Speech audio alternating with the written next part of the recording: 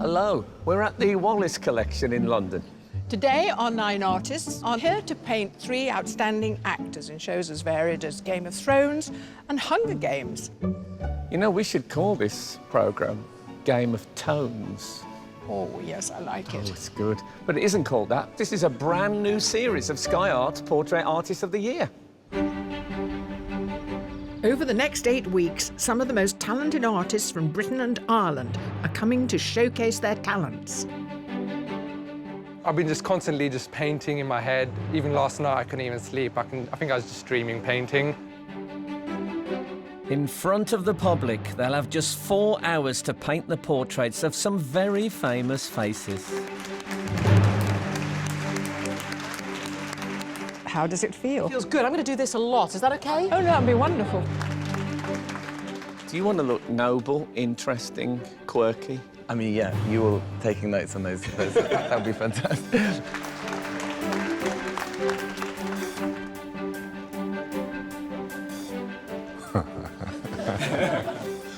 Wow. The reason they're putting themselves under such pressure? A possible life-changing prize, a £10,000 commission to paint the portrait of broadcaster Graeme Norton. It will hang in the permanent collection of the National Gallery of Ireland. Someone came up to me and said, Bill's about to start waxing. About to wax. I nearly arrived in a robe.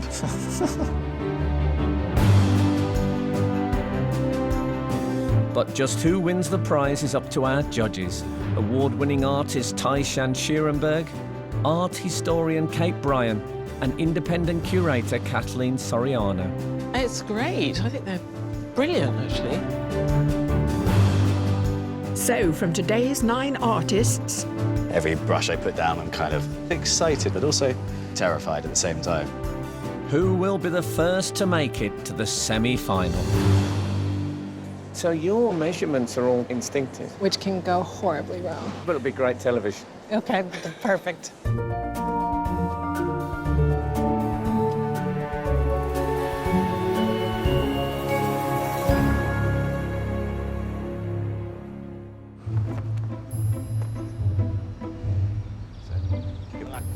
Arriving for today's heat are 5 professional artists. Michaela Del Campo, Charlotte Baines, Marek Ducter, Kimberly Klaus, and Charlie Schaefer. My strategy today is to just put as much paint down as quickly as possible and just have fun with it. They are joined by 4 amateur artists. Charlie Collins, David Douglas, Kieran Meehan, and Michael Roberts. I've been practicing a lot, so I think I've got it pretty tight, hopefully.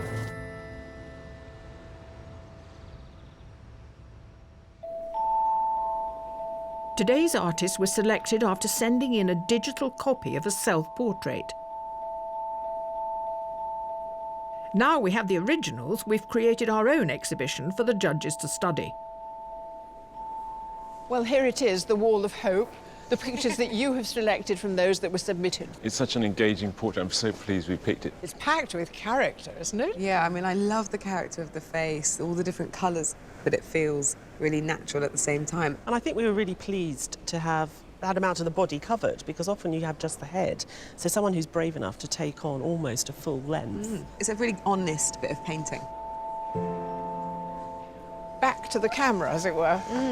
The figure's fantastically observed, and I love that composition where the head is sort of sliced across. Tricky to paint a portrait of your back. Yeah. What attracted me to it is the light. It is a real body and space and light outdoors, and as such, I would say it's a portrait. For me, it just wasn't qualifying enough for a portrait, but I like being proven wrong, so let's see what happens today. Look at those great squashy brushes. I love this, to capture so much, like a whole, half body, but doing so little. It seems so easy, and I know that it's not. I think the way in which she's constructed a sense of character with that economy of the paint is incredible. And what is interesting about it, we know other people who use brush marks, but not these sort of brush marks. So it's very original in the way it feels. Amongst the submissions in today's heat, is a portrait chosen by just one of the judges, and today it's Kate's choice. I love it. I'm so pleased I chose it. The combination of all these different patterns and colours, the stripy fence, the kind of lawn going into the background. What's not to like? Seeing it in the flesh, it's much bigger and more monumental than I thought it was when I saw it on screen. I have to say, it's very nicely painted in a sort of dry, unflashy sort of way. Divided into 3 groups of 3, the artist will have just 4 hours to paint a portrait, striking enough to win them a place in the semi-final.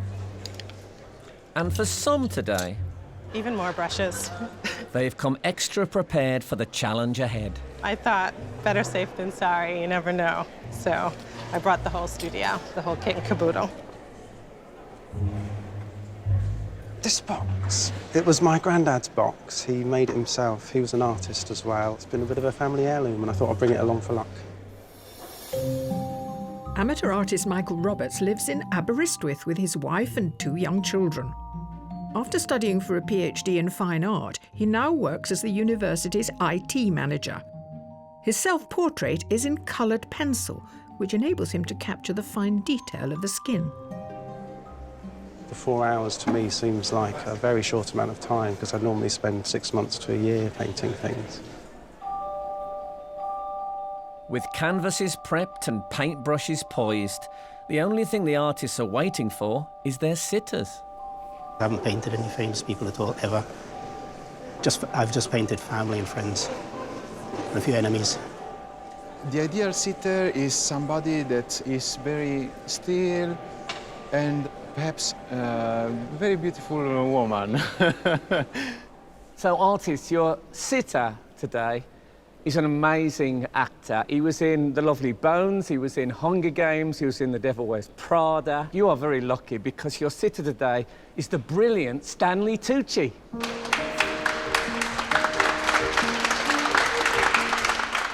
As if being a huge Hollywood star isn't enough, Stanley Tucci's varied career has seen him direct films, own a restaurant, and even write a cookbook.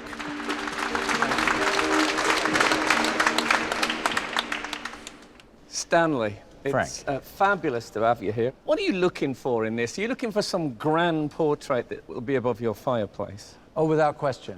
Yeah, yeah, because I just love images of me. Yes, me too. Yeah. I Well, mean, you have some in your I house. have a few. I think you're on my screensaver.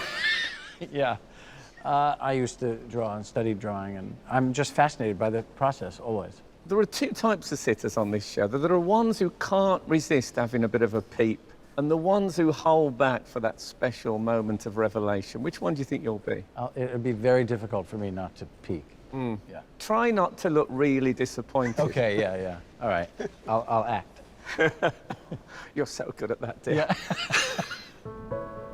Artist, your sitter today doesn't shy away from drama on either stage or screen.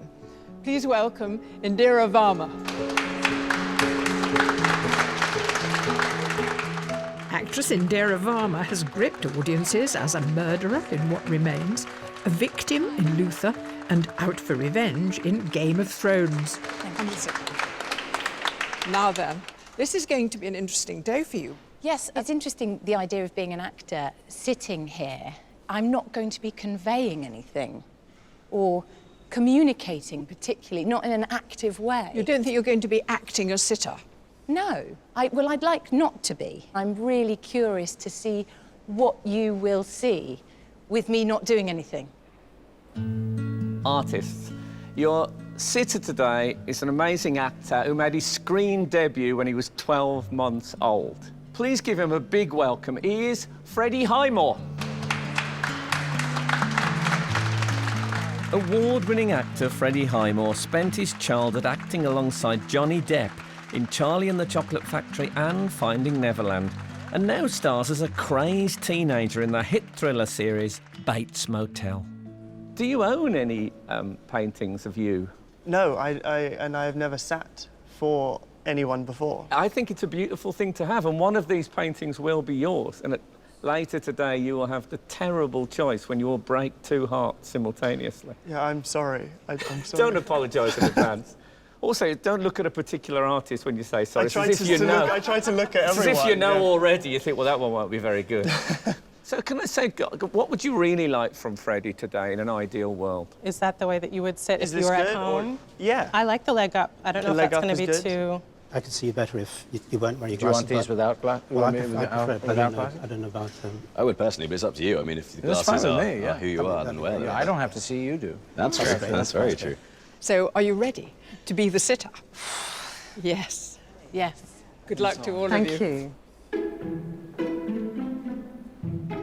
Artists and sitters, your challenge is about to begin. You have 4 hours to complete your portraits, and the time starts now.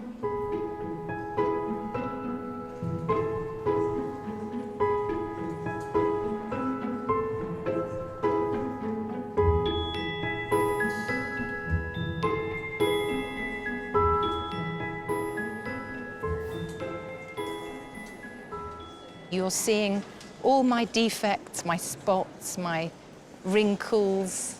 Quite liberating, oddly.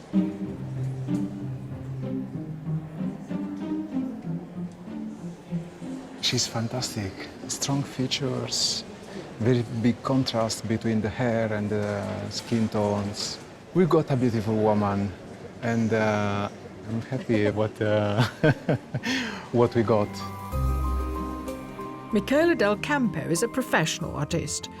He completed his Masters in Fine Art at the University of Milan before moving to London to teach and paint. Michele enjoys creating stories in his work, as in his self-portrait entitled The Fall. In your submission, I can't see your face, so to what extent do you think it's a genuine self-portrait? It is not a self-portrait of appearance, but it is a self-portrait of a situation. I prefer to see myself through other people's faces. So will we see this today? Will we see an element of self-portrait in the portrait?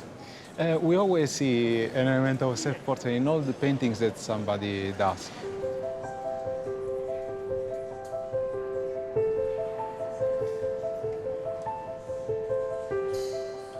The artist can choose any medium, but most of today's competitors have chosen paint. And one artist is enjoying the flexibility provided by using oils. Can I tell you that from over there, I thought, oh, Kimberly's using watercolours. You're obviously not doing that, but you've taken on a sort of a whispery, light, shimmering style. It might be a little too whispery. I do tend to be a little bit romantic, so Okay. I don't think I'm going to be able to get rid of it completely. Please don't fight romantic. New York-born Kimberly Klaus lived in Tokyo and Germany before moving to London with her husband. After making a career in product design, Kimberly decided to commit to life as a professional artist only 3 years ago. So what is the next stage for this So portrait? I'm trying to work out some of the proportions in his face, because I think he has a really sort of the distance between, let's say, his mouth and his chin. Do you do that thing that you see artists do when you hold up the brush and do that measuring? I don't do that much. Maybe I should every once in a while, just to be sure, because sometimes you go a bit blind after looking at it for too long. Yes, so your measurements are all just instinctive. Yeah. I respect you for that. Which can go horribly wrong. Yes. So we'll see. But it'll be great television. Okay, perfect, perfect.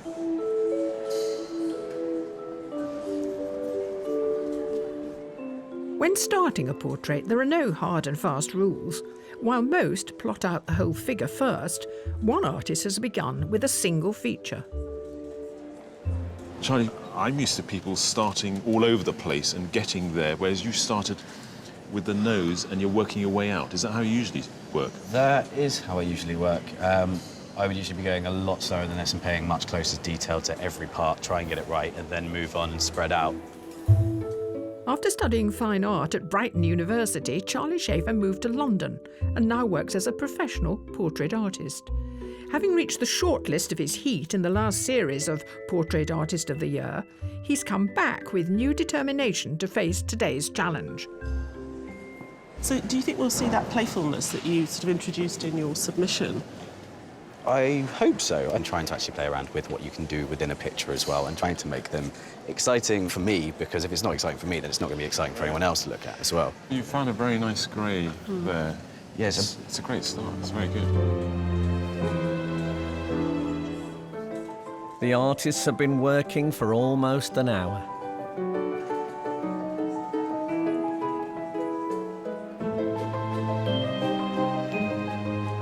I'm a bit worried I might have made him look a bit older than he is. As I paint into it, perhaps those lines will be softened and he might get his youth back. At this point, things are looking wonderfully. When things start going well, you get more nervous that you might muck it up, and that's when things can go really wrong.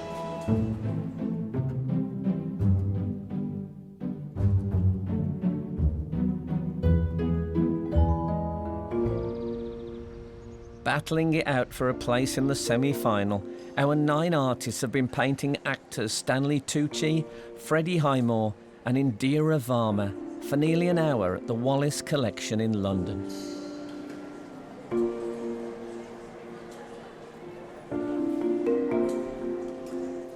While most artists paint the colours they see in front of them, one is interpreting them in a highly original way. Tell me about the black, because you've ignored the black slightly. There's so many colours being reflected that I'm getting very excited, because all of a sudden, I really want to add that bit. So I'm trying to pack quite a lot of responses in. Charlotte Baines worked in childhood development before becoming a professional artist. After falling in love with the south of Spain while on holiday, she now divides her time between there and her home in Kent. You've probably got more paint on than anybody else at this stage of the day. Are you kind of confident that you can not put too much on, or that you can just get it on there and play around? I seem to want to do that today. This is my response, and I'm sort of trying to go with it. I'm getting a very kind of Matisse vibe from it. It's lovely, all these brilliant colours. I think that's a really interesting bit of painting. Thank you. A critical element in any portrait is the angle chosen by the artist. It already looks sort of monumental. Monumental? Yeah. You know when they find these enormous heads in Egypt? Yeah, I'm looking from below. So that's why it's got the look exactly like you're looking at the sculptures. Exactly, because as if I'm looking at sitting an enormous... down and I'm looking up. Slovakian Marek Dukta is a professional artist who lives in London with his 6-year-old daughter. His self-portrait took 2 months to paint, using tiny marks of red, green and blue oil paint to replicate a digital image. So what's the philosophy behind that pixelated look? That's really how we see each other these days. On screen, on mobile phones, everywhere. It's all pixels. So it's not really reality. It looks real. It's not if you zoom it. It's everything built from those red, green and blue colours. So is it a criticism of that? Not that necessarily, way of living? yeah. So it'd be slightly hypocritical as you're working from an iPhone picture. Yeah, exactly. Can I ask you one other thing? Is it true you were born on a train? Yes, it is, yeah. Was it a moving train? Yeah, moving train, yeah. It went to another town. Okay. In Czechoslovakia. Do you think that has an effect on your psychology, that you weren't born in one specific place? You were... I don't know about psychology, but I'm sure it has some effect on me.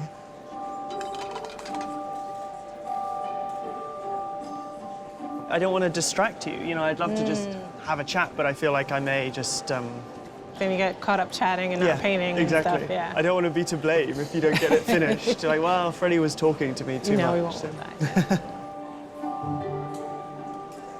So what do you think about Freddie as a sitter? Well, you know, sometimes the artists complain, don't they, if they get someone young and handsome, because they haven't got enough craggly things to get into. But I think he's got quite a gravitas to him, despite his youth. Yeah, I think that what they'd ideally like is one of those Bolivian peasant women you get on the front of National Geographic magazine. So you can work for hours on every line. Yeah, and they're hard to track down in London. When he arrived today, I thought, I'm quite glad he's gone for the light beard. That's at least given them something to work on apart from just that shiny youth.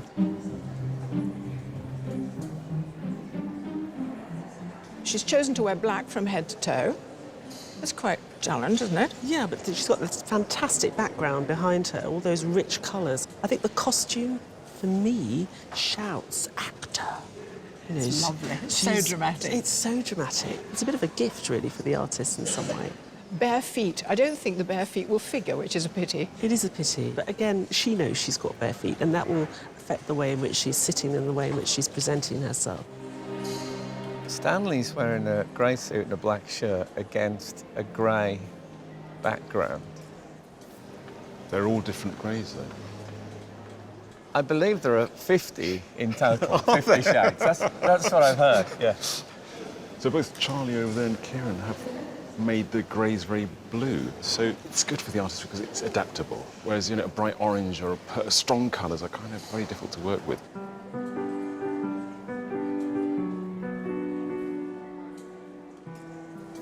As a sitter, Stanley is a gift. His face is so animated without him knowing. He also gets a great range of expressions that you can include. Amateur artist Kieran Meehan lives in Glasgow. He enjoys capturing expressions in faces and was keen to include the whole figure in his self-portrait, which was painted in his favourite chair at home. You work for cartoons? I'm a cartoonist. I have a comic strip, a daily comic strip for syndicated in America, so, but it's very different from this. It's very different. But in a way, though, that skill must translate to being able to capture likeness pretty quickly like that. It must do, but this was the original skill, and that translated to cartoons rather than the other way around. The other way around, yes. We really liked your submission because of the whole figure being in it, so we're very pleased you've done that with Stanley as well. You're a cartoonist also? I am, yes. Is it for newspapers or is it for... It's for newspapers. Like syndicated? Yes, it's a daily comic strip called Pros and Cons. Oh, really? Here or in America? In America. I have to look it up.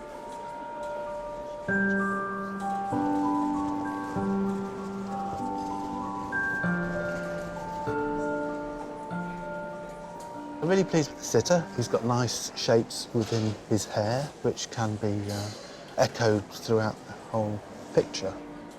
David Douglas is an amateur artist who lives in Northamptonshire, where he teaches art and exhibits his work in local galleries. He was a contestant in the Landscape Artist of the Year 2015 and has come back hoping to impress the judges with his skills in portraiture. In your submission, your portrait had a lot of information in the background. With the self-portrait, we had the luxury of having as long as we wanted, and we could bring in a narrative, all sorts of things like rusty old sheds and rhododendrons. The focal point is the figure and here today, and that's the most important thing.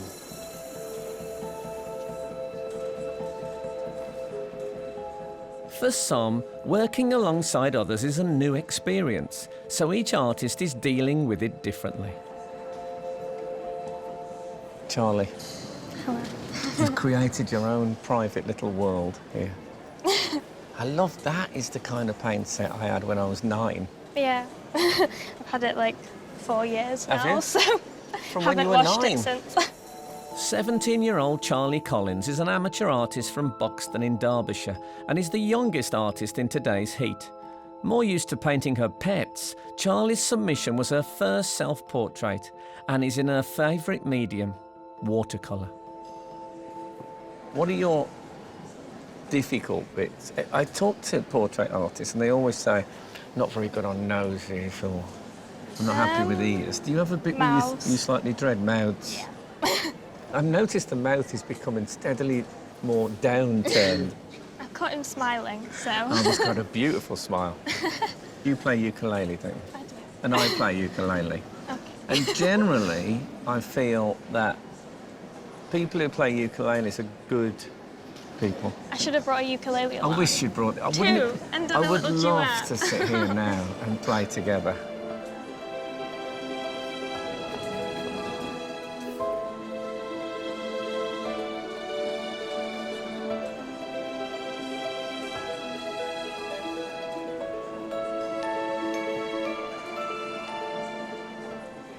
Do you take a lot away, or do you try and be careful about every single mark so you don't add too many?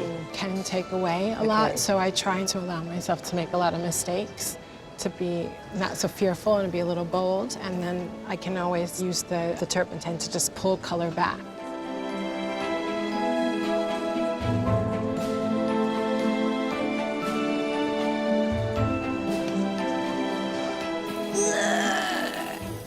Halfway through the day, and as predicted, Stanley can't resist taking a peek at his artist's work. It's an interesting technique. You do the drawing underneath, then you paint over it. Yeah. Beautiful. Thank you. That's a great Thank you idea. very much. As long as everything comes together at the end. Yeah, yeah. Oh, that's great. It's great.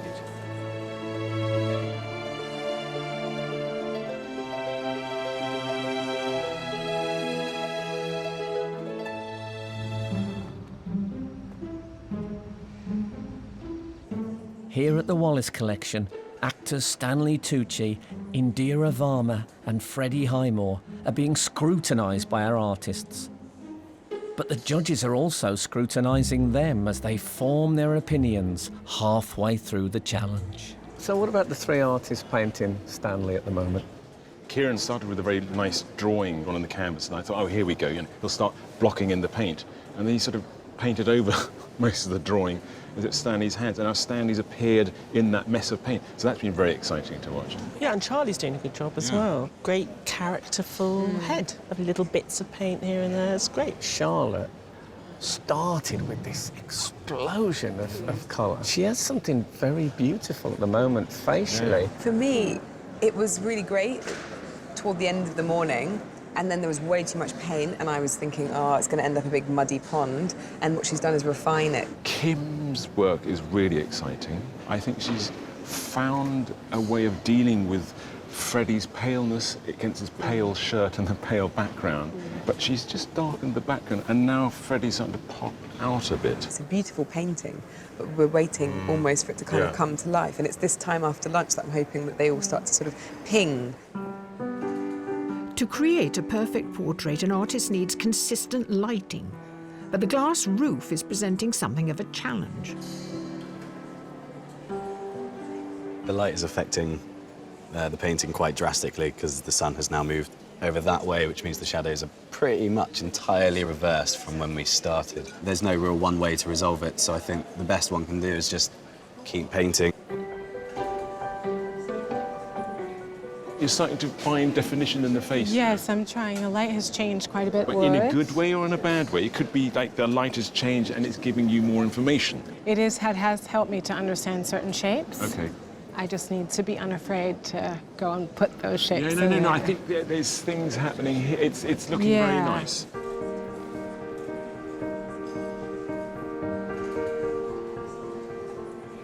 Well, my dad was an artist and art teacher, so he would do sketches of us periodically. I used to be able to sit for a lot longer periods of time when I was younger without getting sore. Now I can't do that. I love the process. It's endlessly interesting to me, and they're also really talented. So. It's intriguing. I just enjoy seeing all the people's faces as they go by and seeing the various reactions and trying to work out what they look like from that. I guess it will be interesting to see how my relaxed face comes across. You know, some people say, oh, your relaxed face is really angry or stony-faced or happy, so it'll just be intriguing to see how they think I'm feeling inside.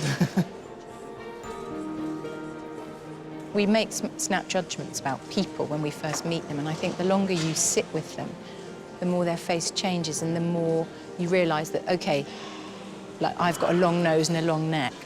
Maybe I look a bit haughty, but that's not really my personality. So whether they see that, I don't know. Friends and family are a big support for our artists. And for Kimberly's parents, that's been no mean feat.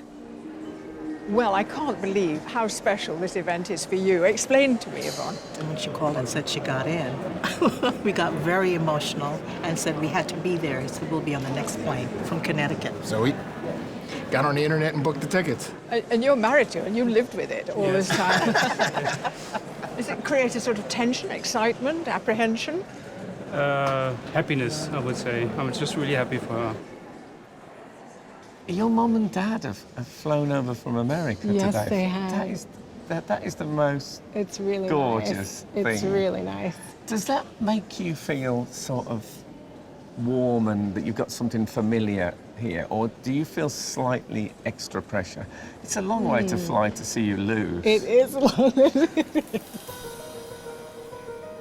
The artists have only 30 minutes remaining.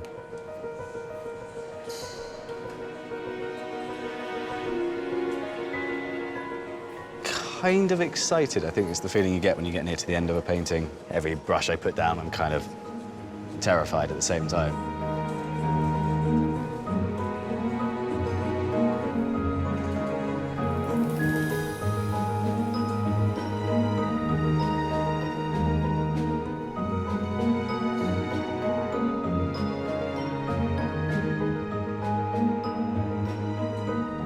I was just thinking that it will be what it will be. I could easily work it and make it far more realistic, but actually, I don't want to lose that essence.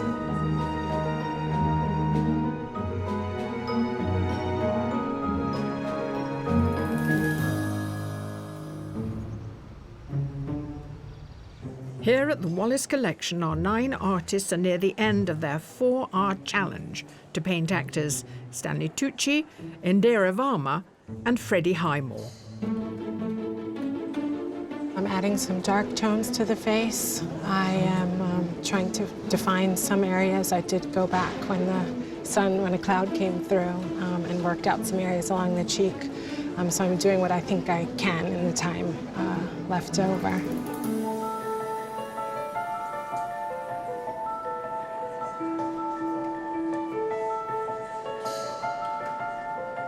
I'm watching you paint literally the last inches in. You've covered the entire canvas. Yeah, which I didn't do last time. We don't usually get a whole covered canvas. Well, no, it's still very tight for time. Yeah. Artists, you have just 5 minutes remaining. 5 minutes, that is? Bloody hell. I'm okay.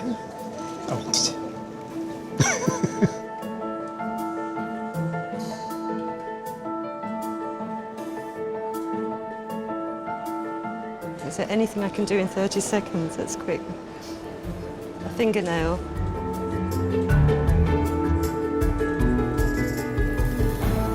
Artists, your time is up. Please put down your materials and stand back from your portraits.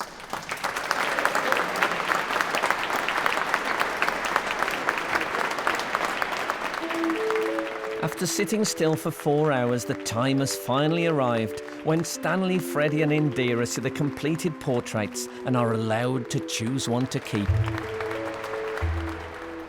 We have a very special moment now where the easels are turned and you see the pieces for the first time. But you have been studying the art throughout the day. But I'm sure you can do a surprised Oh, yeah, look. I'll do it. So let's Might have to do a couple of takes, but... So, artists, will you please turn your easels?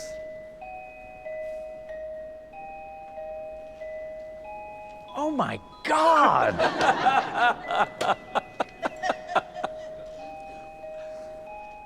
Wow.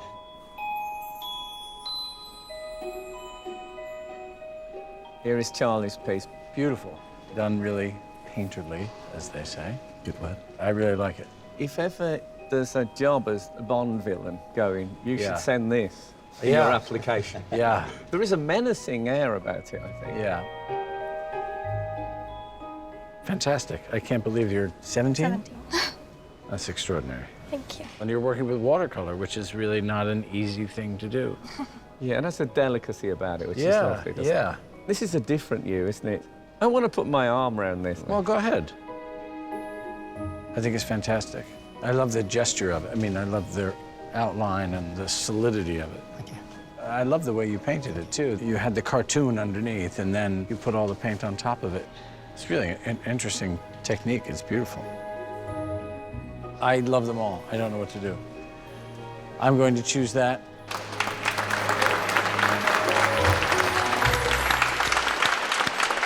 Well done. Good. I'm glad you like it. Thank you.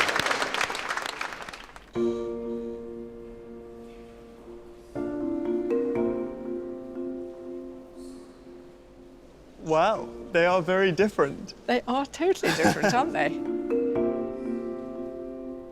It's quite bold. It's like, I'll just go for it. Yeah. She's a very bold lass.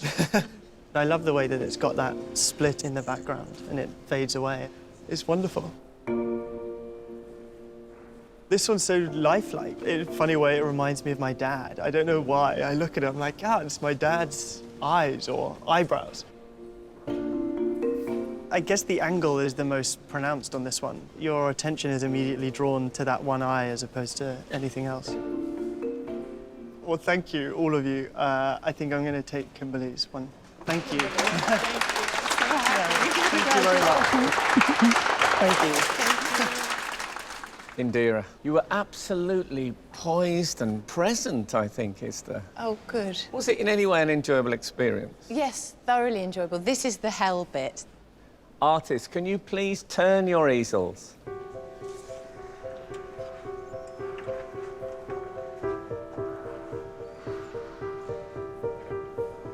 God.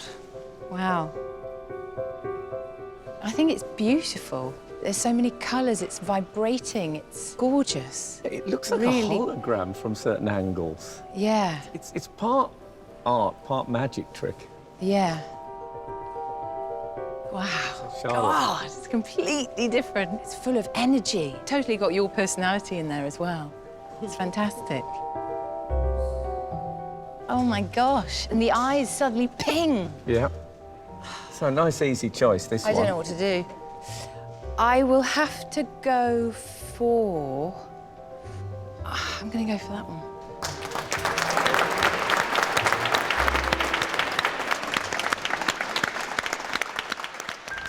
While the artists take a well-earned break, the judges are left alone with the portraits to decide on a shortlist of 3.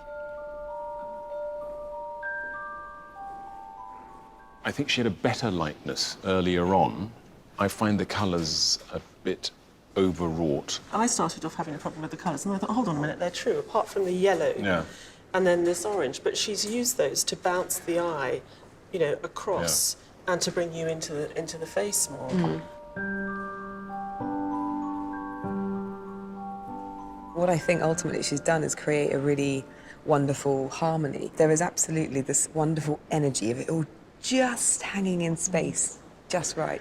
And sort of strange effects she gets around the hands, and when it starts running, it's like a solarized photograph. You get kind of, it's almost like an X-ray. There were some things that I was really like, should I? And I didn't, and I still want to. It was fascinating to watch him bring this together. There's so much going on. There's all this information that's been painted over. I'm keen on the way he's focused again on the hands and the face as he did in his submission. Is it a good likeness? It's strange. Sometimes I think it's a Stanley that was there, and sometimes it's a Stanley that is out. I didn't find... I'm not totally comfortable with the likeness.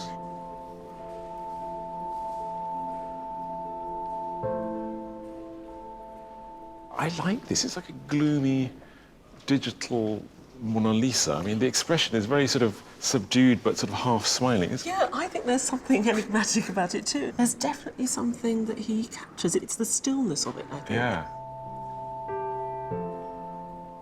It was a joy to watch this emerge from just the corner of a nose and it spread out. I like the inventiveness of his brush marks. He's made him look too old for me. I don't know if I'd want my portrait painted like that, but I recognise it's a very good piece of painting. I think I like it as a painting first and a portrait second. I don't think a painting should necessarily just be a likeness. At the end of the day, it should be an interesting painting as well. Pop it through there. It's interesting that when you bring those ones in, how much weaker that one starts to look. Yeah. But who has made it to the top 3? The first artist to be shortlisted is Charlie Schaefer.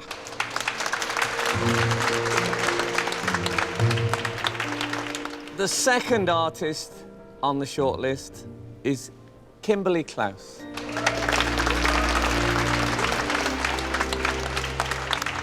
And the third artist to be shortlisted is Karen Meehan. Commiserations to there was some fabulous performances by you guys today. Thank you so much. You did a great job. Feeling very relieved now that it's over, if you like, because it's been a bit scary, but also still exhilarated. I've enjoyed it very much. As always, I'm intrigued to find out how the judges arrived at their shortlist.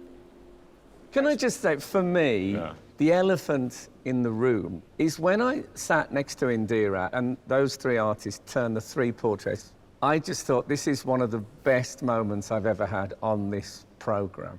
So obviously, the fact that none of them made the top three. At this stage, we're looking at both at the submission and the portrait today, and we're thinking about the level of promise that they will bring going forward. All three of these have got unbelievably good submissions. It was a really strong day. Yeah.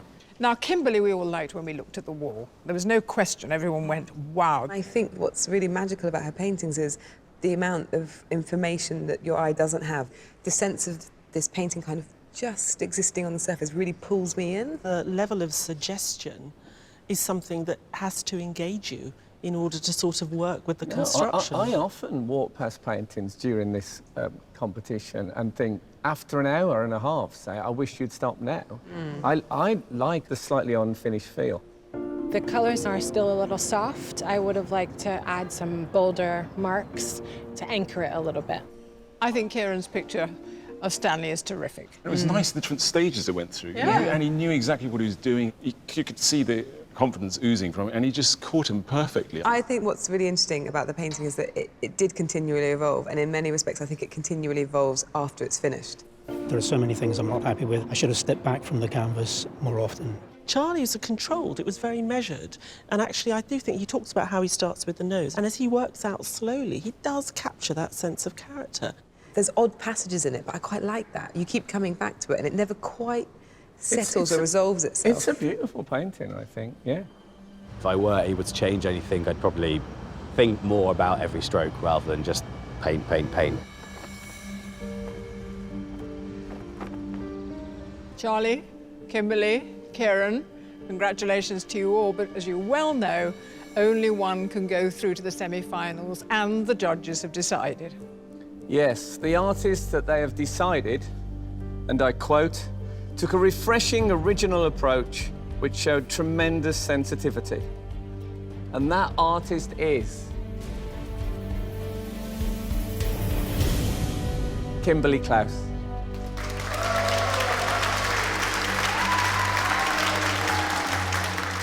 I feel absolutely fantastic. I woke up this morning and had no idea this would be the outcome of today. I couldn't be happier. Kimberly's portrait is beautiful and a worthy winner.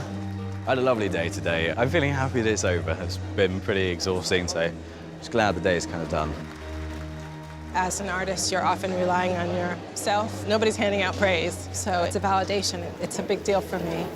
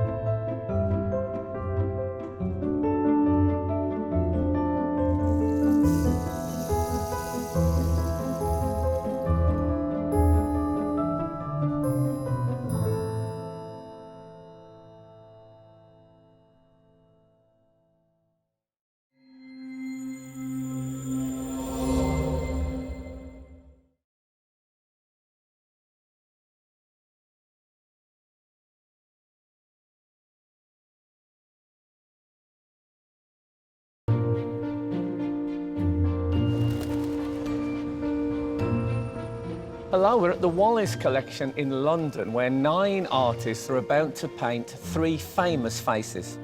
They're not always using paint either. One's using charcoal, one's using wax, and one has thrown the canvas away entirely and is using a tile that he bought at the local DIY store. Joan, I love you. Get on with the programme.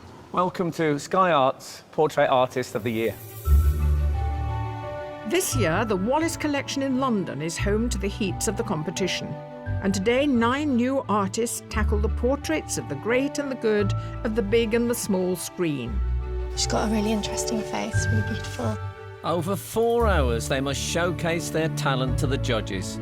Art historian Kate Bryan, award-winning artist Tyshan Schierenberg and independent curator Kathleen Soriano. So I think we go with those three, can't we, for sure? They just take all the attention, don't they? The strong painting. All for the chance to win a £10,000 commission to paint the portrait of one of our best-loved broadcasters, Graeme Norton, for the permanent collection of the National Gallery of Ireland. I mean, sort of fiddling, whether it's good fiddling or bad fiddling, I don't know. But whose keen eye and masterful brushstrokes? Maybe a gamble, but what the heck? We'll see them through to the semi-final. Someone came up to me and said, Bill's about to start waxing. About to wax. I nearly arrived in a robe.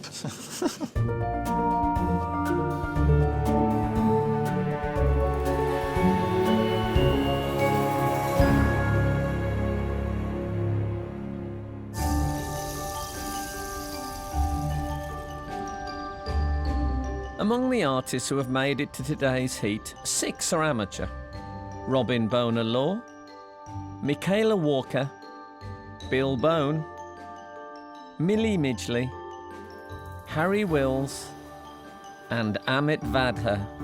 I've been just constantly just painting in my head. Even last night I couldn't even sleep. I think I was just dreaming painting.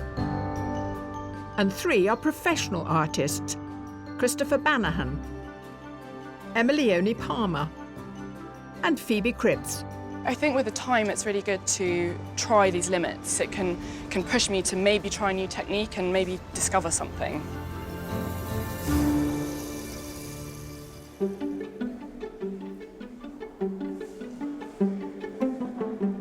As the artists set up, the judges take a look at the self-portraits they entered with. Having only seen a digital version, confronting the real thing can be a bit of a revelation. So, we begin. I find this a bit overwhelming, to be honest. Shall we stand back a bit? Yeah, that's what I want to do. Yeah. What was great about this, though, I think, is a lot of portraits submitted had artists standing at their easels with their brushes, but here she's taken actually the medium of the paint and is smearing it all over herself because actually she's the portrait.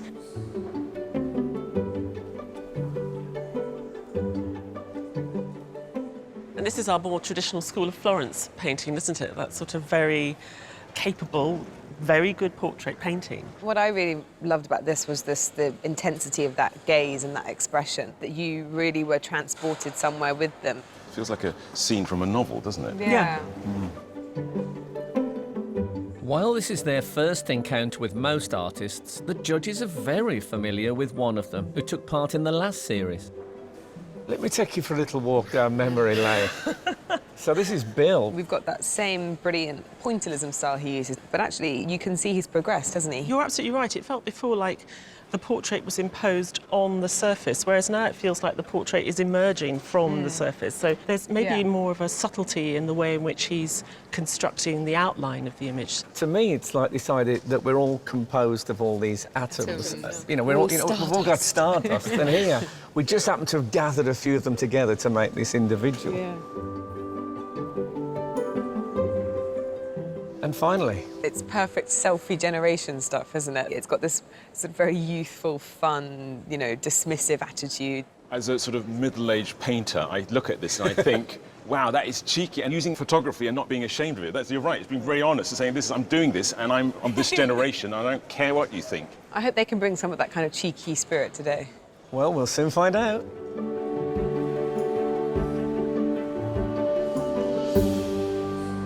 I think everyone else's work looks so amazing. It's so diverse and so different. I feel everyone's got their own style, which is really interesting. It's a bit daunting, actually. Amateur artist Amit Vadher is from Hayes in Middlesex. After completing an art foundation course at Central St Martin's in London, he went on to study for a degree in animation. Eager to loosen up his style, he's been experimenting on different surfaces and has painted his self-portrait on a floor tile. In my self-portrait, I wanted it to look quite regal, quite elegant, just quite fragile, which I kind of thought the tile looked. But I decided to work on oil painting paper today because it's slightly quicker to work on, and I practiced on the tile, but I couldn't give the tile any justice in 4 hours.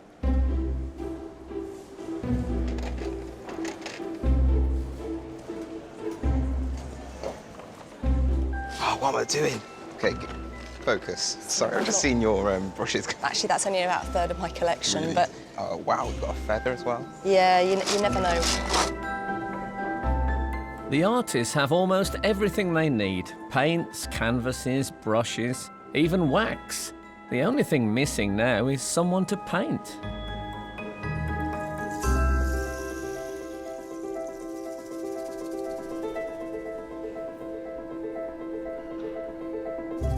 So artists, you're wondering who is our sitter today. Well, let me tell you, I often watch Sky Atlantic's Hotel Secret screaming, this is the best job in the world. And your sitter is the man who has that job. He's also a fabulous and much loved actor. He's Richard E. Grant.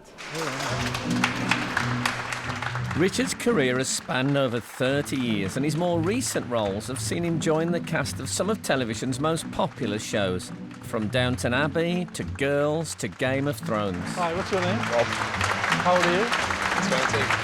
Hi, I'm not 22. How old are you? 58. I'm 59. How old are you? I'm 59. I'm 59. Snap. We both look great on it, don't you think? I do. That's the joy of not having a proper job. And you're thinking, oh God, I hope they don't point out my ... I have a face like an undertaker's assistant.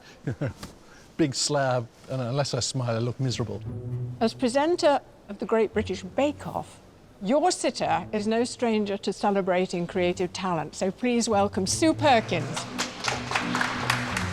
A writer, actor and presenter, Sue's TV roles have introduced her to everything from baking to super eating and even conducting orchestras.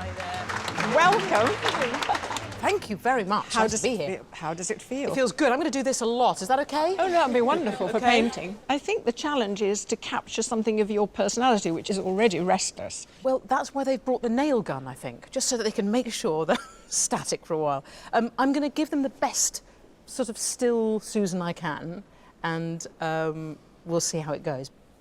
Artist, your sitter today is an extremely talented and versatile actress. She's the fabulous Nina Sosanya. Star of W1A and Last Tango in Halifax, Nina can tackle anything from Shakespearean drama to TV satire. Nina, welcome. Thank you. Please, your throne. Thank you.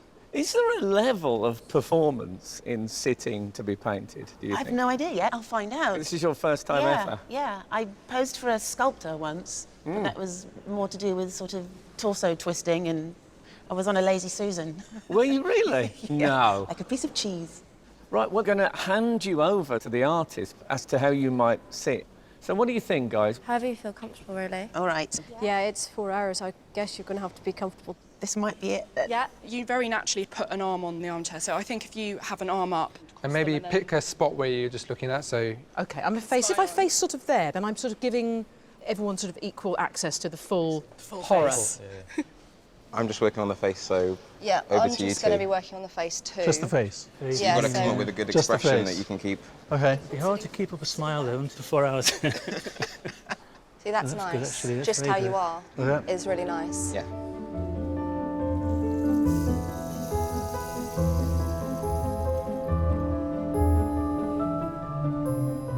Artists, your challenge is about to begin. You have 4 hours to complete your portraits, and the time starts now.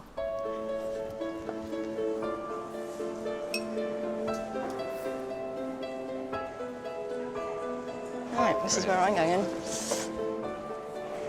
Whether it's to help decide composition or secure an accurate likeness, 8 of our 9 artists are all starting their portraits with a photograph before putting any kind of mark on the canvas. If you could find one with a jawline, that would be amazing. Brilliant.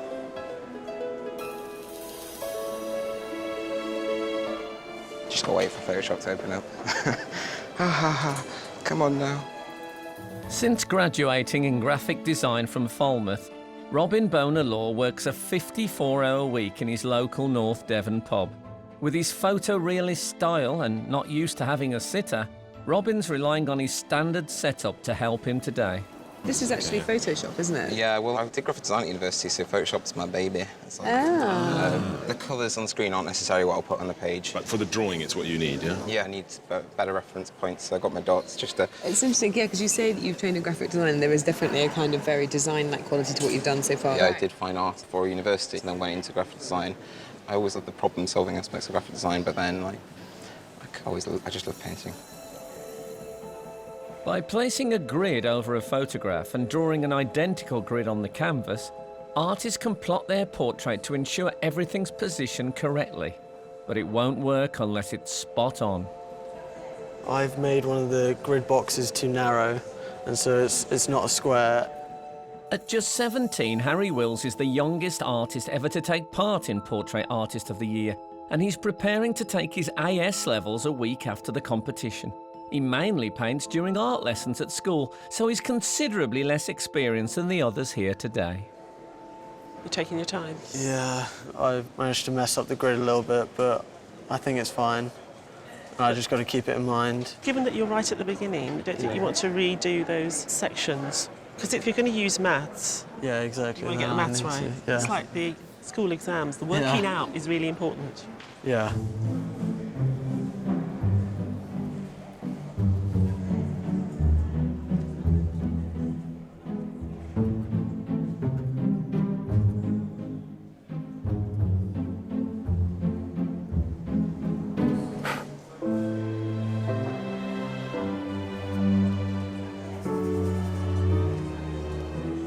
This is the longest I've sat still since I was born. So tiring. I've sat before. It's hard and you want to go to sleep. I can't paint my mum in the afternoon because I look up at her and she's going...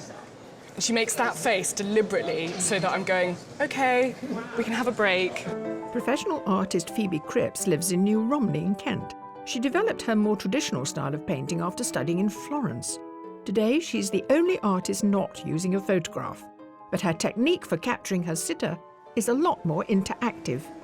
I've seen that you've been chatting away. Do you find that actually helps the process and helps the way the paint comes on? Technically, no, in the sense that they're moving. But it would be what my process would naturally be. I would get more of a connection and I think it translates, hopefully. Yeah. Which portrait artist from history do you love? Where we studied, Sargent was always the king, because he made it look so easy. But the Sargent lesson is very important. He makes it look so easy. And lesson one is, it's not easy. It's not.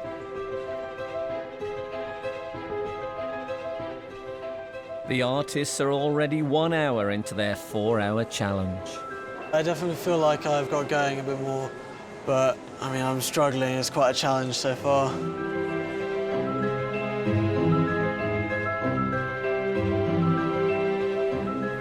Just getting the likeness down first, and then I'll be a bit more relaxed.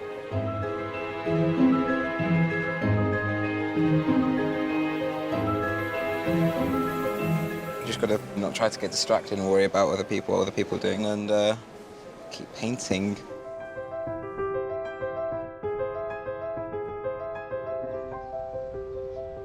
Here at the Wallace Collection in London, our 9 artists have been painting sitters Sue Perkins, Richard E. Grant and Nina Sasanya for just over 1 hour.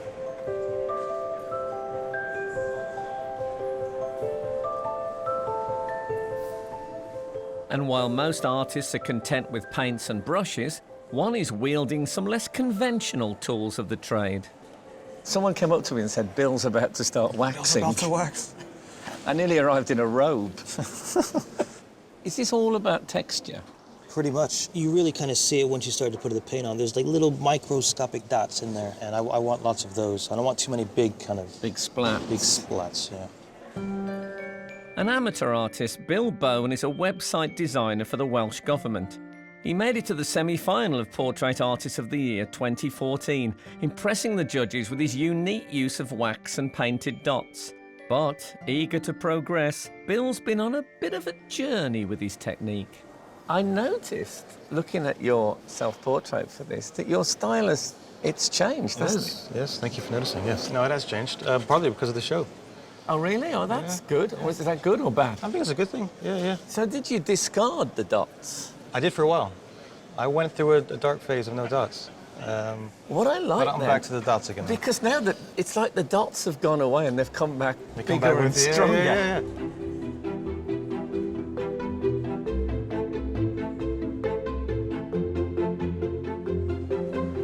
Is it difficult to paint a beautiful woman? She's very beautiful, isn't she? It kind of is, I suppose, because my painting style is quite patchy, and so I don't do blended skin tones. Michaela Walker is an amateur artist from Edinburgh.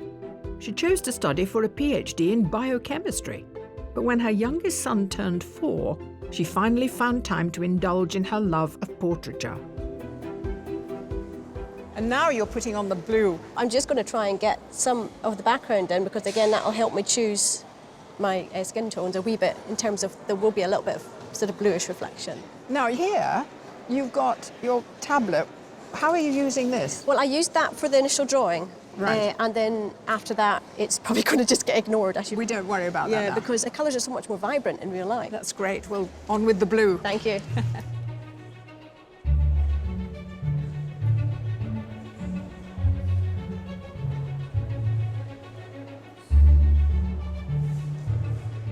While most artists use a palette to mix the colours before transferring them to the canvas, one artist can't see the need.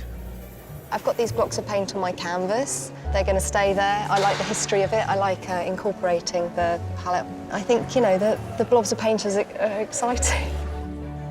Emma Leone Palmer is a professional artist from Surrey. She divides her time between helping in her mum's restaurant and painting in her studio, and her self-portrait was the first in a series that she calls Paint Play. Why did you put the paint on your face? It was a January, and I was thinking, oh, what should I do? So I was in the studio, and I thought, OK, self-portrait. And I just started playing with the paint, and the more I looked and played, the more interested I became in. What's interesting here is that you've got quite a tight crop here. This is quite small for me. I think this is a good size in the 4 hours. Exactly. I mean, although it's not as big as you might normally do, actually, in terms of the amount of head you're giving us, it's a lot. Exactly. I mean, it's a It's big, monumental, isn't it?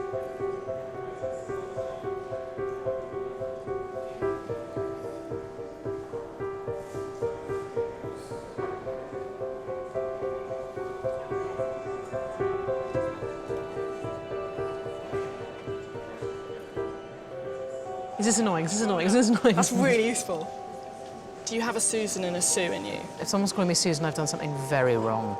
Sue's a restless, moving person. She's very animated. She tried quite hard at the beginning to sit still, but now she's moving quite a lot, you know, drubbing her legs, and she's chatting. She's having a really good chat with Phoebe. It's interesting because Phoebe's painting directly her from life, no photograph, whereas the other two artists in the section... Using tablets. And they're not having that conversation with her. So it's actually weird. They're all in such close proximity, completely different approach. If you had to paint Richard, how would you view that as a subject? Would it be something you'd be eager to have a go at? I think of the 3 sitters, he possibly has the most craggy and interesting architecturally. For me, his face, it's like a cathedral with all this cragginess, but then these beautiful stained glass, icy blue windows. That's a fantastic simile. Have you told him? No, I don't know. In case Face he's, like in a case he's, cathedral. yeah. That sounds good. Some people don't like Gothic as a compliment. What's interesting is that you're not looked at much by the actual painters. They're taking photographs and are painting from a screen. Something that I was very struck by that David Hockney talked about is that the difference between a photograph, as beautiful or brilliant as they can be, is that it is a second in time. Whereas a portrait, there is time compressed into it. Something happens between you and the artist that isn't fixed. And no photograph that I've ever seen has conveyed that in the same way. We've got really a very limited range of tones here. Black, brown, blue. Yes. She's in blue. Yes. Is that But a problem? No, I don't think it is a problem really, because I think for any artist, they're looking far more carefully at colour and light than we ever would, because we make quick decisions with our eyes. OK, you're wearing a pink jacket, but actually the more I look at the shadow and the light, it's filled with different nuances of colours in that range. So I think that the artist will find that difference in amongst the colours. But what you're saying is that we don't look hard enough, do we? No, and I think that's what artists do. It's kind of fascinating, and the 3 different approaches already without even having seen the canvas. They're all very different.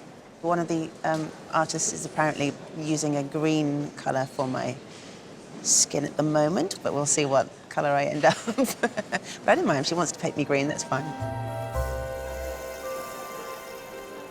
She's got a really interesting face, really beautiful, so it'll be nice to see how that comes along. And it's nice how the light comes down her face in some different colours. A recent fine art graduate, Millie Midgley works as a teaching assistant at her local primary school and paints in her spare time. With its texture and fine detail, her self-portrait took 50 hours to complete. Do you know, I know that you know what you're doing. Do you know why I know? How? Because you're painting that green, and this is blue. So there must be a reason. Why is this green? I always use green when I do skin colours. It's always like a translucency you get through the skin. Well, I can see that it looks promising, but I can see that it's got a long way to go because she's not green. No. I've used a grainy piece of wood, which in the end will bring out some of the texture, which kind of suits Richard's face. He's like me, he's getting on a bit, and yes, he's got a lot of character to his face. Don't tell him I said that. Christopher Banahan is a professional artist living in Galway. With an art degree and an MA from Goldsmiths, he won a scholarship to the British School at Rome, and a trip to Pompeii prompted him to explore ways of making his own paintings look similarly aged.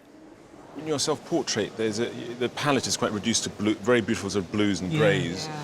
Now, here it's quite contrasty with the red background. Yeah, I'm a blue painter and I'm facing a red background, so this is a real challenge. And of course, it's not just the colour of your submission that really struck us, it was the crackling. It's like something unearthed in Pompeii, it's gorgeous. Yeah, it's funny you said I spent a long time in Italy, and that's where a lot of the ideas came together. I can see already, though, the tilt of the head and the detail in the eyes. It's already getting that kind of classical approach, you know, like a figure from the past. Well, thank you.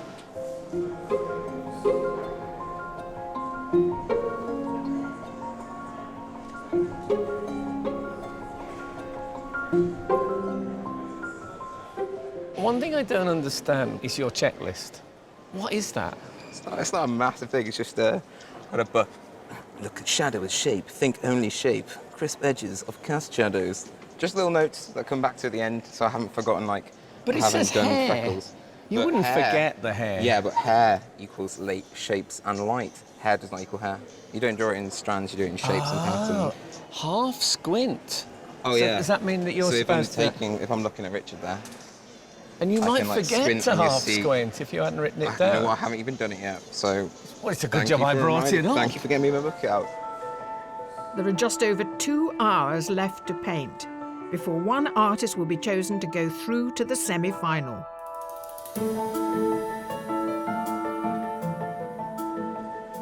Going over the detail in the eyes, see if I can get them to come alive a bit more. What colour are your eyes? Brown?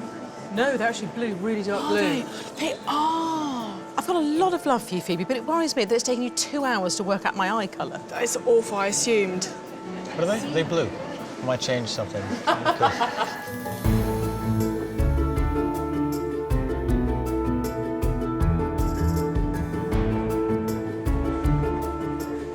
It's sort of like you tickle it and tickle it and tickle it.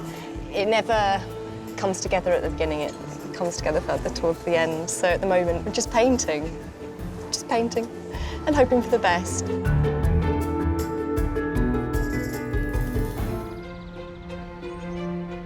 Here at the Wallace Collection, our artists have been painting sitters Nina Sasanya, Richard E. Grant, and a very chatty Sue Perkins for 2 hours. What's this pose saying to you? Is it saying sort of pensive, deep, layered, complex human, or is it just saying tired, perimenopausal woman in hot room? Oh, honestly. And as the portraits progress, the judges have been watching. We're halfway through. I think they're doing enormously well. But do you have any particular judgments to make at the moment? I think they've all come on a lot. And in the last hour or so, I think there are a few that are racing ahead for me. I mean, Bill is doing his wax. But he's doing it differently. Is it an improvement? It's definitely an improvement because he's using the dots to have the portrait emerge rather than placing the dots on top of something in a decorative way. Well, Phoebe's very interesting because it started green. She's been playing around with redrawing the head, and she's the only person who's not using technology, and it's becoming better as the day goes on. And what about the pictures of Richard E. Grant, then? How do we feel about that? My favourite is Emma Leone's. I mean, she's got a great relationship with paint. There's no palette. She's just working the paint out actually on the canvas, which I think is great. And really good tones coming through. Robin's, I mean, you can see his background is a graphic background. Everything's there, the eyes are fantastic. I'm quite interested to see where it goes, whether he can give it a kind of Christmas that he had in this portrait. But it is coming together, and I do feel that it might really reveal itself quite positively.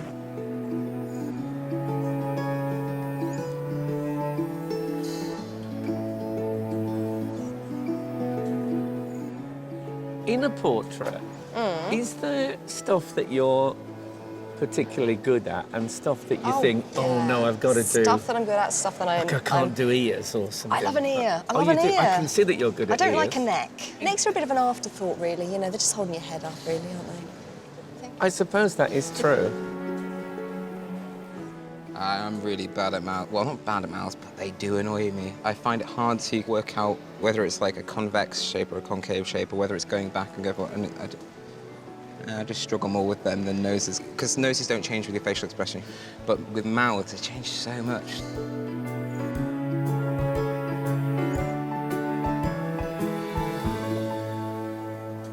So you're starting to put the hair in.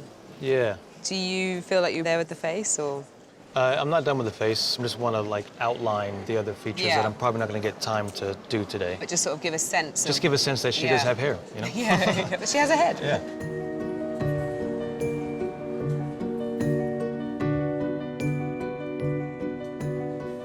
It feels okay. Fine. I'm just itching to see what they're doing. Yeah, I'm really trying not to. I need a little periscope that I could feed round and have a quick look, but I don't think it's allowed.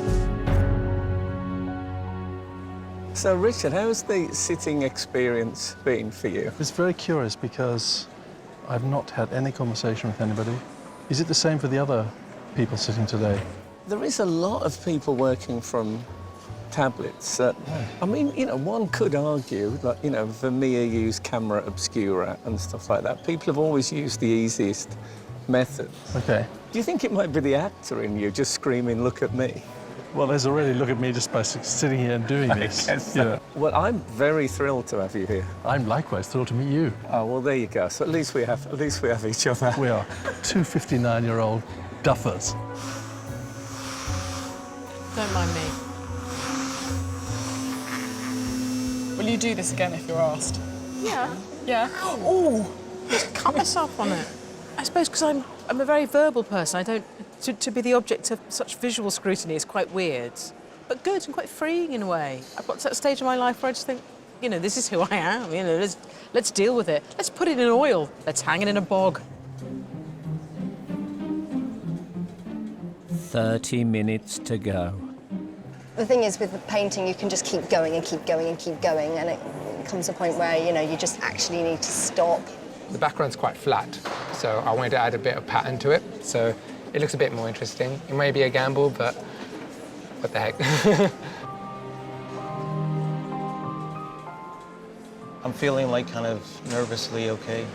It's odd how much a single dot can affect a painting. It could either help it or hurt it. Sometimes, particularly maybe with the expression, if I haven't got it quite right, just a single dot, I'm like, oh, there it is, I got it. Or vice versa, I could lose it.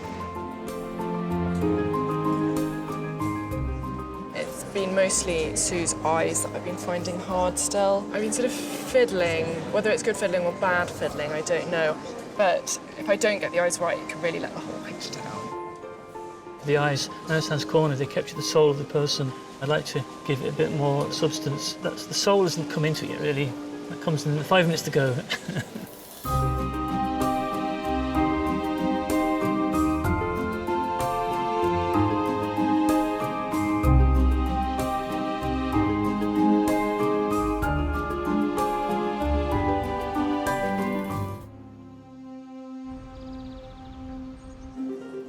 Earlier today, 9 artists set about painting the portraits of Nina Sasanya, Sue Perkins and Richard E. Grant. But their 4-hour time limit is nearly up. It's going all right. It's just I didn't get enough time to do certain effects I wanted to do. Please, somebody, put the clocks back. Artists, there are 5 minutes to go. Right. Come on. Come on, just draw the glasses on. Come on, just draw the glasses on. It's going to be a push, but I might do it. I'll make every stroke right. I'm worried I'm overdoing it now. I sort of have adapted my style to be quicker, and now I just kind of want to just start over again. I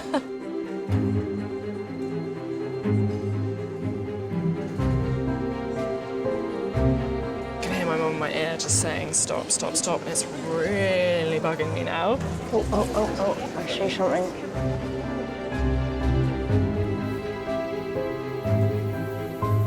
Artists, your time is up. Please put down your materials and step away from your work. Finally.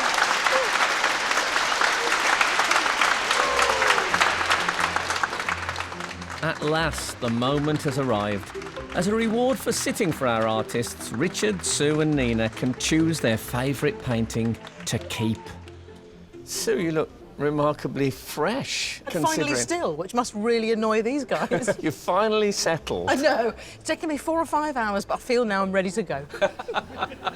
OK, so, artists, could you please turn your easels? Oh. Oh! You are so clever. 4 hours. And you've done that. There is something about the staring off. You look thoughtful. Yes. That can't be true. What's great about this is many people have said over the years you're no oil painting, and now I can say I beg to differ. It's just all dots, is it, or is there any line work? All dots, yeah. It's amazing. But, Sue, you have to make a decision, of course. You have to choose which one of these will be forever in your life. I'm just deeply impressed with all of them. It's very... Oh. I am going to... I'm going to go with Phoebe. Well done, Phoebe.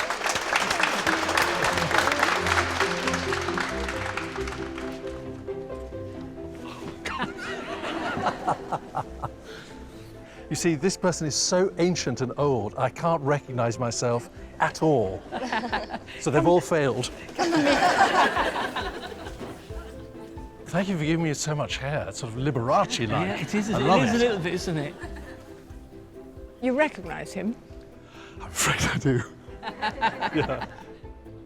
What you've got exactly is what my wife said, is unless I smile, I look as if I'm smelling something none too good. She'll be delighted.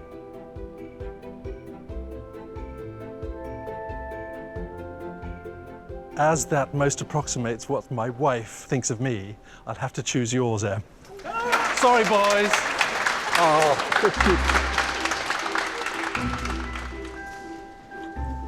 Wow.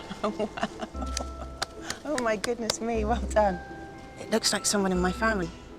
You? Hair's amazing. I'm Me hoping and a bit like others.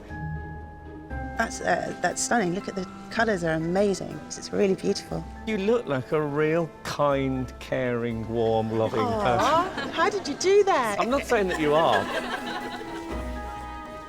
Completely different style. And the light, the facets of the surface of the face. So now you choose your very, very favourite of the 3. Okay. That's kind of tricky. It's this one.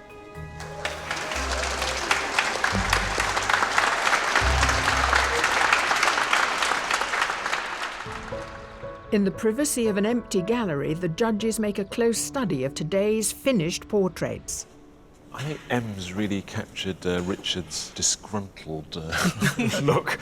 I'm a bit doubtful about the painting around that, but I think the likeness is fantastic. Yeah, and it's nice to see someone who's sort of really enjoying the paint and sort of pushing it around as well, I think.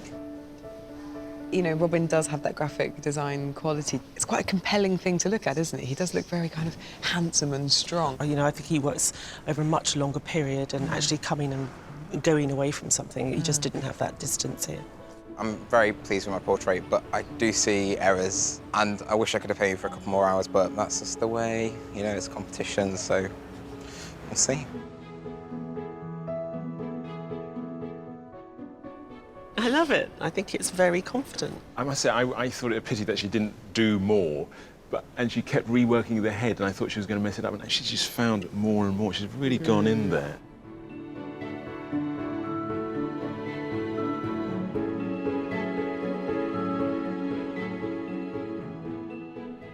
Funnily enough, I think he caught most of the character. Yeah.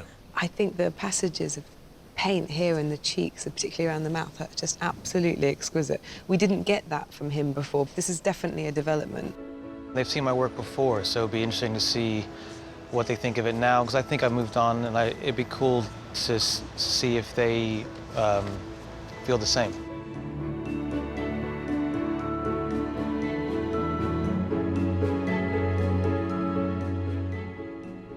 I love watching Michaela work. She's a real painter. Her marks are crisp, and I think she really caught Nina's character very well. But the blocking that she did and that she promised was going to be so much apart, I think we've lost some of it, and she over-blended it slightly. I don't know how they're going to do it. I don't, because everybody's got such different styles. I think there's so many good paintings there. I wouldn't like to be in their shoes, really, to be honest. To help decide who goes through to the semi-final, the judges first whittle the 9 to 3. We swap those round. Kate, we swap that one with this one. That's a very strong end, isn't it? We go with those 3, can't we, for sure? They just take all the attention, don't they? Yeah, The strong absolutely. paintings. But which 3 have they chosen? Firstly, Emma Leone Palmer.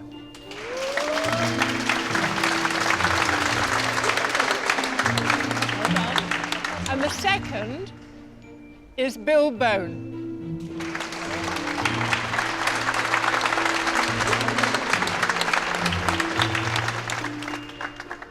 And the third is Phoebe Cripps.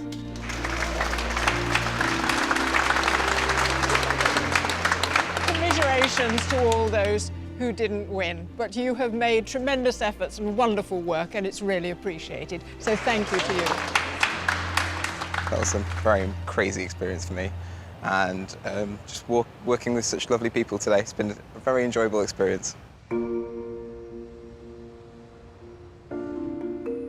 Judges, okay, explain to me how you came to these decisions. Well, Bill was really difficult because, you know, we're familiar with his work, so you have to sort of bring a fresh pair of eyes and really test yourselves as to why you're keeping him going forward. There were absolutely magical passages of paint on the cheeks and the nose. There's a real likeness in the lips. But the hair is a distraction, and it's strange he didn't find a way to give us something there without actually putting in this strange tea cozy. To spend so much time painting and just to be immersed in that kind of art world for a day is good. It makes you want to just go home and paint some more. Maybe not tonight, but tomorrow. Right, well, this is a head-on picture of Sue. It was a nice likeness to begin with, and then this afternoon, for me, it really came alive. There's a kind of twinkle in the eye. Yeah, it's that sort of classic brand portrait that you'd want as a record of yourself. We sometimes complain about this kind of school of painting, and the worry is when someone's quite good at a particular style of painting, you worry about who they are as an artist. And when I saw her submission, I was thinking, well, she's kind of got that quality. But actually, it was her take on it, and it was beautifully, beautifully done. And a bit more contemporary, like there's got 1 foot in history and 1 foot in now. I really like this, but there is an element of local councillor. It has a formality which the submission doesn't. I'm glad Sue isn't here, because I think maybe she has got that sort of inner counsellor in her. Yeah, Alderman Perkins. I feel really tired and drained, but in a really nice way. I feel like it was an accomplished day, and it's wonderful to be picked with a 3. That's still an honour. The third. Emma Leone. She's an unusual artist for me because we've got this like absolute fascination with the stuff of paint, which you get here with this being the palette. I have to say, I'd prefer these not to be there. It's a slightly a device, isn't it? There's something naive about it, that sort of love of the paint and wanting to sort of place it all there. But it's charming. Yeah, I've got a feeling that it's a great idea that one day she'll look back and think, Yeah. what a very good image of Richard. You speak about it as being a very good likeness. I think she's got something wrong with this part of the face. Swollen. It looks like he's got a big This is jowl. not how Richard looks. I don't think that matters, but I think it's worth pointing out. No, but we had an interesting idea. I've always thought, we will disagree on style, Yeah. but I always took likeness to be an absolute. And actually, in our discussions today, I realised I think something looks very like, and you would disagree with me. I think, oh God, that's a surprise. I feel very, very honoured. I can't believe it. I feel like my heart's going to jump out my mouth. A crazy day. You know, I've learnt everything I know about art from you three. Yeah. 4. You've said of artists before, yeah, they're really, really good, but I kind of know what they're going to give us for the rest of the competition. Do you think that we kind of know what Bill and Phoebe would give us? But there's a sense of Emma Leone of a sort of maverick streak that we don't quite know. I'd go with that. Yeah. I think you're right. I think actually all three of them are really, really good artists. Bill's developed his style, and with Phoebe, she's a really gifted, confident young artist. And definitely, you're right, with Emma Leone, you don't know what's coming next. And that's why they're our top 3, because they're all good, strong artists who are definitely going places. It's just really difficult to work out which one you want to follow in this particular instance. It's a great top 3, I think. Oh, thanks.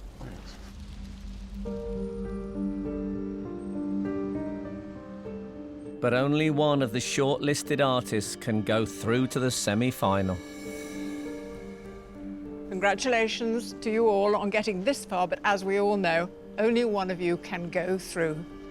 Yes, the artists that the judges have selected have, and I quote, produced more than a likeness. They captured a sense of vitality that will stand the test of time. And that artist is...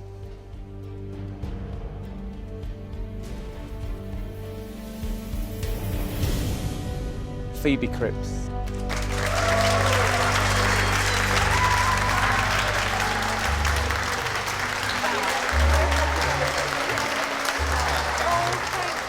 I feel quite strange. I thought maybe I was going to be a bit traditional, maybe a bit boring, I don't know. So that's mind-blowing that they chose me. I can't believe it at all. She's obviously very good at capturing a likeness. She's got that classical thing going on. It is timeless. Phoebe's portrait was amazing. I kind of had an inkling that she might do very well. I think the plan is tonight. I've got to get home with Mum. I think probably a bottle of something will get opened, but I think just slowly taking it in, keep pinching myself, that's going to be the best bit.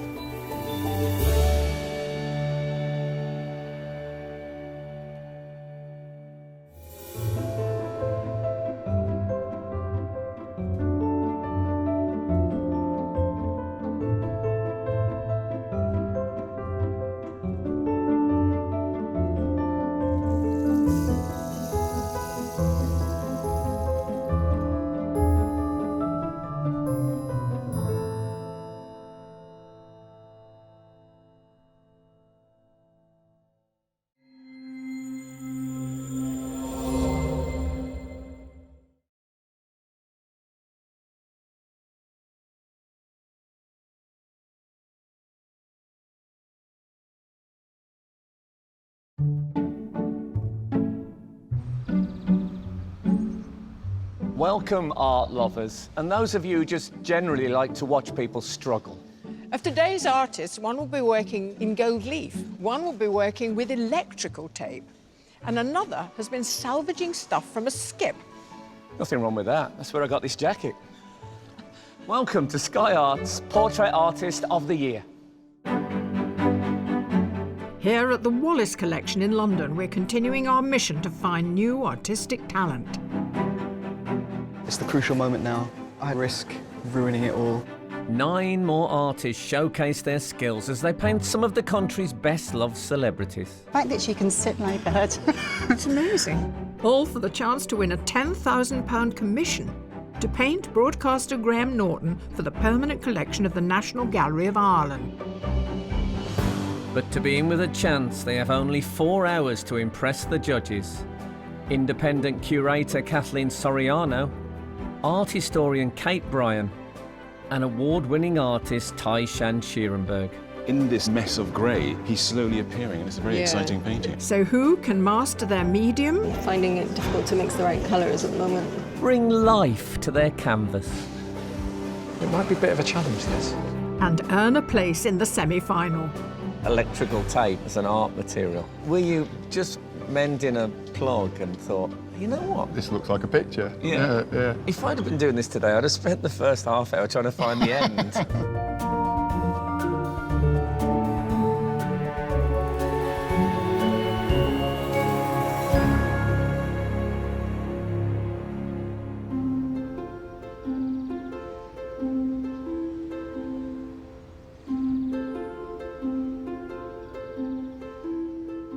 Hoping to impress the judges in today's heat of 4 amateur artists: Shula Sinclair, Jennifer Newland, Dan Genders, and Amy Rogers. I've never done anything like this before. I'm feeling quite nervous. Got a weird pain in my tummy, but I'm sure that will go once I'm sat down. But looking forward to it.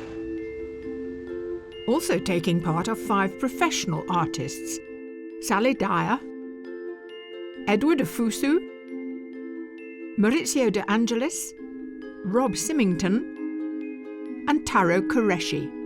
Last night I went and sat in a Wetherspoons. I did a bunch of speed portraits of people in there, and that was good. Kind of firmed me up a little.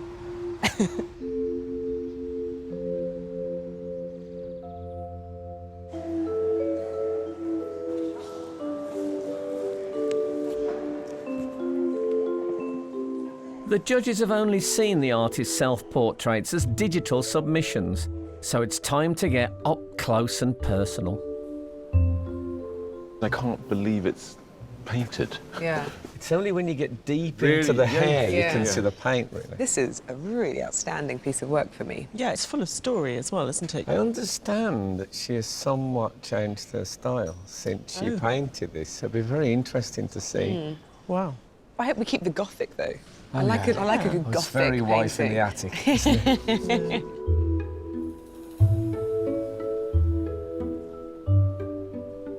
I just like the spontaneity of the mark making. The head has just appeared. It's quite sort of beguiling. I'm sort of like, oh, that's a bit of a weird way of painting. I like the way in which he's got that band very particularly placed across his head, in actually quite a weird way, drawing attention to his rather fantastic man bun. Yeah, it's a good bun, isn't it? Yeah, maybe that's why I like it. It's just quite cool, isn't it?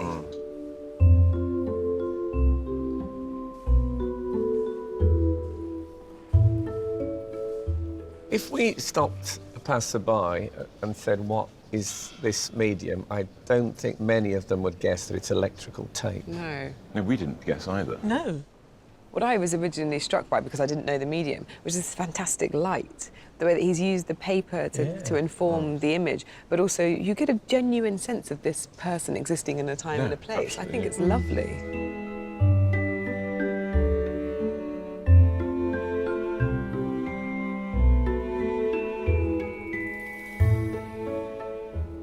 Very intense self-portrait. I mean, there's no vanity here, I think. What I really like about it is the handling of the watercolour. It's kind of blocky and it's heavy, even though it's actually really fluid paint on a really flimsy bit of paper. It's such a strong artwork.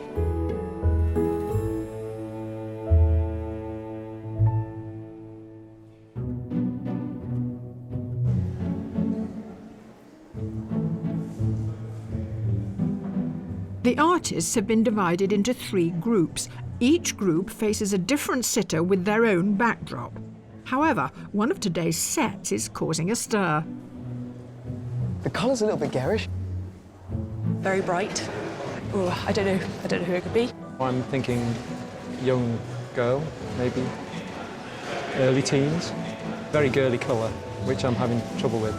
It might be a bit of a challenge, this. Well, it is a challenge, isn't it?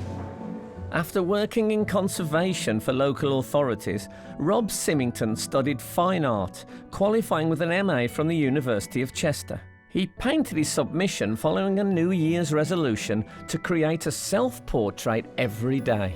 I'm getting nervous now. I've realised I'm up against really tough competition, some superb painters, and I feel out of my depth somewhat. Palettes prepped, brushes in place, and electrical tape at the ready, it's time to reveal the sitters.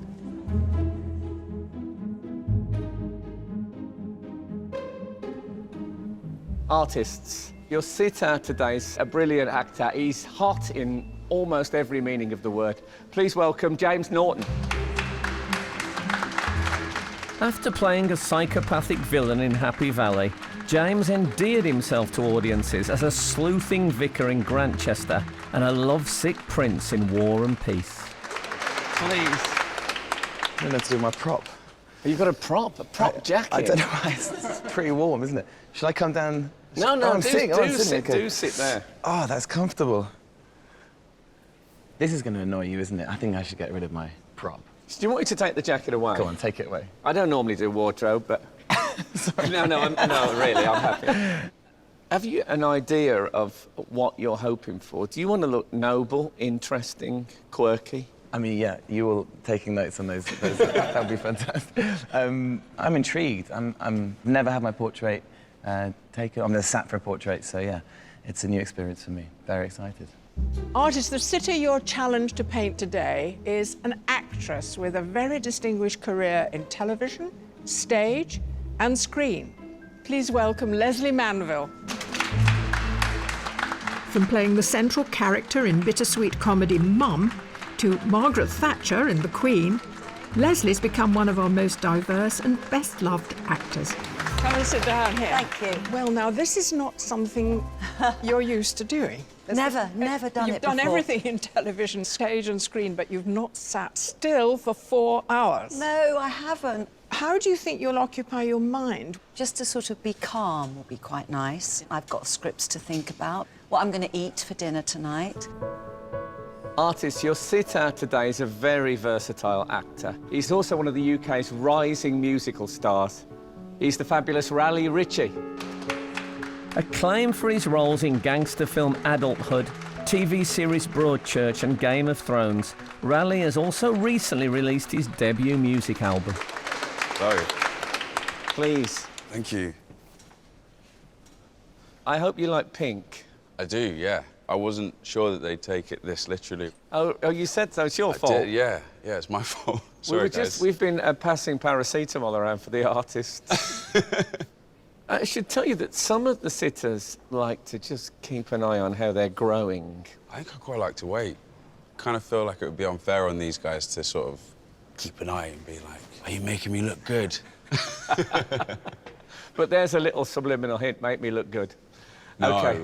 Well, what I'm going to ask the artists is what sort of thing you're looking for from Raleigh? A little glimmer in the eyes. That's what we're after. No, that was a wink. You need my eyes open, yeah, I assume, yeah? Yeah. OK. And you need to have your arms the same place so your shoulders don't change. Yes. Comfortable. Yeah. I'm tempted to sit deep, cross-legged. isn't it? Are you able to hold that? I feel quite relaxed like that, yeah. Good. Artists and sitters, your challenge is about to begin. You have 4 hours to complete your portraits, and the time starts now.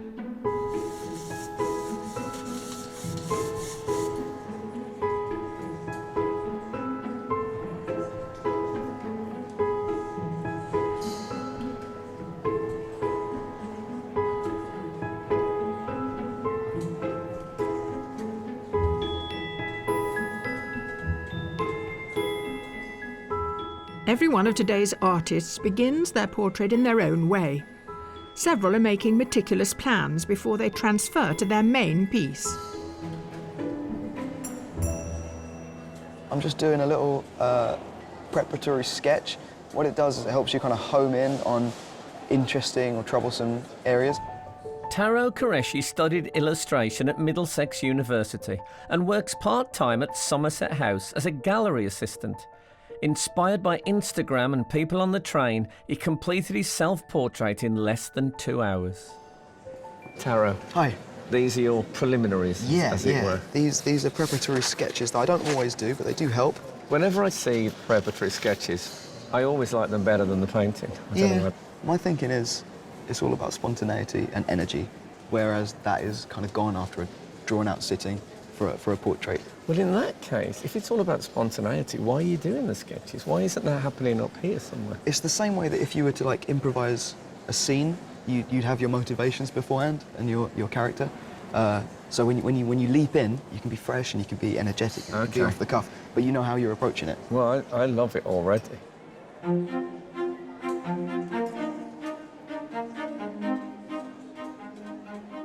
A crucial element of any portrait is, of course, to capture a likeness.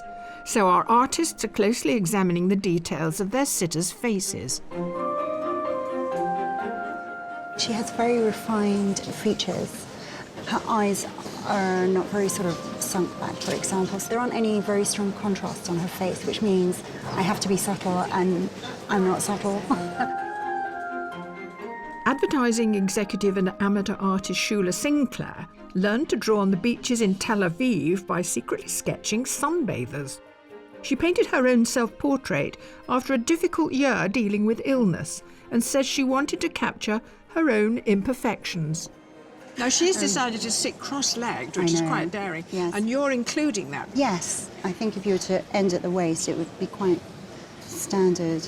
You'd miss something about her, wouldn't you? Yes, exactly. And the fact that she can sit like that, I can't do it for 5 minutes, so...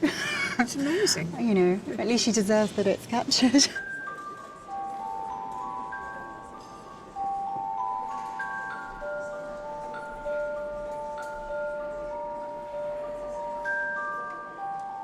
Tackling the outline of the face or body is the starting point for most artists.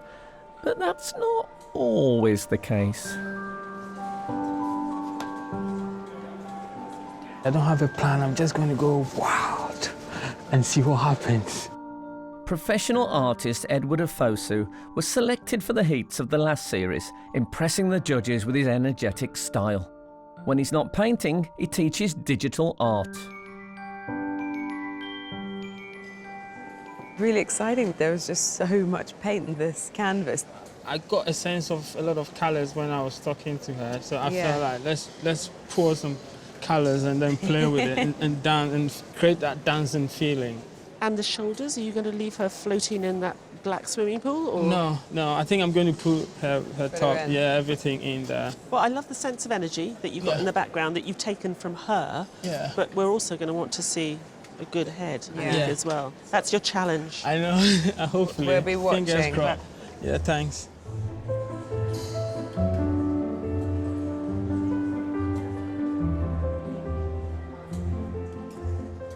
Our artists are nearly 1 hour into their 4-hour challenge.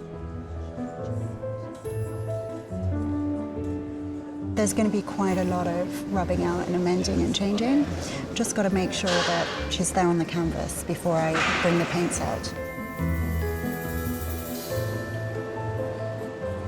We're still well in hand time-wise at the moment. Just keep plodding away. I think I can't fight the pink. I'm going to have to go with the pink and do something in the background with pink.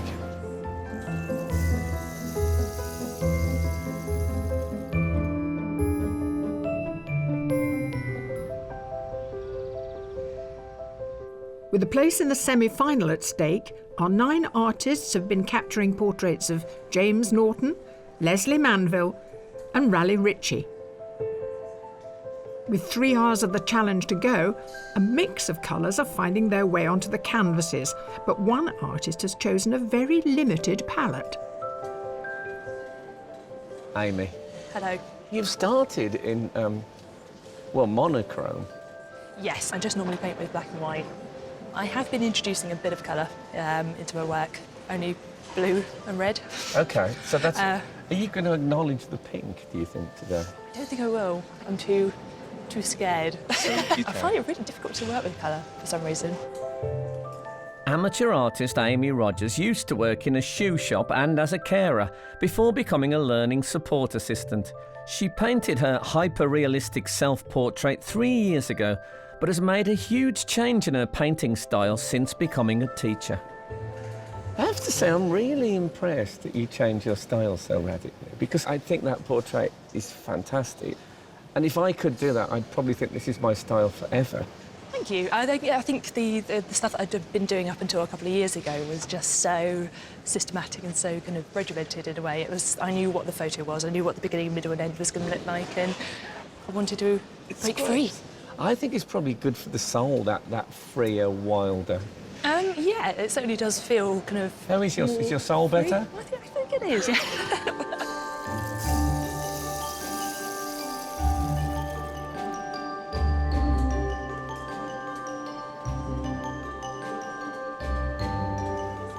I think I've got somewhat the likeness. I'm still working on putting more of the detail in the face. I'm not quite happy with it yet. Amateur artist Jennifer Newland gave up a place at Central St Martin's to study at the London School of Economics. After working 11 years in brand consultancy, she returned to her first love and now paints 4 days a week whilst looking after her 2 children. You went to the LSE. I did. Rather than study art. I think you're divided spirit, aren't you? Yeah, I am, yeah. It's quite risky to become an artist. It's quite a tough profession. It was always more of a passion for me. So today, Leslie decided to sit cross-legged, and you decided not to bother with the cross legs. I knew that there was a time constraint. I would have loved to do the whole pose, but I'm, again, playing it a bit safe.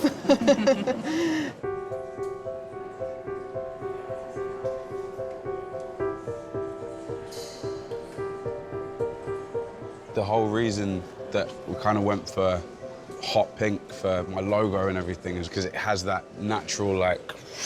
Yeah. We used to say pink to make the boys blink. Yeah, it's making me blink, and you can't mix the colour. Can you not mix a colour that pink? It's a neon pink. I think you've got to buy it ready-made. But as the days progressed, it doesn't seem to be the problem I thought it was. The way he's sitting, somehow his colouring against that pink gives him a beautiful silhouette. That's wonderful. Leslie is in a pastel paradise. Yeah, she said that her house was sort of shabby chic, so it's kind of this lovely oasis around her. Is that a problem for the painters? Because it's a sort of a washed-out look, shabby chic, isn't it? Yeah, but she's wearing colour purposely so that it can introduce some textures. I mean, I think she's a great sitter, and she almost looks like a little Buddha sitting there with her legs crossed. She does. I really would love to walk behind her and slowly remove the chair. I can hear you, Frank. Oh, sorry. She's fantastic, though, isn't she?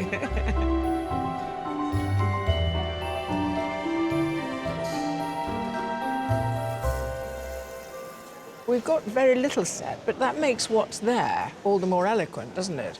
I think so. The sets are subliminal in setting their context. So, for example, here, there's a reference to the fact that he likes to go swimming.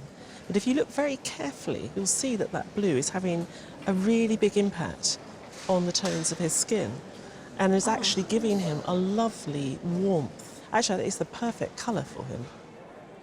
On the first impression, maybe people may assume that I'm a bit colder and more standoffish than I am. So I'm wondering whether or not the portrait will capture that warmer side. I hope so. We'll see.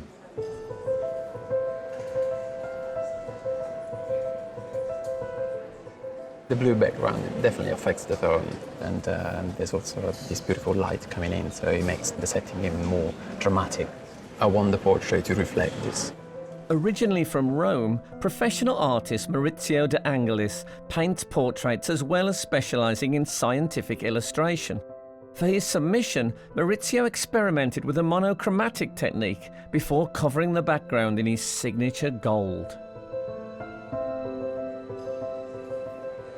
Your submission was like looking at this extraordinary relic of a past time, like maybe you'd find it in a church in Byzantium or something. Yeah. It's like an icon painting. Yeah. Am I going to see any of that gold leaf? Yeah, I really like Italian art and French art, and the use of the gold leaf gives something more to the painting. Yeah. It's wonderful to see that fused with your very contemporary style. Thank you so much.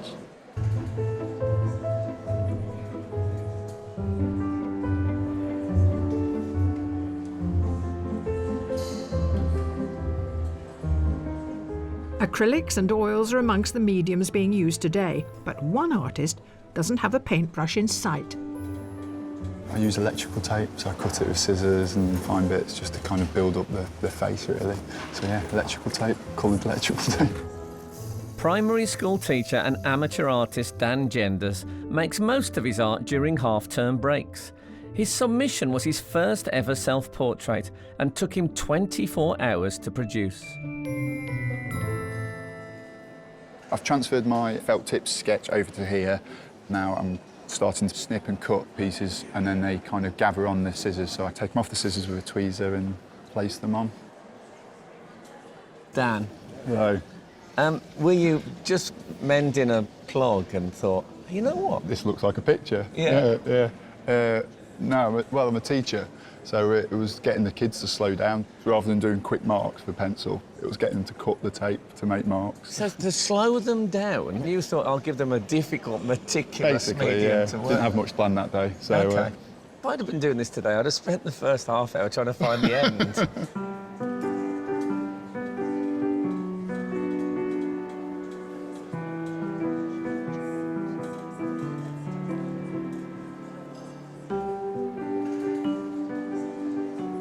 With my skin tones, I mix all the different colours and I just apply them and dab in them until it kind of reflects the shape of the face.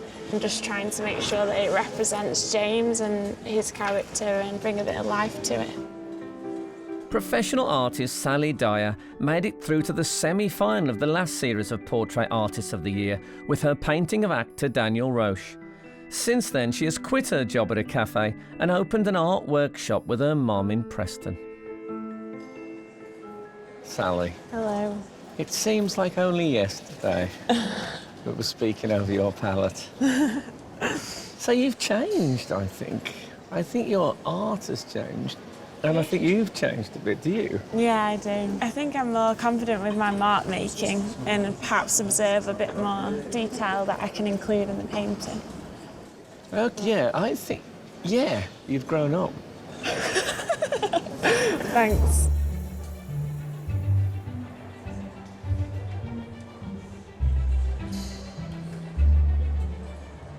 While most of the artists are well into the painting stage, one board is rather bare.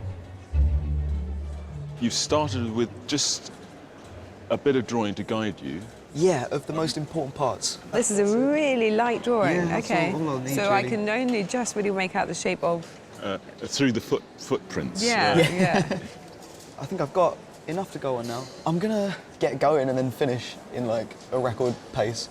It makes it exciting for us to watch because you're relying so much on your intuition. So It was also slightly nerve-wracking, I must yeah, say. you might age us a bit today, this afternoon, but yeah.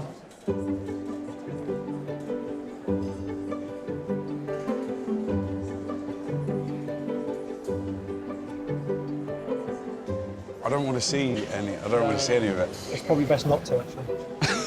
Raleigh has decided to keep his portrait a surprise, but the other sitters can't help sneaking a peek at the artist's progress. Hey, are you picking anything up? It looks the smallest. Oh my God, the intricacy is incredible. Yes. Yeah, beautiful. Oh, thank you. You're still a work in progress. So Of course it is. It's terrible looking at things before they're finished. It's like Yeah. somebody coming to watch me rehearsing. Yeah. It's amazing. It's amazing. God, you're all so clever. I can't even draw a cat. Well, I can't act, so... That's right. We all do what we do. Exactly.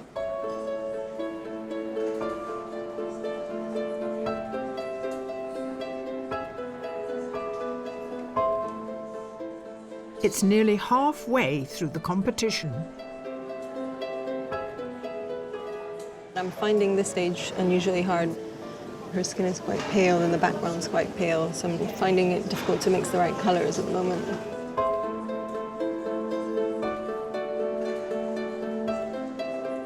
The face is yet to bring it out because it's still in the background. So I have to push it hard.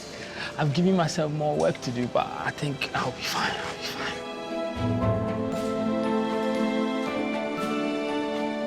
2 hours left. I don't have a particular plan. I'm just going to hone in on the eyes and the nose and the mouth and kind of bring more detail into it. Yeah.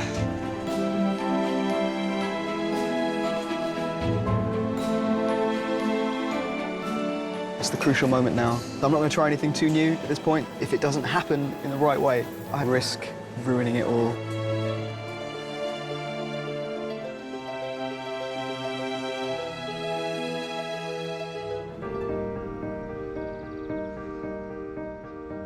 Here at the Wallace Collection in London, our 9 artists have already completed 2 hours of their challenge to paint actors Raleigh Ritchie, Leslie Manville and James Norton, giving our judges plenty of time to reflect.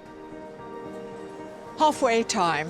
What do you make of it so far? Overall, I think they had quite a slow start.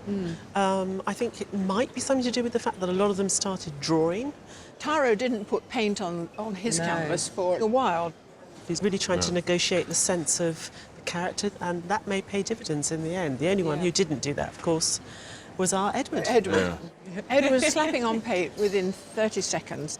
He's now in competition with his own painting. He's got to get the face to be able to sort of exist on that same canvas as that background. Now, what about Dan? Dan's using the tape, and we were rather taken with his self-portrait, with the number of colours that he used within it. But I'm curious to see whether he can get that range of tones in the skin, whether he can get that light and dark with only one colour. For me, at the moment, it's a bit flat. I'm waiting for it to come to life.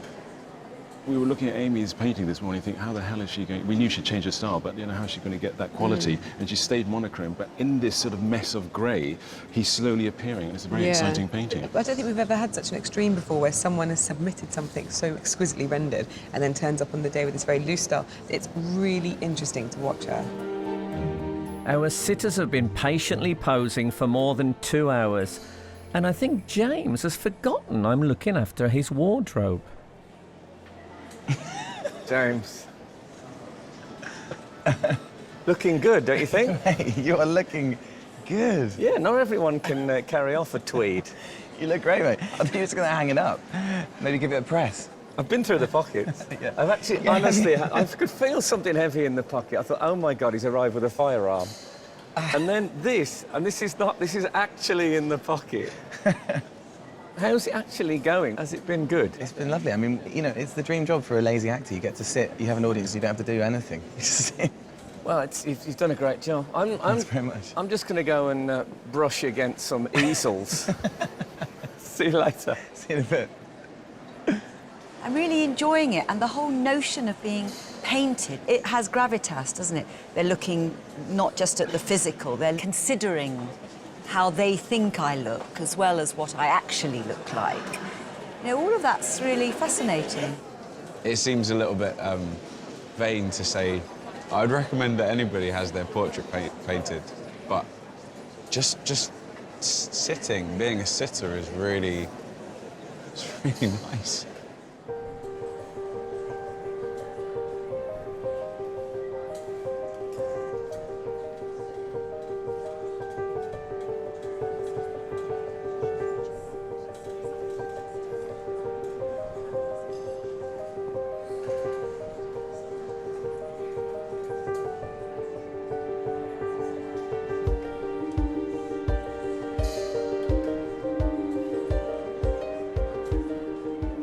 Are you going to add any other colours? I'm pondering it at the moment. I'm going to see how I am in the next 20 minutes or so. Would you like to, then? Yeah, I think so. So if you did use another colour, is it going to be this pink? Pink or maybe a yellow. OK. Yeah. Maurizio, I see it's getting interesting here now. What do you have to do? How do you apply it? I would do something like this. And when I place the gold, I move a little bit. I want to create this dissipation. OK, but the Holy Spirit will have arrived with James by the time you're finished. Great.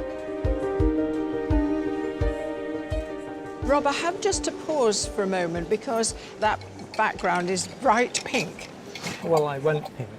You started pink? Then it just suddenly dawned on me it would look a bit more interesting if I left the highlights pink there, but the background Use a complementary colour to show that up a bit more.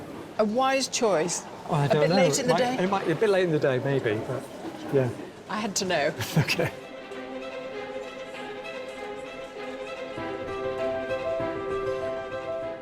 The artists have only 1 hour left.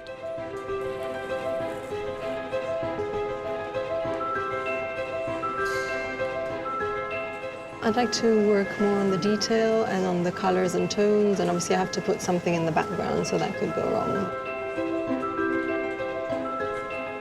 I've tried to concentrate on the eyes and the nose and the mouth. I would like to do a second colour, but I don't think it's going to be possible.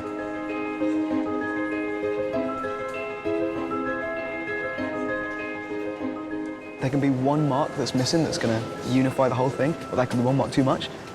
That's when the moment of adding too much and ruining it happens.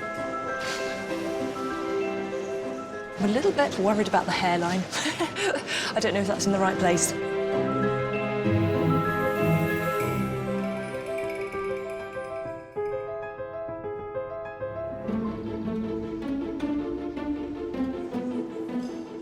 The 4-hour challenge is coming to an end, and our artists now need to finish their portraits of James Norton, Raleigh Ritchie and Leslie Manville. We just have to fight the time now, so everybody's fighting hard at the moment. Artists, you have just 5 minutes left.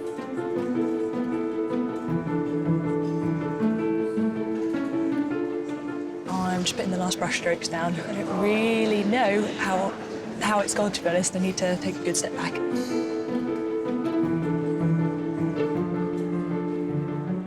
Bloody hell. Just doing what I can, really. Just enough to demonstrate what his hair looks like.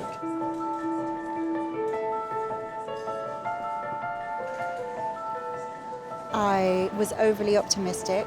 I assumed I'd be able to do a full-length portrait in a very short space of time. But it's fine, I'll keep working and it'll be good. I'm worried it's not enough detail. It just might be too basic.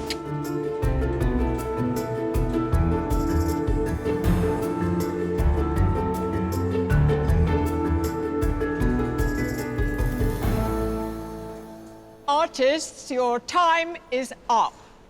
Please put down your materials and step back from your portraits.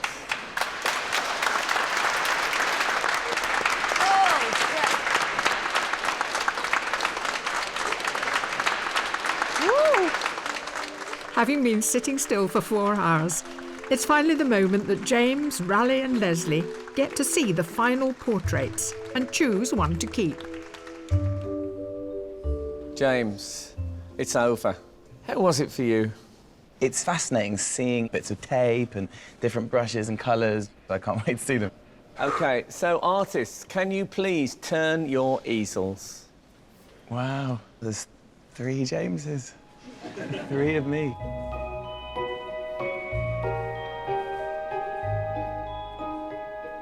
The colour's extraordinary, and the gold leaf. There's a sense of you exuding light, as if he's tried to capture charisma in concrete form. He just couldn't find anything. Let's move on. Mate, that's amazing, well done. You've made me look really clever. My mum will be overjoyed. That's good. I love it. I mean, I just can't believe it's done with electrical tape. It's amazing, isn't it? I love the simplicity of it. Solely on what suits me and my style and my flat, my little flat, I think I'm going to go with hands.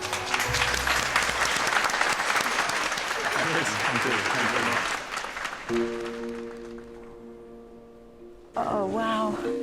They're amazing. They're very colourful. Bravo, all of you. I mean, take my hat off to you all.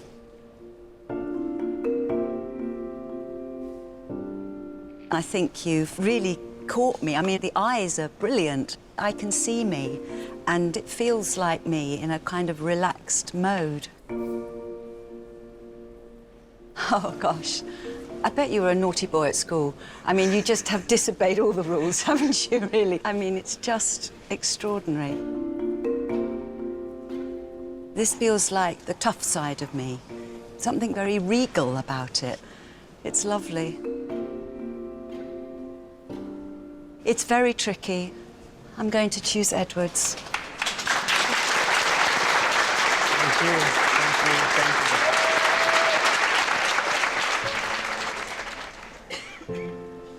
Oh my... This is bizarre. You guys are amazing. Seriously.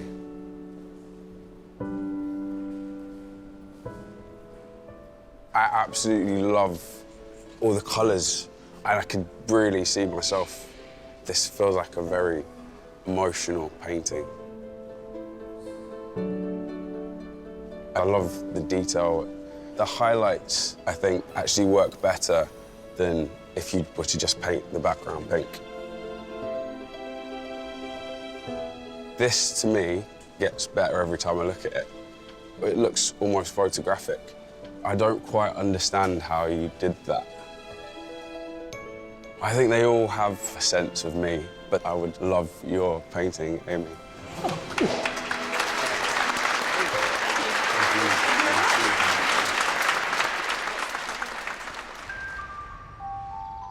In the quiet of an empty gallery, the judges study the details of finished work. I really like the way this red line at the top of the chair sort of slices through the mouth. It's lovely. I think she definitely managed to catch that sort of sense of poise that Leslie had all day.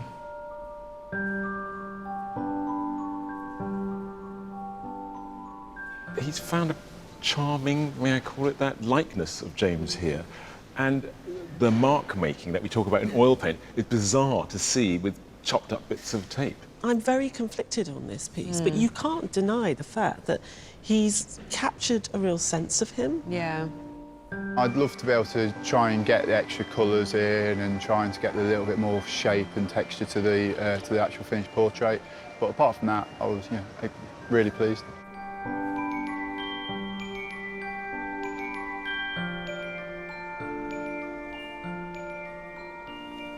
I think those small drawings there he was fiddling around with this morning obviously have informed him. It's got that vitality. I think it's a fantastic painting.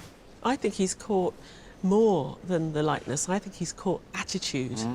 And for me, this is one of the best likenesses and attitude capturing in the room.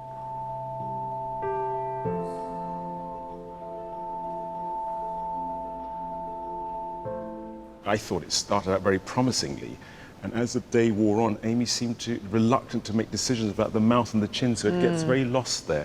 And in terms of mark making, it's a very beautiful bit of painting, isn't it, with the drips and the wristy marks. So it's beautiful. I would love to see that white-grey band there disappear and for him to have some definition. I don't think it would have hurt the painting at all. I thought the painting was going quite well in the middle, but at the end, and the form wasn't quite right, which the judges might pick up on. To help them decide who will go through to the semi-final, the judges first reduced the 9 artists to 3. I can't quite decide between the two. It's one or the other, isn't it? Yeah, yeah. But who have they chosen? The first artist is Amy Rogers. And the second artist is Taro Qureshi. And the third artist is Jennifer Newland. What can I say? Commiserations to all the rest of you, but thank you very much for having such a wonderful day with us and letting us watch your work. Well done.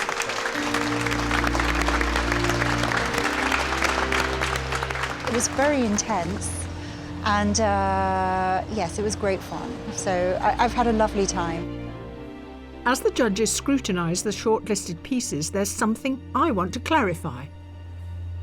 Judges, how important is the self-portrait when you come to judge the final? It's their history. We get to see them working on the day, but when you see what they've worked on in their own time, it gives you just a sense of them as a person and what they could produce in the future. Amy's portrait is quite messy. It's drippy, there's lots of marks, and it could be a lucky accident. But we know it's not a lucky accident, it's because of her tonal range and understanding of how light falls on skin. It's intentional, and that intentionality shows a sense of artistic integrity and that she knows what she's doing. It might look easy to do that, but it's not. She's playing with paint, really trying to find the form in the paint. I feel like we're looking at Raleigh's next album cover here, really. Interesting, yeah. And it's a wonderfully fresh contemporary piece. I wish I could have had the time to put in more of the background, because I would have been able to carve out more of the features so they were more prominent. What about Tarot? I just love the way he's caught that attitude of Raleigh so well, and the way in which he's just used that bare board, and he's just got this great confidence. Even just the way he's put the head on that scrap of board he's found in a skip is just perfect. He's a very skilled artist. Yeah, I mean, to be honest with you, I'm not that bothered about the board, and the fact that he found it in a skip slightly irritates me, because it's almost he needed a backstory for himself, because I don't think that he does. I think this is a really original way of painting. Feelings of trepidation, but that's the nature of it, and I surrender my work to the whims of them. Now, Jennifer's self-portrait is unmistakably strong. And she's translated that in her portrait of Leslie. The head of Leslie is slighter than her own self-portrait, but there again we can look back and see what skills she has and what knowledge she has and what she would bring to it if she had enough time. It took me a long time, actually, to get that picture. It wasn't until the very end that I started to warm to it more and more. She's caught something of Leslie's air, I think. She has. I like the reduced colour, it's quite quiet. I think it's the kind of painting that you could keep looking at and it would retain that kind of power. You wouldn't get used to it, it wouldn't diminish. It's been such an incredible day. I'm quite exhausted now, so I'm actually a little bit more calm than I was when I arrived this morning. Amy, Taro, Jennifer, only one of you can win, and the judges have made their decision. The artists that the judges have selected, impressed with the experimental nature of their work, and produced something truly original. And that artist is...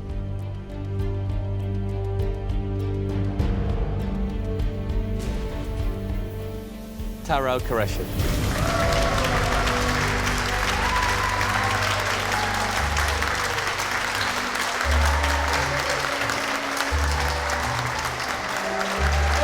Well done. Completely unreal and very, very strange. Great though, really great. Oh my God, I'm shaking. I think Tara's portrait was very good, very creative, very spontaneous, very colourful. The use of colour and expression in the work was brilliant. So, no, really well done to him. He's done everything well. Having only recently graduated, I feel like this is the first step to proving to everyone that I was right about me being a painter this whole time.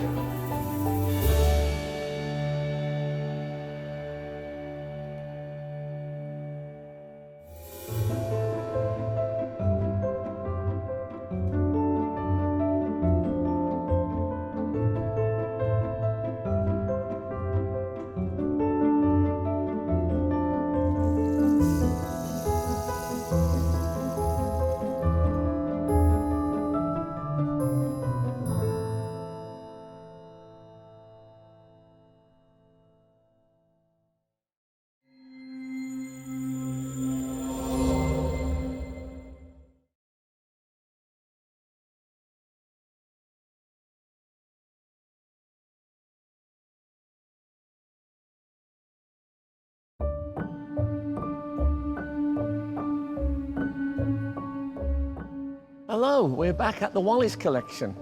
Well, in fact, we haven't left since last week. Such is our dedication to finding new artistic talent. In today's heat, we have an artist who's working on a door, which he found in a skip, and throwing a bit of concrete into the mix. Or into the mixer. Anyway, welcome to Sky Arts, Portrait Artist of the Year.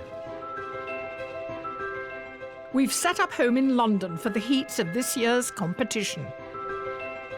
As 9 more artists compete to paint 3 of the country's best-loved personalities. A sitter who's got a big scraggly beard, a big nose would be great. But to win a place in the semi-final, they will have just 4 hours to impress our judges. Independent curator Kathleen Soriano, art historian Kate Bryan, and award-winning artist Taishan Shirenberg. You're the only man, Frank, I've met who can multitask. Don't ask me to do anything else. Can you put the kettle on, please, Frank? This year's prize is a £10,000 commission to paint the portrait of broadcaster Graeme Norton for the permanent collection of the National Gallery of Ireland. So, as our artists showcase their skills, You love painting eyes. Love painting eyes, love painting faces. Which of the 9 will claim the next place in the semi-final? It'll look pants for a long time, and then all of a sudden something beautiful will happen. I look forward to seeing it post pants.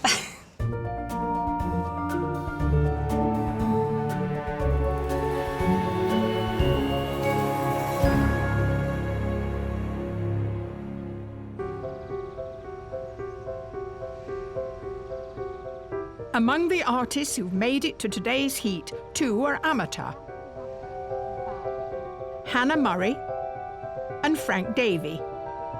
I've been preparing by doing speed drawings, speed paintings. I'm not saying that they all worked out pretty well, but fingers crossed it'll all come good today.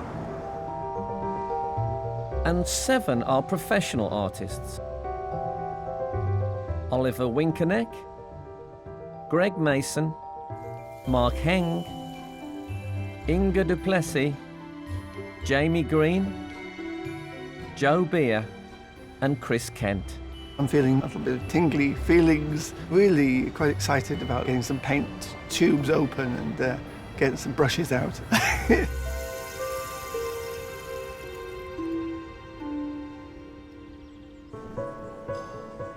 To take part in the competition, the artists uploaded an image of their self-portraits for the judges to inspect on screen. So for the first time today, they get to see the originals. And first is a submission chosen by only one of the judges, Kathleen. You know, I'm always looking for something that's just a little bit different. You only have the eye, but what a fantastic eye. I'm hoping today they'll do a little bit more than the eye, but it's very unusual. I think I probably would like it more without the eye. I think I love the treatment of the wood, and I love the other eye. I don't like your eye. I never thought a criticism of this would be I don't like the eye. Yeah. That's all we've got to hold on to. I know, here. exactly. But anyway, it's going to be brilliant to see what they do today. What I really like is that total look of concentration that goes, it actually looks through you. I think I was really struck by the compositional device here. So you've got all this space behind with this really, really bold red, and you can see all the red shadows on the face. I think it's brilliantly observed. We've actually hung it too low. If you just go down a little bit, you can actually see it looks better. Should we do her justice and all just go down quickly? On our knees, you mean? Unison like this. Yeah, that's much better. We love this one, partly because of the composition, the way in which she's filling the frame, and that fantastic reflection in the glasses. Yeah. What I really like is that the check shirt is not just what he's wearing, but it informs the rest of the painting. He's got checked eyebrows. Yes. It's in his hair as well. What's nice to see is that it's monumentality on the screen. Of course, we've seen all these things at the same size. Now we see that it really is monumental. For me, the real star of this is that look. I find it really draws me in. Yeah. We love this submission because of the composition and the fact that he's clearly pushed himself off to the side, but he's looking down. It is part of the 80s album sleeve genre. There's even left space for the title of the album. You've got this gritty jumper with paint splodges on it. I mean, he's really good at getting paint on. I mean, that head is a phenomenal head. Yeah. I mean, the light bouncing in it, the patches of colour, it's fantastically rendered. I love it when you crane in. At this point, the artists don't know who today's sitters will be, so they prepare for every eventuality. But for one, regardless of who they will paint, there's one colour that has to be on her palette. This beautiful light red. It's just my instant happy colour. Once that's on the palette, then I'm home. I personally wouldn't go for this much blue. It's a very saturated blue, which means it's going to pop forward. But it'll be an interesting challenge. Professional artist Mark Heng has travelled from his home in Limerick, Ireland for today's heat. After formal training at art school, Mark turned to a rather different artistic career, working as a caricaturist at weddings and events. I'm hoping to get a sitter who's got a big scraggly beard, and a big nose would be great. I would probably rather have someone who's got a bit of character to their face. The worst case scenario would be someone who's an absolute porcelain-skinned young beauty. Artist, your sitter today is an award-winning actor who's done just about everything. Detective drama, classic Russian theatre, Shakespeare. He's just very good at acting. He is Trevor Eve. As one of Britain's best-loved actors, Trevor Eve has brought to life unforgettable characters on stage and screen, from Waking the Dead to blockbuster hit Troy. Looks very crusty, doesn't it? It's only 4 hours. It's like a mammoth horse ride. That's how you feel at the end of it. Yeah. Well, it's the responsibility. You don't know what you've got to deliver, really. We sort of want the quintessence of Trevor Eve, if you can manage that. I'll do my best. Artist, the person who is sitting for you today expresses his imagination in words. He's a poet and a writer. He's been translated into over 20 languages. Please welcome Ben Okri.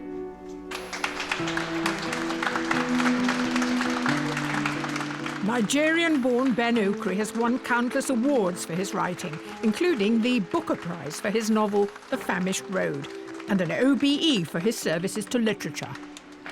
You're a writer, so you sit at work every day? Nowadays, I prefer to stand. Oh, you stand at your desk? The thought has to go down, so you may as well stand up.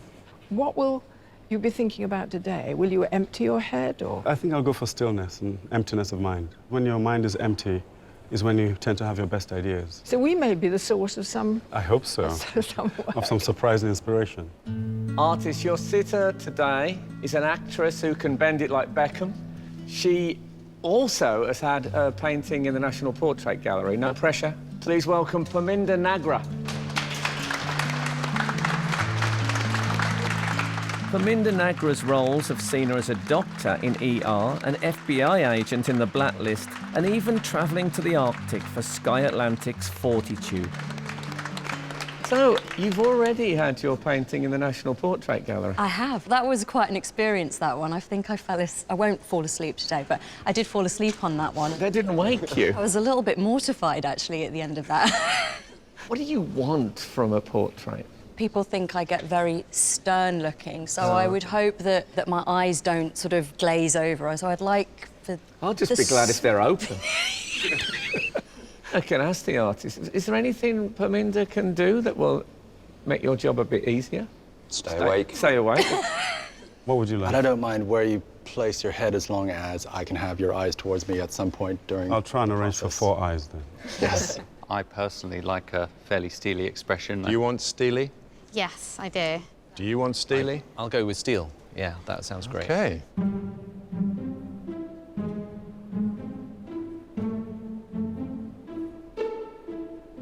Artists, I hope you have everything you need. Sitters, I hope you found a spot at which to stare. You have 4 hours to complete your portraits. The best of luck, everyone. The time starts now. Smile, maybe? Did you see some teeth? Don't really like showing my teeth that much. I was trying to go for sort of thoughtful. Really thoughtful would be this. It does look very thoughtful. I like it.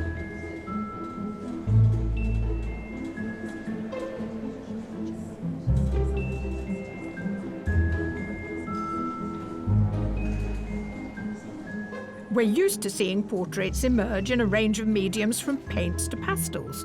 But one artist is using a material more suited to work on a building site. So now I'm just mixing my concrete.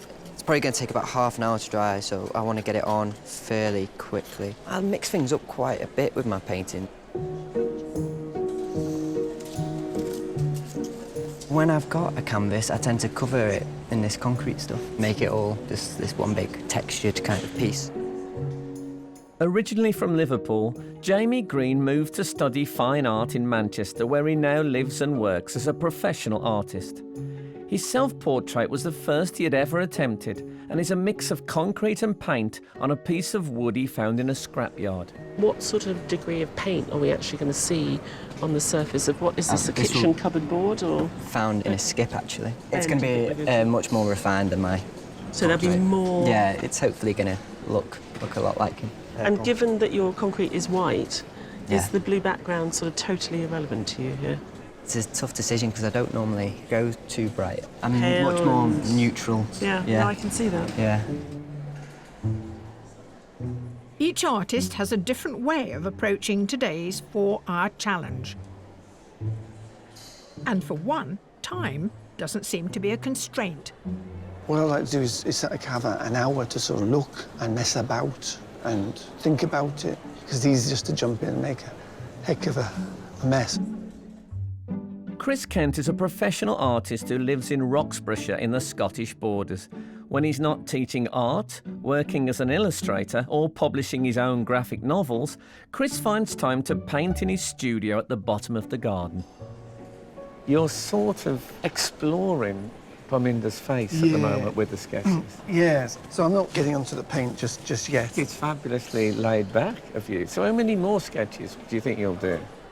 2 or 3, I suppose, yeah. You're like those blokes. When I worked in a factory, blokes used to get in the morning, they'd have a read of the paper, have a cup of tea. Well, yeah, I would be doing that at this moment, I think. Yes. Otherwise. I just have this feeling I might come back in 4 hours. You'll be going, oh, God, what did I say? I know.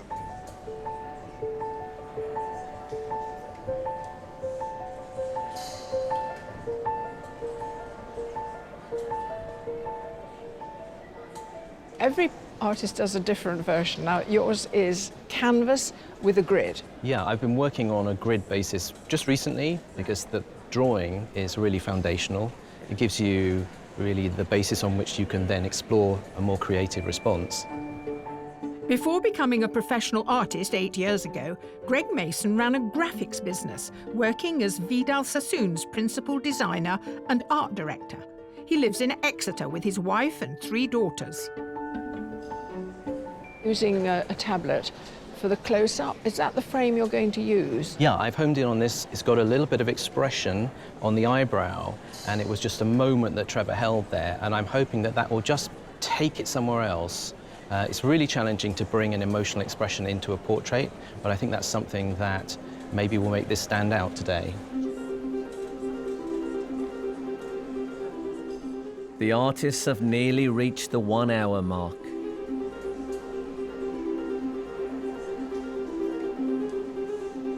I think I'm sneaking up on the likeness, but I think it needs to be refined and the expression needs to be brought out more.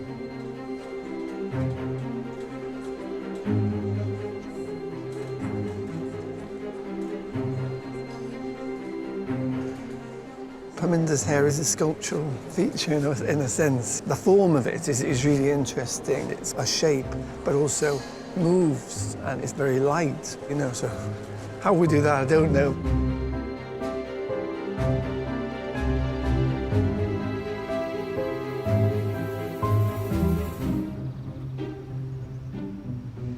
Here at the Wallace Collection in London, our 9 artists have been painting actors, Trevor Eve and Parminder Nagra, and poet Ben Okri for almost an hour. And one artist in particular isn't wasting any time. Inga, you are quick. But I do feel like I need to slow down a bit now. But is it a bad thing? Because it feels like something that's been painted with tremendous gusto. I mean, I have done portraits and gone at it like crazy, and then 45 minutes later I'm done. But that's okay. There's some lovely seating areas here. You can relax. Originally from South Africa, Inga du Plessis studied fine art in Cape Town before starting her own furniture design business. Now a professional artist, her studio is an old derelict building in Maidenhead. How was the beret for you? Were you pleased to see a hat? Or The colours on it is so dramatically different. I mean, more on time this on that. angle, you don't quite get the... I don't know the technical term for that thing in the centre of a beret. I think of it as a nodule. The nodule. I'd be so tempted. Just a slight suggestion of nodule would make that beret.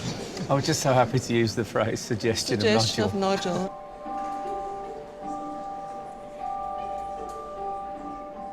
The composition of a portrait isn't just about what looks aesthetically pleasing. Now, you made a decision right away a big head. Trevor's got a massive amount of character to his face, and I think to concentrate too much on the figure would be a mistake. For me, it was really essential that the head was the main feature. Oliver Winkeneck has been a professional artist for 2 years and lives in Cambridgeshire with his girlfriend.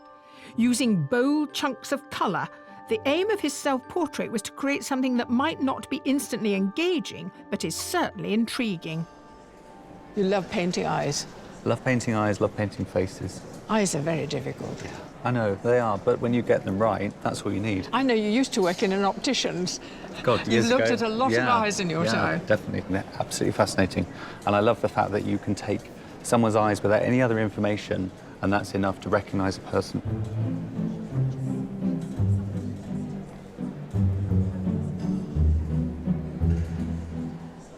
I can see the drawings coming in, but also some colour. What's this, pastel? Yeah, it's just soft pastels and a mixture of pencil crayons, if I get round to doing it. The hair is a lot of work. Are you going to do both sides? And Yes, then... with the graphites, I can work that in when I add some colour too. Yeah. So it'll give it a bit of a natural shade. Born and growing up in Leicester, amateur artist Frank Davey worked for an engineering company for 25 years. Since retirement, he has taken up his love of drawing photorealistic portraits and drew his first ever self-portrait for this competition. How are you feeling about the time? I'm wondering how long that very meticulous self-portrait took. It took a long time, actually. That's why you're kind of studiously ignoring us while you're doing Yeah, continuing. no, I really I'm sorry. No, you go for it. You're doing a very just good the job. right thing. I think You're the only man, Frank, I've met who can multitask. You're actually Really? drawing and answering our questions. Well, don't ask me to do anything else, because that's as far as it will go. Keep the kettle on, please, Frank.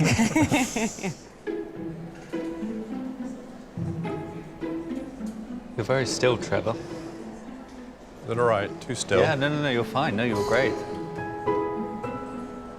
Trevor Eve is a very famous face. Does that make him a good sitter? He really has got immense charisma. As he projects out from his face, that's ready to be painted. They're going to have no problem painting him today. Is it an actor's skill to remain as still as that? Or is it just natural to Trevor? No, we found that I think actors are very good at it. I think they see it as another role, could it be? It's a very subdued role as there's no dialogue, but they do seem to be giving us something. If you had to paint Ben, is he a good sitter? He looks very still. I think what tends to happen is that gravity begins to win. You know, usually, so you... Oh, I know that. So you sort of start to slump back and the arms come down, and then eventually that means the neck comes down, the head comes down.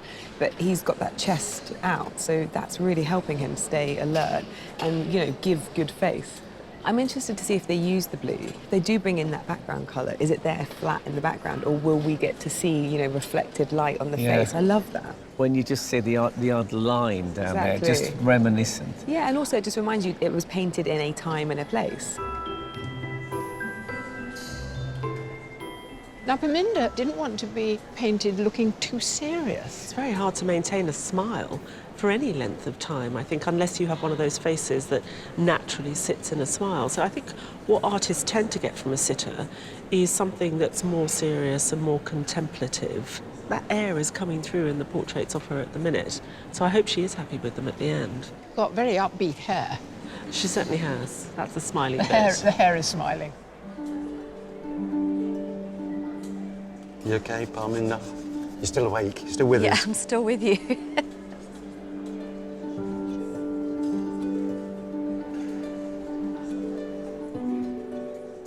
Having a sitter in front of them is a luxury for some of our artists who are more used to working from photos than real life.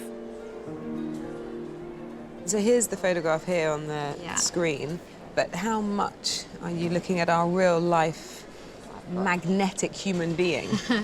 I've got a slightly different angle on my photograph. I feel sorry for Hannah because she didn't want to do profile. So every now and then I feel I owe her one over here. Okay. No, it's okay. Send some face our way, please. Yeah, Send lovely. me some face There's a bit of face coming your way.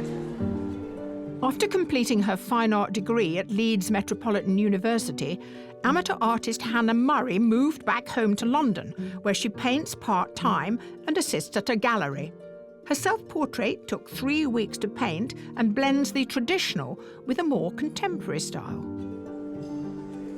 colours that you're seeing on the screen here, they don't have any of what I can see here. So what will you do? Will you mediate between the two? I think I make up a lot of colour as well. Okay, yeah. So I see it brown and I make it purple. Technically, if that wasn't on that drawing, I might not know that that was skin. When I start painting, the forehead always looks like a rainbow. Once you've done the rest of it, you don't notice all the different colours so much. They kind of all blend in.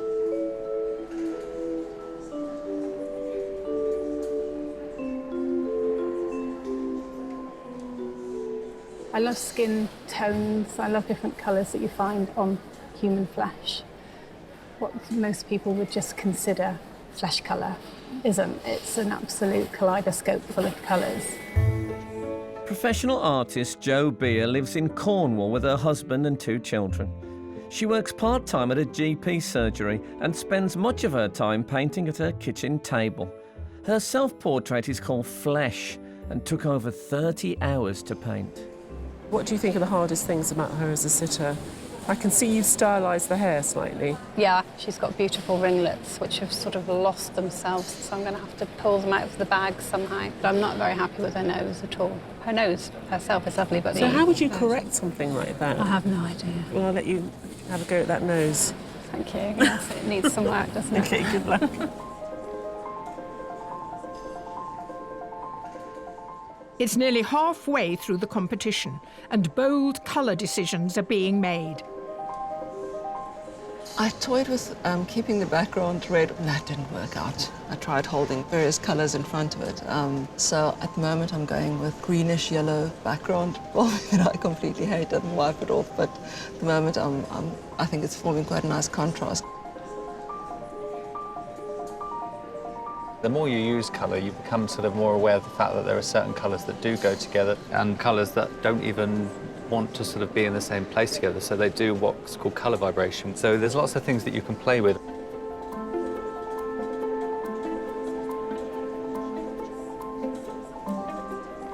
I've done the whole face, but I don't know about how much we're going to do with the jacket and the hat. I might just leave them as almost like quite ghostly.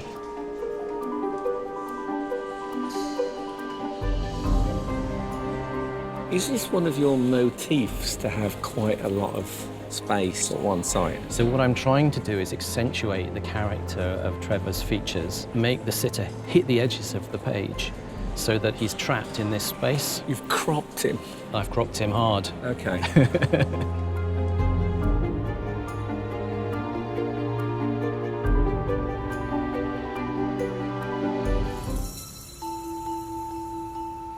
We're halfway through today's painting challenge here at the Wallace Collection, where our artists are painting poet Ben Okri and actors Trevor Eve and Paminda Nagra. Only one can go through to the semi-final, so the judges have been observing their progress carefully. Now, I think Inga lost out when she covered the red background. Interesting, I think the red, although it was the wrong colour, had the same vibrancy as the blue vibe, and it was a good simile for it. He has this extraordinary rich skin tone, and if you're going to use the background colour in the painting, then you've got to let it inform the face, otherwise it won't really hang together that well. Well, let's move on to Jamie. What you see is not just a sort of a throwaway thing, let's lose some concrete, let's make something that's cool. It's actually about a material that means something to him. It's fantastic. Out of this concrete mist, a beautiful evocative image of Ben that suggests a long history and a story. I also like what Greg's doing. His drawing was beautiful. I wanted to just take a photo of it before it was painted. It's not just that he captured him so well, but he chose just the right image to work from. You know, the head's at just an angle, he's slightly crumpled into the corner. What we're seeing here is a very honest representation of an older man. Now, Oliver roared ahead from the very word go. He's got the groundwork laid out and it's very strong. Trevor, being an actor, is exuding great charisma, and the painting is matching that sort of strange sort of saturnine power. After lunch is the worst bit of the day for me. You think they're doing an amazing job, and it's that sort of this crucial moment of like, can they see what is good there and ensure that they keep that? I don't think I've ever kept my mouth this shut for all this time. I've not got a script in front of me. I'm not playing any character. I guess I'm playing the character of a sitter. I think I thought that this is how a sitter would sit. But now I'm stuck staring at the urn. Feels a bit like a sort of managerial position with a team. I want my boys and girls to do well. You're kind of on the touchline here, and you're just willing them on. So there's nothing remotely boring about the sitting. It's very meditative, but there's a little passion that whirs inside you all the time going, come on. Well, I come from a culture in which we are a little bit suspicious of being looked at for too long in that sort of way. And artists, they look at you in a very strange way. It's very analytical. So you have to surrender, actually, and be receptive. So it's been a very profound experience.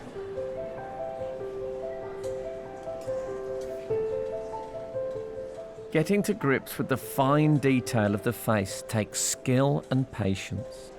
I had been struggling with the skin tone. I'm getting the gist of it now. I always expect a painting to happen in front of me immediately.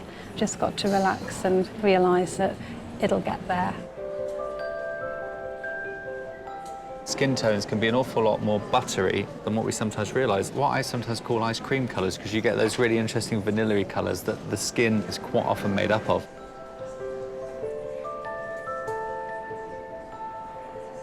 I like these smatterings of blue that have entered in. I mean, that's presumably your nod to the background. Yeah, I definitely wanted to put something in there. I think it needed it just to bring it forward. So I'm getting the sense that you're quite an intuitive artist. Yeah, this is very different for me. I've almost made oil paint into watercolours here. I kind of liked how it was going, so I just went with it. Yeah, went with it. Graeme, you're Jamie's dad. Yes. So where does he get his artistic talent from? Well, it's not me. His mother was an art teacher, but... Oh, well, there you go. No, because really she's not that good at drawing. She was kind of like Hello, if you're watching. Yeah. She's on the golf course. Oh, she's on the golf course, okay. What I find astonishing is there's everything different, and I've watched him for years, how he just puts a few marks on the page, and then a head appears, and it's proportional, whether it's bigger, larger, you know, whatever. I love proud dads. Now, Godwin, you've been here all day, not surprisingly, because you're Ben Ochre's brother. Indeed. And Daisy, you're his goddaughter. Yeah. And what do you think of the painting so far? I'm looking at Ben through the eyes of the artist, as it is. And there are different styles and different shapes, and that I find that very amazing. And they're all capturing different parts of Ben in different ways, so I'll be interested to see what he thinks of them, because he's used to observing it's all being turned on its head, and he's the one that's the source of the attention. Do you have a favourite?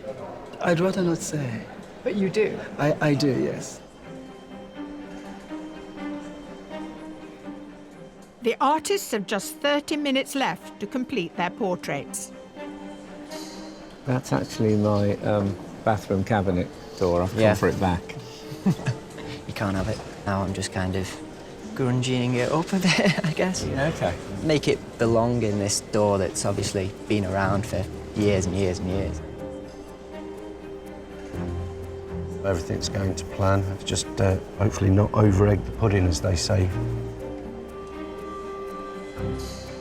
I was surprised when the green went on, because I thought that was very purposeful, that you wanted the red to be the background. I really didn't know what colour the background was going to be, and I actually toyed with the red for a bit, and I made it deeper, and I put a little bit of red, and it was just, no, it didn't work. And it might seem like a silly question, but blue didn't cross your mind then? Mm-mm. No. No, it just didn't.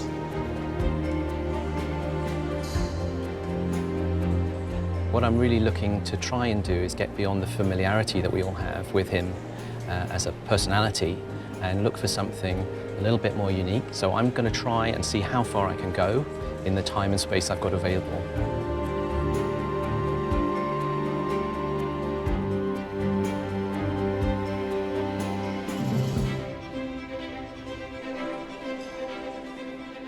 Actors Trevor Eve and Parminder Nagra and poet Ben Ochre have been sitting for our 9 artists at the Wallace Collection in London for nearly 4 hours.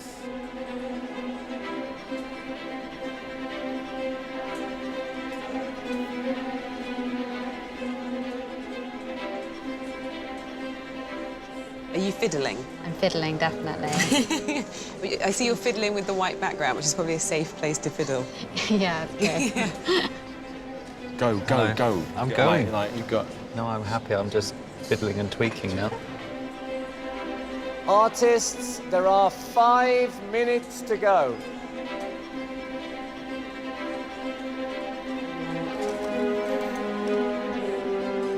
I think I've got to the point where I'm happy with it now.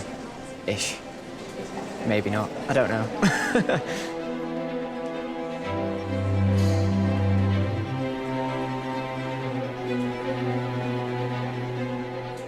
It was kind of touch and go for a while, and then I think I got a second win. I'm liking it.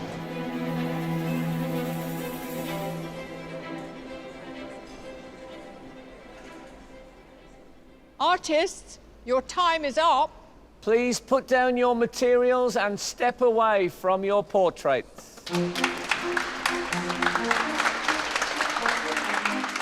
It's now time to reveal the finished portraits of Parminder, Ben and Trevor, and for them to choose their favourite one to keep. Whenever I came past, I thought, you know, I'd like to have a go at drawing Trevor. You look like a really good subject. And I think the artist would agree with that, would you not? Obviously, two of them are going to go off you quite a lot in the next 5 minutes.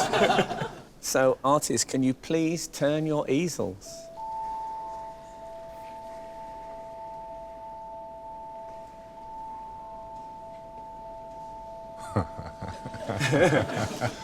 Wow.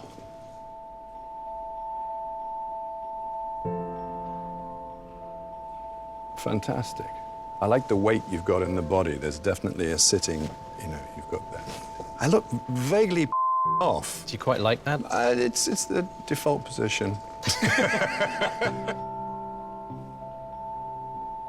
Interestingly, I recognize me in this less than I do with Greg. I think you have an intensity about you, which I quite like. I mean, how are you on intensity, generally? Pretty damn good. OK. The detail and the fineness of stroke is extraordinary. I look a little vacant, which is another aspect of my personality I'm perfectly prepared to accept. You're just versatile, that's what you're like. What have we got? Vacant, intense, and fed up. Yeah. Well, that's 40 years of a career. This is the moment, to paraphrase the Spice Girls, when 3 become 1. Right. I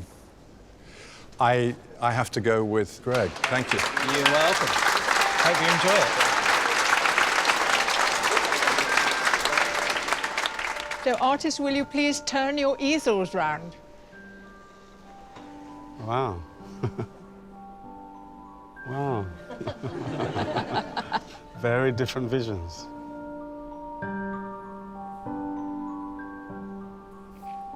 As a likeness, do you see yourself here? Likeness is a very strange thing. I think visually we're a mystery to ourselves. Well, this is a clue. Yes. It's kind of almost expressionist, isn't it? It's kind of rich with colors, very intense. You've given me that still upward look. I'm fascinated by your blue background. It is a most beautiful colour. It's affected your skin tones. It's a wonderful portrait. I want all 3 of them. Do I really have to choose? I'm afraid that's the nature of the competition. Wow. I'll choose Jamie's.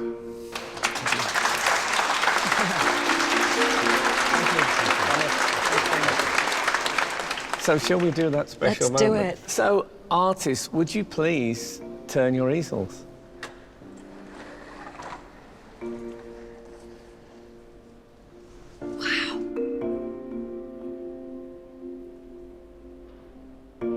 I really do like it. I was wondering what all the colours on your palette were, and I like the different bits on the tone of my skin. The eyes, you feel you could poke them. They look so moist and jellyish. Your pose today was very sturdy. Yeah, and I felt like I was like really holding it up, and I guess that's what's coming through. I think it gives you an ability. Yeah. Got my smile, my half smile. It's a fabulous explosion of Van Gogh-like colour. I love all the texture. So, you now must choose the one that you'd like on your wall. I think this one. It's Joe's. Congratulations.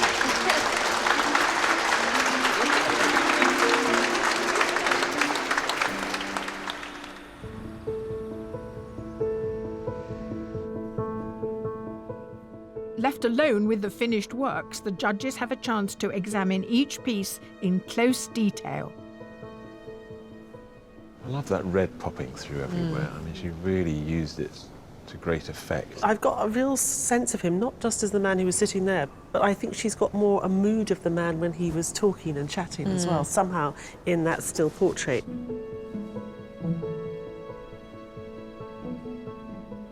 I loved watching him work into the board with all his tools and chisels. It's such a sensitive piece of work. He's not using watercolour, but it looks like watercolour. I don't know where this has come from. It's quite a mysterious thing to have found. It feels from a different era.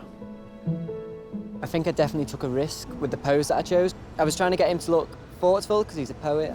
At times I think he looked a bit drowsy.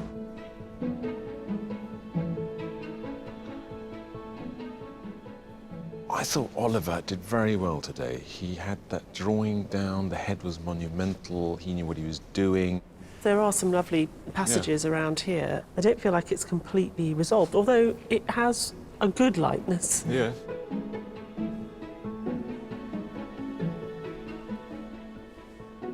We were blown away by Jo's rendering of flesh in her very complex self-portrait, and I can see those things appearing here. I do like the lusciousness of the paint. It's sort of slightly fantastical, slightly comic-like in its graphic qualities, and this is the style that she adapted from the submitted painting. She can do much faster.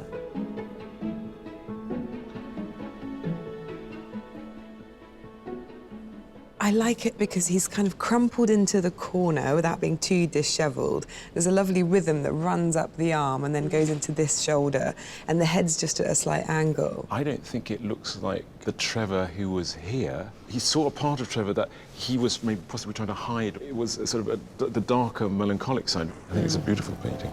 I took a lot of time up front to work on my composition, so I'm hoping that that's what they'll see.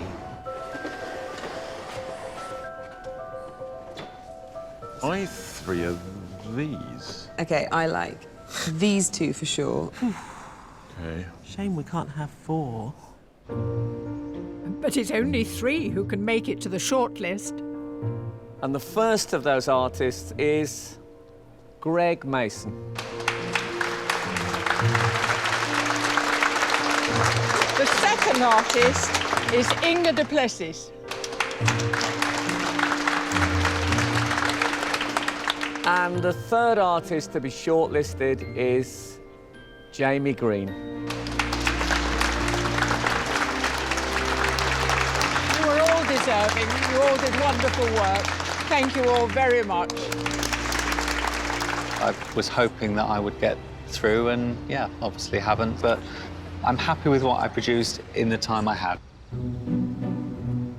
To help understand the judges' choices, Joan and I quiz them for more detail. Can we start with talking about Inga's Ben Oakley? It's a great likeness of the man as I experienced him today. It's a beautiful bit of painting. The only thing I would prefer, actually, especially now seeing it next to the submission, is if she'd just been a little bit more exaggerated with the compositional framing. I'd like to have seen even more above his head. She began with red, and it looked wonderful like that, and then she started putting on the green. I think she was really happy with this green colour. I think that red is wonderful. It kind of gives it a glowing quality, like he's really... It is fab. It makes him look electrical. I think the red background, green background might be a contentious thing, whether they like it or not, but I am pleased with it. Greg found something out about Trevor that it wasn't apparent when you saw him posing. And I look at it now and I understand that feeling. He caught a moment in which Trevor was suddenly rather melancholy. I do think it's a very sensitively modelled head. I was way over there looking at this, and that eye sought me out. It's quite special. I really love seeing the combination of the submission and that together. I think it's brilliant because he's just taken away some of the refinement of that one, but we still get enough there. I guess I put enough in my painting of Trevor for him to be able to see something unique of himself in that, and I'm happy with the result. So, Jamie, What I really like about him is this development. You can see the connection between the two really elegantly. I always like an artist who isn't quite sure what he's going to do as the day starts, and he found Ben's head in there somewhere with a beautiful drawing. And so I think he was as surprised as we were that he had made this amazing step forward in his progression. The only thing I'm thinking is, can he develop enough for a big commission? It's tricky because you're enjoying that journey with them, but at the same time, there's a risk. I'm the kind of weird outsider with my techniques and stuff, so who knows, maybe that might swing it for me. I'm looking forward to finding out. It's a difficult decision. It's really difficult because, look, this is 3 really interesting artists. And all very different and very good at what they're doing. It's an intriguing picture of the day.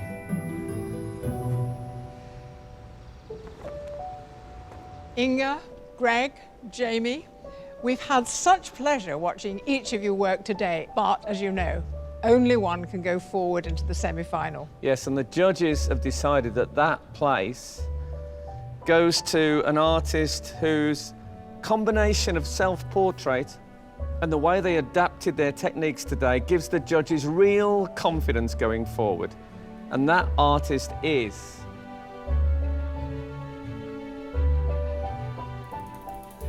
Greg Mason. Oh, wow.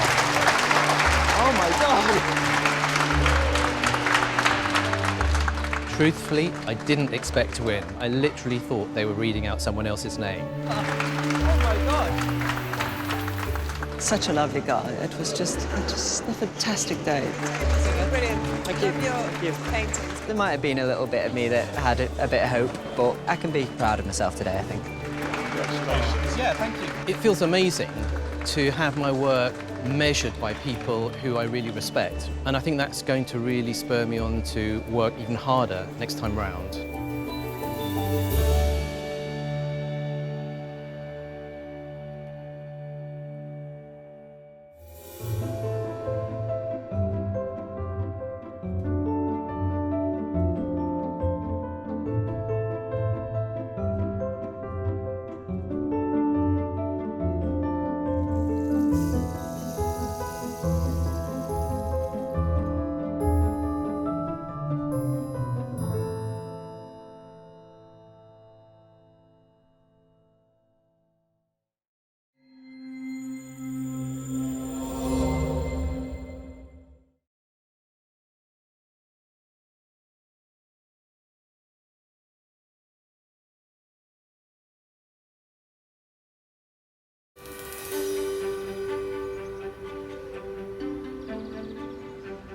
Hello and welcome to the National Portrait Gallery in London, where, after 7 weeks of etching, sketching and some retching, we've finally arrived at the grand final.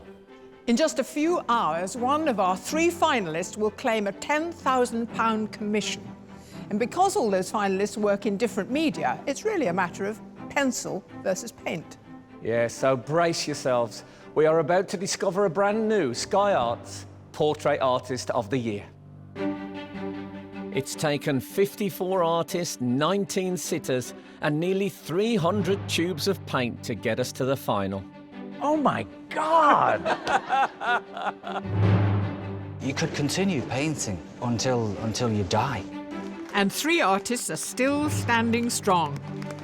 I can't really believe it. I can't really get... Yeah, I can't. I'm speechless. Today, they go canvas to canvas one more time. You promised me more colour. There's tons of colour in there. You just look. All for the chance of a £10,000 commission to paint the portrait of multi-award-winning broadcaster Graeme Norton for the permanent collection of the National Gallery of Ireland. But to claim it, they've got to win over our discerning judges. Art historian Kate Bryan, independent curator Kathleen Soriano, and award-winning artist Tai-Shan Schierenberg. Nice watching you paint. Thank you. And breathing down your neck as well. With 3 distinct styles. I think I've got a good likeness of Donald Trump so far. Who will take the title? The Sky Arts Portrait Artist of the Year is...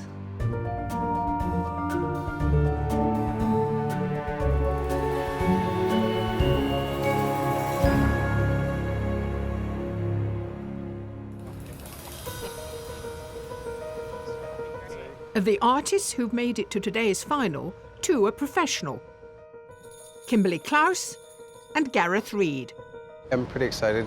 I'm looking forward to seeing who the sitter is, because you usually pull out a pretty good sitter on the last day.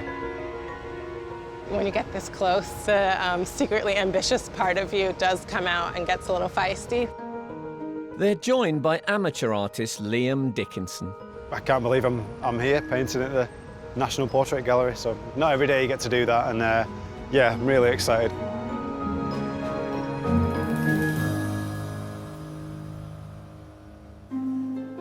Before the gallery opens to the public, the artists have a chance to prepare and set up. But today they have the daunting task of painting amid some of the world's most celebrated works. There's a bit of a buzz about the place. You know, there's a nice, interesting backdrop, and I hope I can introduce maybe a cinematic quality to it.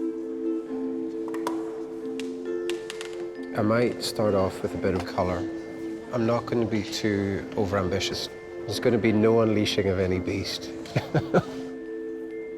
Today I brought my usual gear, got my big brushes close because I usually start with those, and this time I managed to keep my brushes sort of organized because it will get chaotic over the time.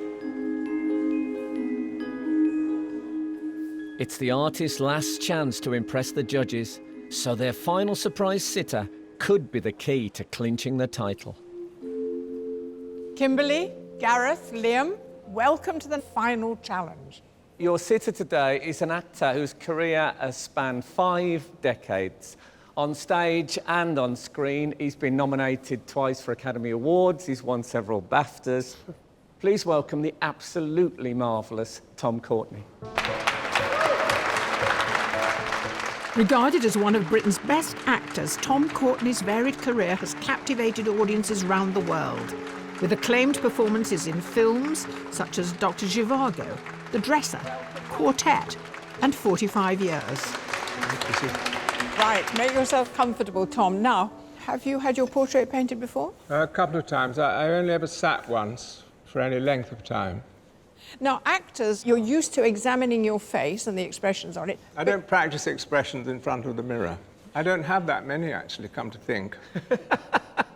But you've played One many or two. parts, and they've Yes, I all been suppose. found They all expression look in the your same. face. Yeah, yeah. No, they don't all look the same, Tom. They look very Well, different. thank you very much.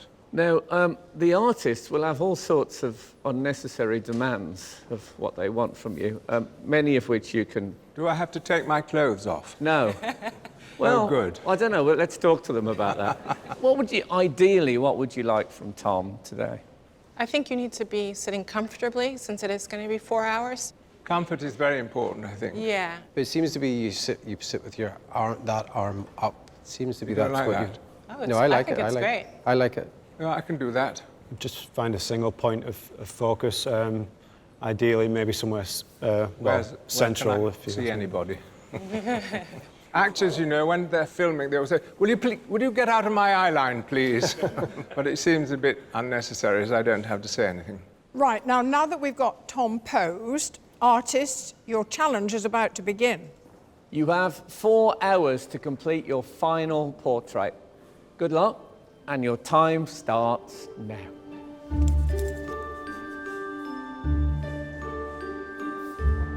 I'm going to take some photographs if you don't mind.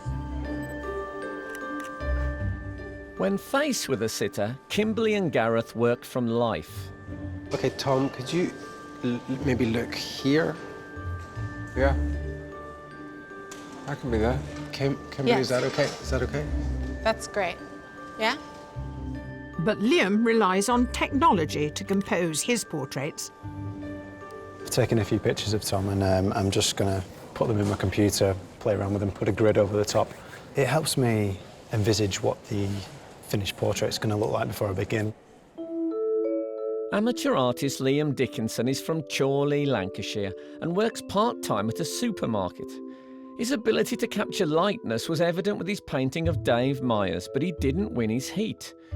Worried they had let a talent slip through their hands, the judges invited Liam to the semi-final in an unprecedented move. It turned out that his portrait of Imelda Staunton was more than enough to convince them that he deserved to be in the final. At 28, he's the youngest of today's artists. Are you conscious of age and experience in a competition like this, or is it? No, Is it I don't feel particularly young, to be fair. I mean, or inexperienced? 28. Less experience, maybe? Less experience of, you know, being a professional artist, I suppose, but I've been painting for as long as I can remember. But you do bring a youthfulness. I mean, your technique, I think, is very different. Your approach is really different. I can see the extraordinary painting behind him, just out of focus there, which in your submission we had that lovely I'm going to try contrast. and get a bit of that. A lot of artists are almost ashamed to admit that they use photographs, and I just think, well, why can't we? It gives it a different context than it would in a normal photograph. Nice start. Thank you.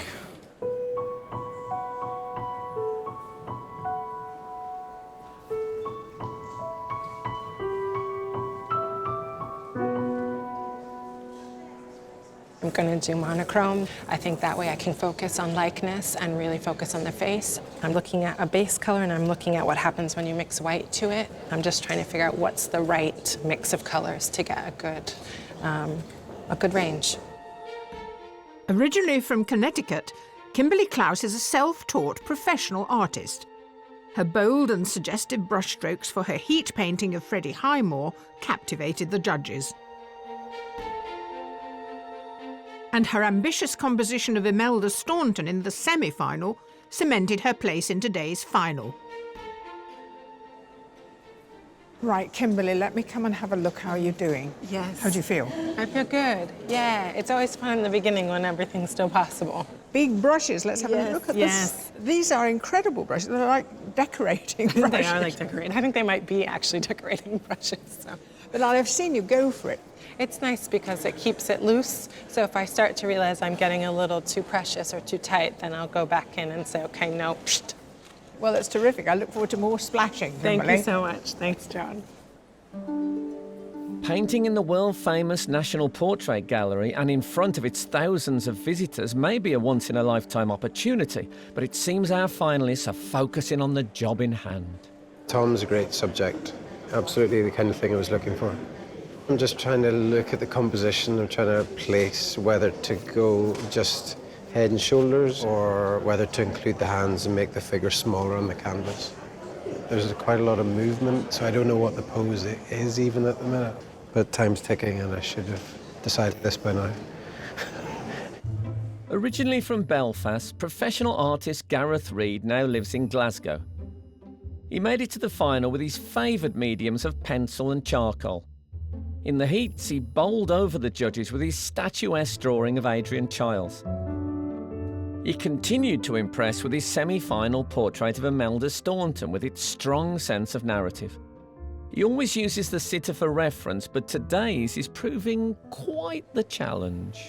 Frank, would you get him to peek round the corner at me? Got it, that's good. He's a bit restless. He's mobile. He's very mobile. Yes. So it's hard to see where he's going to end up. So I'm trying to waiting for that. I think it's fair to say the others are a bit ahead. Yeah, I know. But I've often thought that the composition is so crucial that often because of the 4-hour thing, people rush into it and then you're trapped in a composition. Well, that's why I really want to make sure of it so that I don't regret it and are into it. I'm not. And what about colour today? More colour. More colour. Maybe a bit of watercolour underneath to give a bit of a glow. Well, good luck. Yeah. Remember, there's champions of drawing all over Britain thinking you are our representative. Yeah. Our finalists have been capturing Tom Courtney for nearly 1 hour. He makes a very good sitter, doesn't he? Yeah, it's great. But he's having trouble enough keeping his head still. The only person who sits absolutely still these days is the Queen. She'd be a good sitter. I was hoping for her today, but he let me down, so.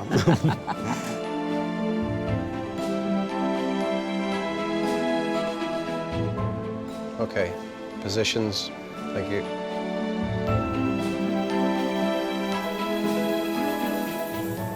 I think I've got a good likeness of Donald Trump so far. I gotta work on the hair.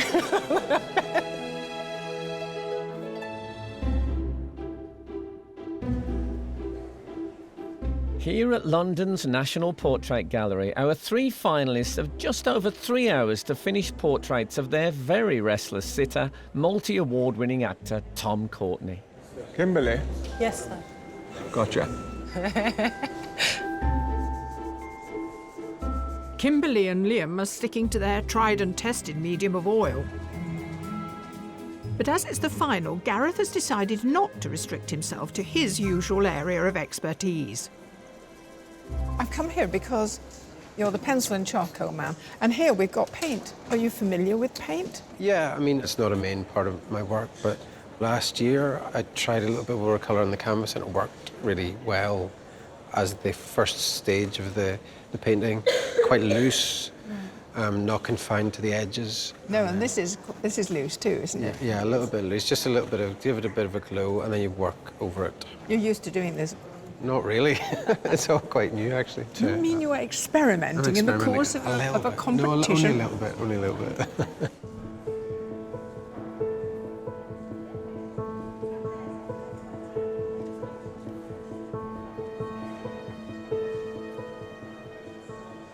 Dave Myers, centre canvas, head and shoulders, looking slightly to the left. Yeah. Imelda Staunton, centre canvas, head and shoulders, looking slightly to her left. On your picture, Tom Courtenay, centre canvas, head and shoulders, looking slightly... What I don't want people to start thinking about you, Liam, is you're a one-trick pony. To be fair, I think that's just the look of the draw. I've been given that kind of... But you're working from a photograph, so the world is your oyster. True, but I like to refer to both. You'll find in the final that questioning gets a lot more... it's more like it's like a political programme. Yeah.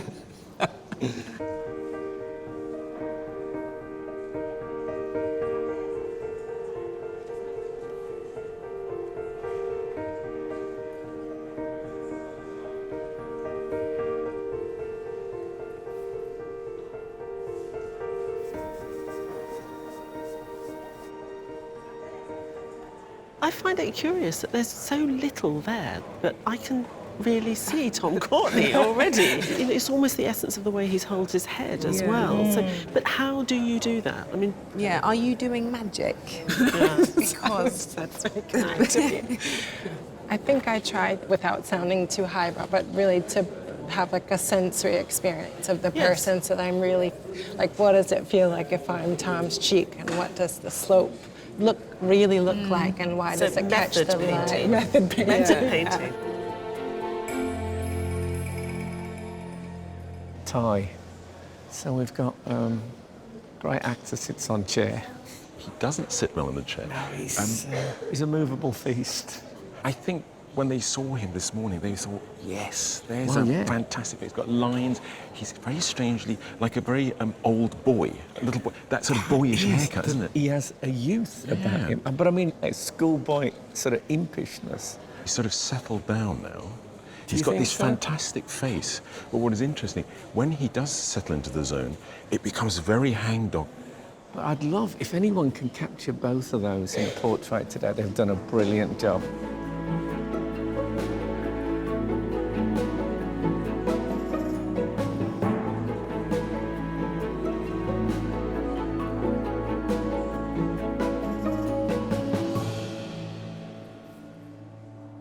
It's not just today's portraits of Tom that our 3 finalists will be judged on. To give the judges a chance to see how each artist performs with more time, 2 weeks ago, Liam, Gareth and Kimberly each made their way to different locations to be given a surprise commission. So, the moment of truth.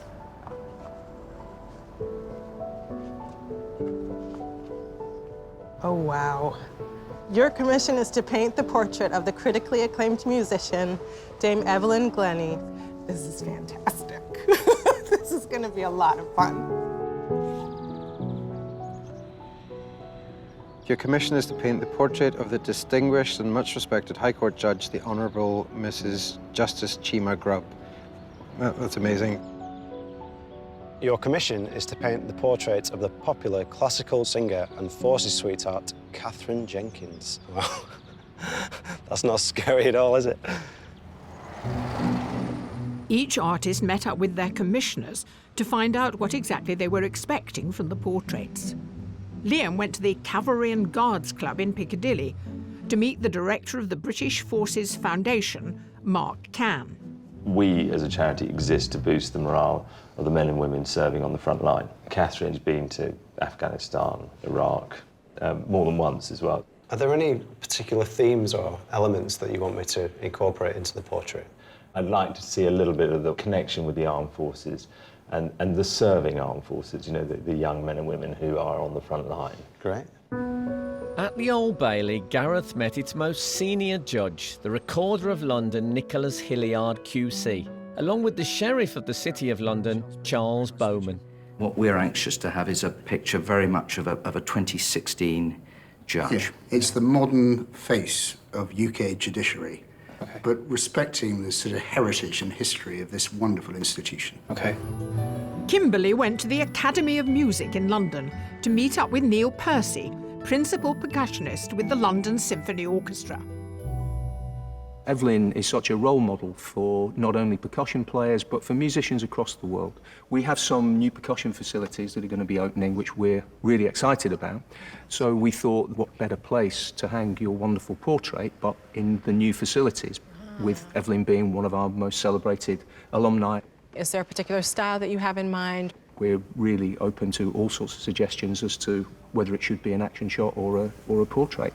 I'm going to be absolutely fascinated to see what you come up with and very excited. Thank you so much. Thank you.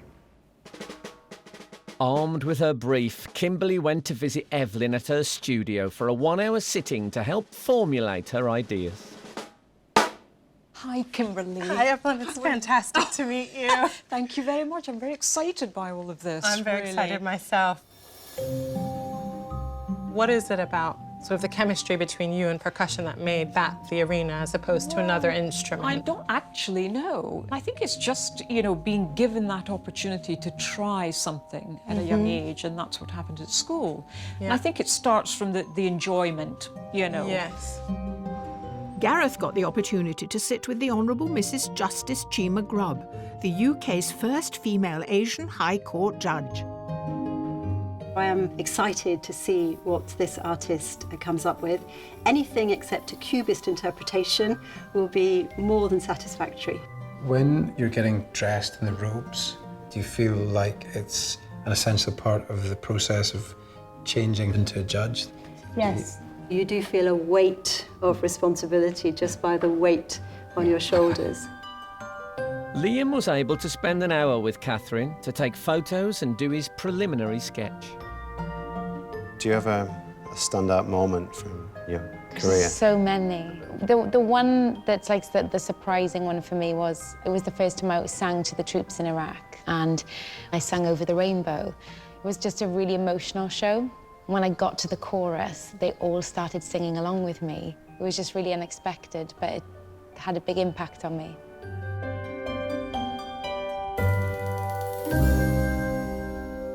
So, Evelyn, I think we've got our sketch. Really? Yeah. Wow. Oh, my Lord, you're amazing. That's incredible. Thank you. Oh, thank you so much. Indeed. Well, that's remarkably impressive for the time you've had and the unpromising material. Thank you. Well done. Wow. That is not what I expected. It is gorgeous. Amazing. Thank you. Each artist was then given 2 weeks to complete their commission. I did push myself to do some new things. I worked bigger than I usually worked. I worked with colors I usually don't work with. Anytime you challenge yourself in that way, I think there are some hits and misses, so I hope there are more hits than misses and that everyone is pleased with the result. I think I fulfilled what the commissioner was after, and I also fulfilled what I wanted to put in the painting as well. Fingers crossed it goes down well. We'll see. I wanted it for it to be a drawing. I didn't want to do a painting and move to another medium. I think there's something else there, a little, you know, something more developed. The judges won't see the final commissioned work until just before the judging.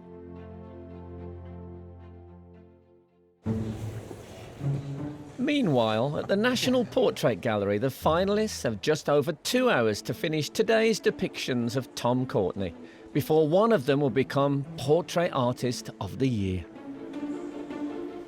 Hopefully, get this face done in the next hour and then focus on having a good background as well. Has he got my sense of fun? He has, he's got all that. You look like a man who's thinking about the past in a painful way.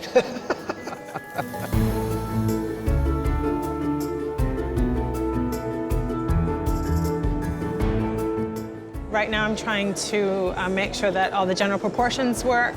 I'm trying to hold back from doing something too risky, so I'm having to be very thoughtful about the marks that I make, and that always stresses me out a little bit.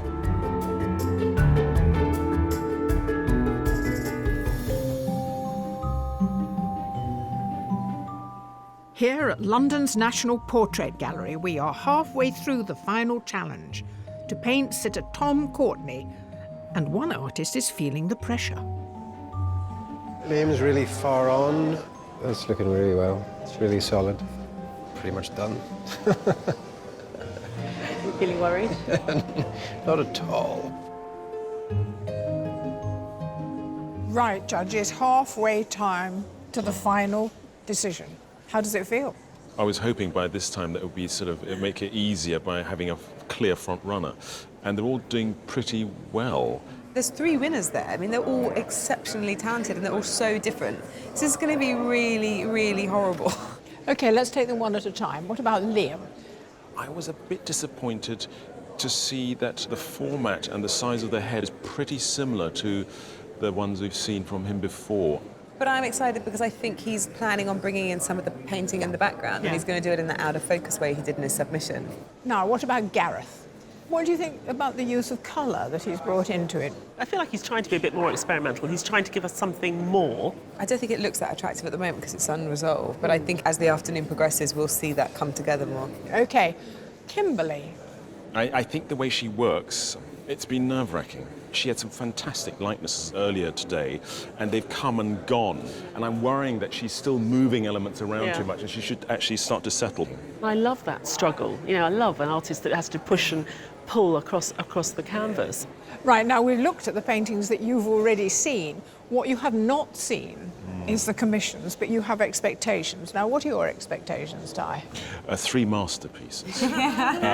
We see a part of them under this, 4-hour time pressure. So we only see a fragment of the artistic personality. What the commission will let us see is more of them. You know, every time we get surprised by the incredible quality of these commissions. So excited. I can't wait. So we're going to unveil the commissions, and I shall be watching you watching them. Yeah. It's going to be very exciting. Fantastic. So, Tom. No, sorry, Frank, you're breaking my concentration. No, it's all right. This is the longest I've ever sat still in my life. Well, you say still. It's a loose interpretation of the word. Still-ish. Still-ish. So, would you say you were a vain man in any way? Because I wonder if there are things about your face, for example, that you don't like and things that you do. No, I'm indifferent to it. Oh, really? Yeah, I've had to arrive at that position as well. I mean, it was better when it was younger, but then that's the same for all faces. If you ask painters who they'd like to paint, they never want anyone young and beautiful. Really? They were all delighted that you turned up with your interesting face, Tom. Well, I was delighted to be asked. Well, And I put into practice sitting still. Yes, well, keep at it is all I can say.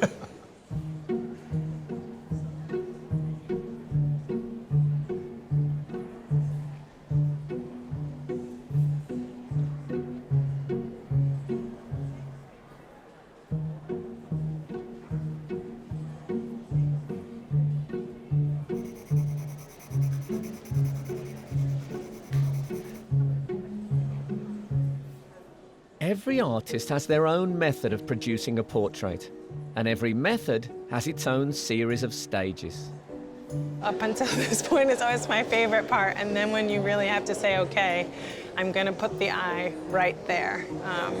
And it's not just blocks of areas, but more details. That's when I start getting a little fidgety and a little worried.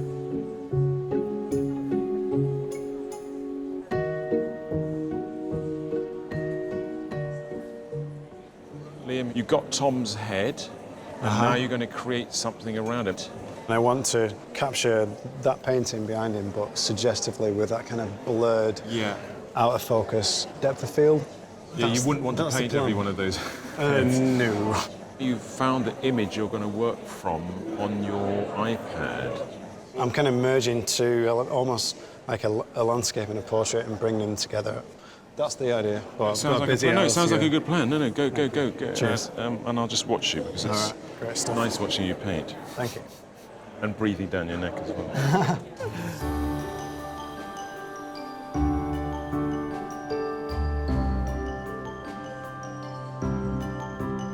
One of London's most celebrated art institutions, the National Portrait Gallery was the first of its type in the world when it opened in 1856. And its current director is Nicholas Cullinan. Nicholas, thanks for having us in your workplace. It's a pleasure. When I imagine your job, I imagine what you're doing is looking after what's here. What is the ongoing element of it? Where are the new portraits coming from? Well, actually, we're quite unique in that we still commission portraits of sitters, and so most galleries acquire, but they don't commission. And we both acquire historic portraits or even contemporary portraits, but crucially, we also commission. So something like we're doing here today, you see the finished works. You don't see the process. Yeah, this is a particularly vivid example of giving people an insight into that. 3 different artists making portraits of the same sitter at the same time. I couldn't possibly say which is my favourite, but I think they're all shaping up rather well. Very different approaches. Yeah, it's very exciting.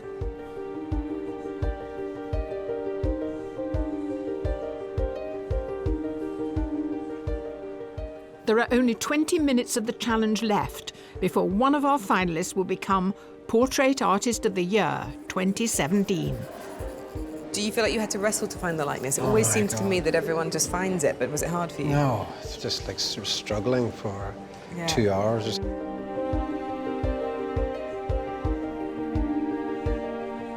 In my head, it's all going to schedule, but that could change. Sometimes fiddling around with bits to get it just right, but I don't know if it's going to make it a better painting. Do you actually enjoy this stressful method, which is just kind of as if you've got a torch in a darkened house? I do a little bit. I do enjoy it. Yeah, okay. It's killing me. It's killing me a little bit right now, too, to be honest. I won't even lie.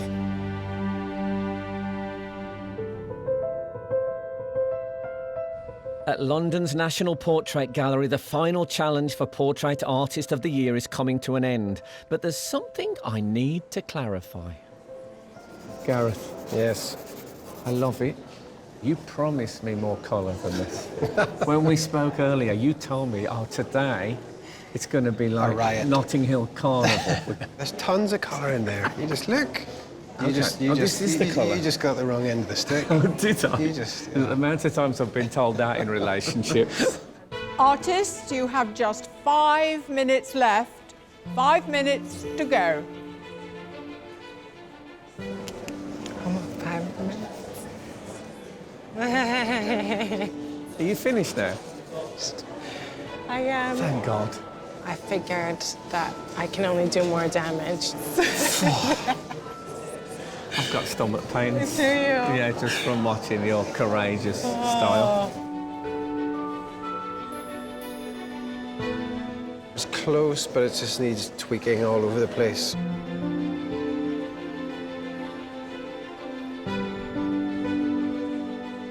I personally feel like a good background gives portrait more context. I quite like that's there now, so I'm not gonna play around with it too much.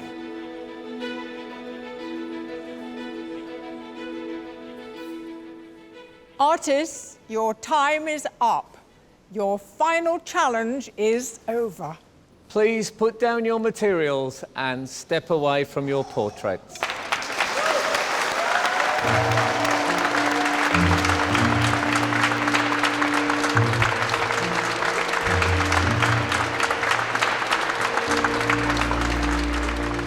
Having sat for 4 hours, Tom's patience is rewarded and he gets to choose his favourite portrait to take home. Tom, the loneliness of the long-distance sitter. Sitter, yes, absolutely. We now have what I think is my favourite part of the whole show. And that's when I turn to the artists and say, artists, will you now turn your easels?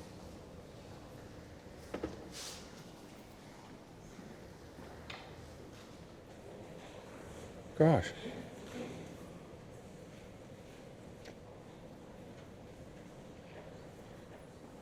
Yeah. They all look like me, I think. Yeah, don't overdo it with the response time. I don't like looking at myself that much. No? What kind of an actor are you? No, not, I don't know. That's another question. The longer you look at it, the more impressive it becomes. Yes, totally. Thank you. Congratulations. Thank you very much. Thank you. Yeah, I find this bit very hard, I have to say. I felt that I could see you thinking in that. Oh, well, in that's a complete fluke. There was one moment when I thought I caught you thinking. Very brief. Yeah, lovely. Fantastic. Thank you. What was interesting to me, you took some pictures of me and looked at them mostly, but did you occasionally look at me? Yeah, I did. When I looked at me, you were taking a picture of me. All right, that's all right. I just hate having to pick one. So I'm going to have to ask you, you've given no clues, really. Which one would you like? No, Liam's.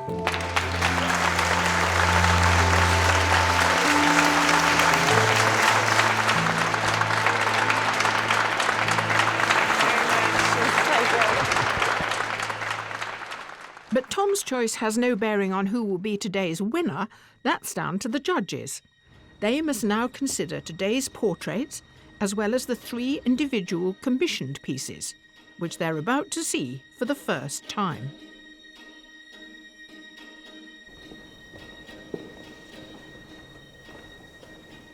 Incredible. Wow. That's amazing. They're so different. Yeah. From what they've done today, in Yeah. a way. It's really hard because you're so used to seeing them in a certain way, and these are even way beyond their submissions. Everybody, I think, is pushing a lot. Yeah.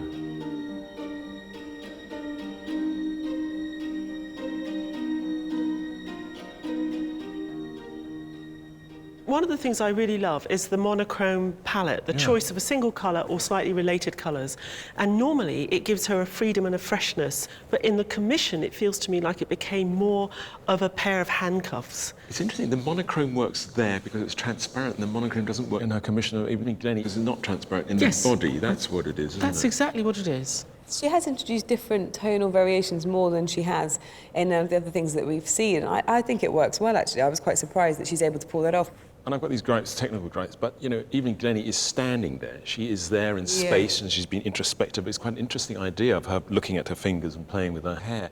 There is a presence of the person there, so it's, you know, it is a good portrait. What is interesting about today's painting of Tom is the delicacy of not only his face and his hair, that shirt collar. I've always had a question mark against her skill with likeness, and she nailed it today, and she's nailed it in the commission. So, you know, she can do that. That's been answered. No, I'm excited to see what she would do next. £10,000 would just be life-changing and out of this world, incredibly helpful, and a real honour.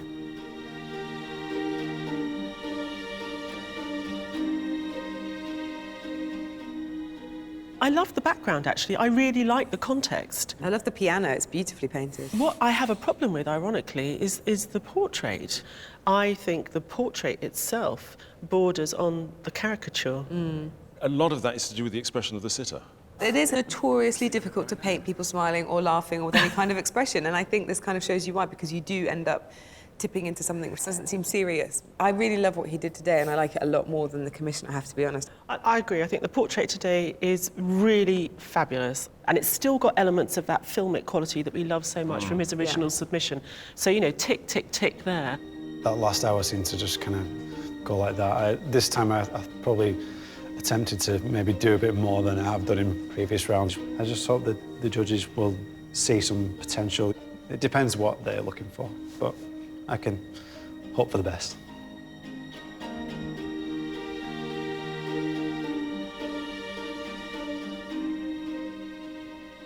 I think what is remarkable, which we haven't seen before, is the treatment of different textures.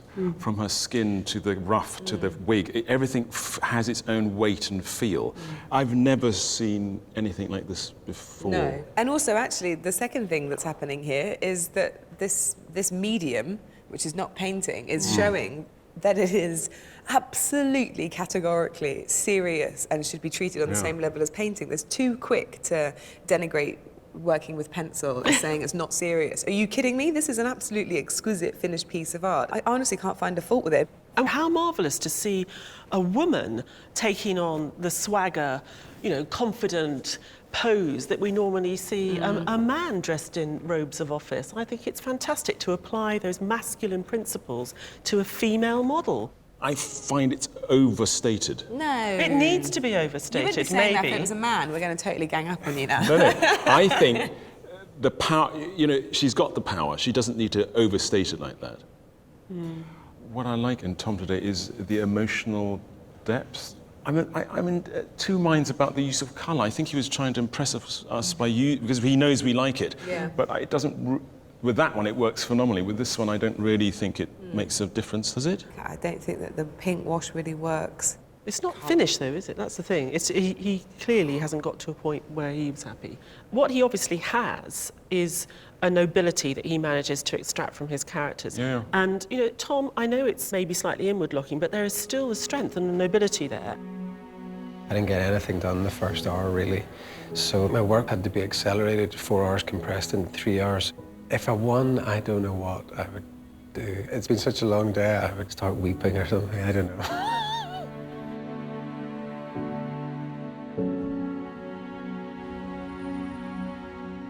With today's winner receiving a £10,000 commission to paint Graeme Norton for the National Gallery of Ireland, I want to know how the judges plan to come to their decision. These commissions are game changers, aren't they? I mean, in my own personal opinion, these commissions have really changed my view on quite a lot that's gone on thus far. You're right, Frank. You know, all the way through the competition, we're looking for potential. And what the commissions do is they show us what that potential is delivered. Personally, I want to pick someone who is really on a journey and is doing something which excites me. So you have much more in your mind than the two portraits that you see here. You have all the things that have gone before. Yeah, and what we're hoping will come next as well. Because I'm thinking, well, what happens if you give each of these people the prize? You know, what are we likely to see? But I also want it to be something which is innovative and pioneering. It's the quality of the artist, it's the freshness, the newness, and it's all the work that came before. They're going on to win a commission which will hang in a public gallery. That's quite a responsibility. They've made it very difficult for us.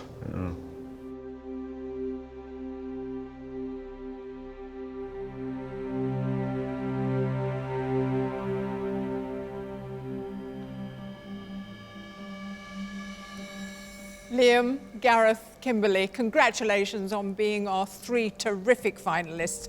We've so enjoyed watching you over the weeks and indeed getting to know you and how you work. It's been terrific. Yes, but the judges have made a decision.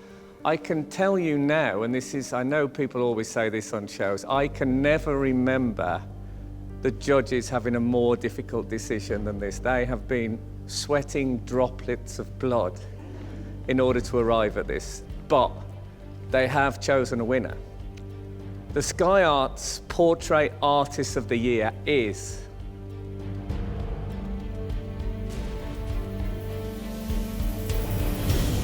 Gareth Reid.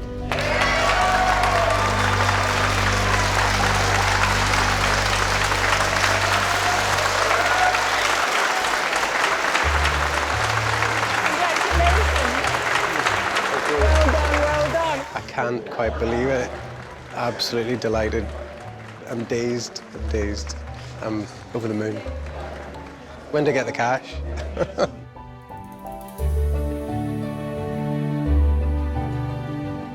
So the wonderful thing about Gareth is I think he has one foot in art history, but he's got the other foot very, very firmly stepping forward into the contemporary, and he does that through his use of colour, in the way he describes texture and form.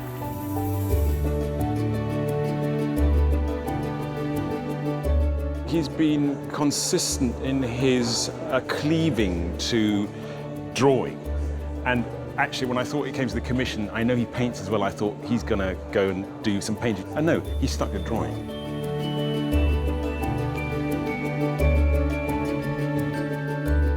He transcended what I thought you could do as a draftsperson.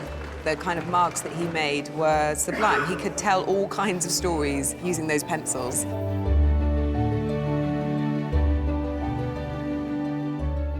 I'm really happy for Gareth. It has been amazing. I'm quite emotional.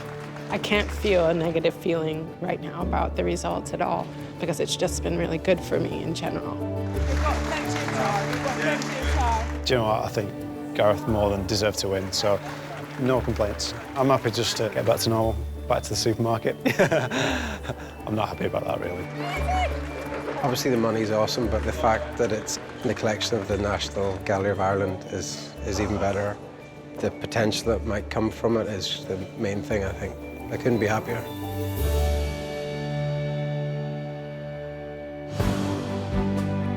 Next time, our winner Gareth paints the fabulous Graeme Norton. This is how the Queen must feel, endlessly seeing portraits of herself. As he embarks on his £10,000 prize commission for the National Gallery of Ireland.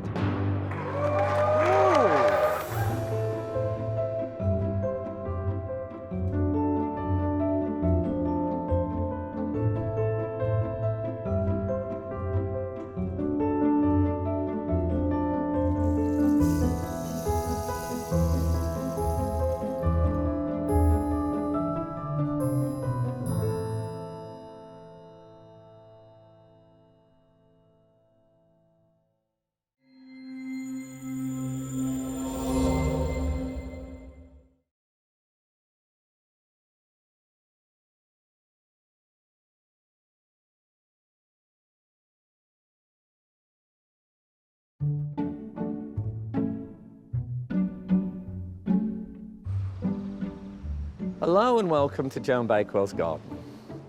Now, we're actually in the Wallace Collection again, and we're preparing for the next challenge our artists have to face. And because it's the semi-final, our judges, as you would expect, have decided to make it a little bit more difficult. Yes.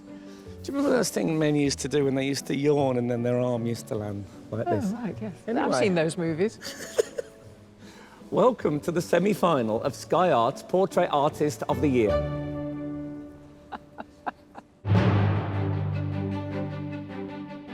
For the last 6 weeks, some of the UK's best amateur and professional artists have painted the portraits of some of our best-loved celebrities. It feels good. I'm going to do this a lot. Is that okay? Oh, that'd be wonderful.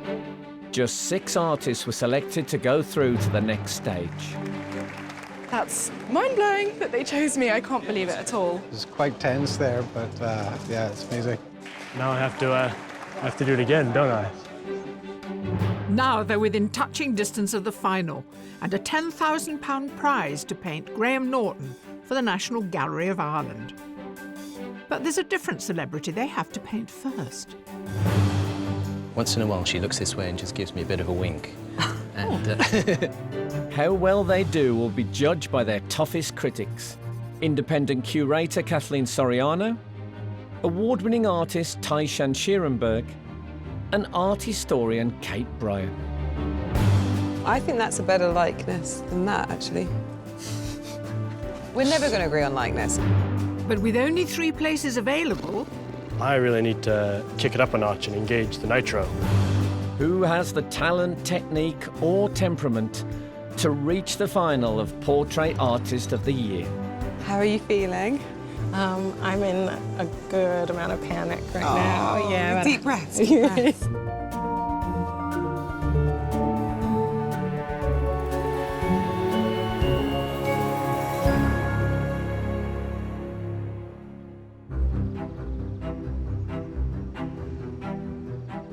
In today's semi-final, 5 of the artists are professional. Tara Qureshi, Phoebe Cripps, Greg Mason, Gareth Reed, and Kimberly Klaus.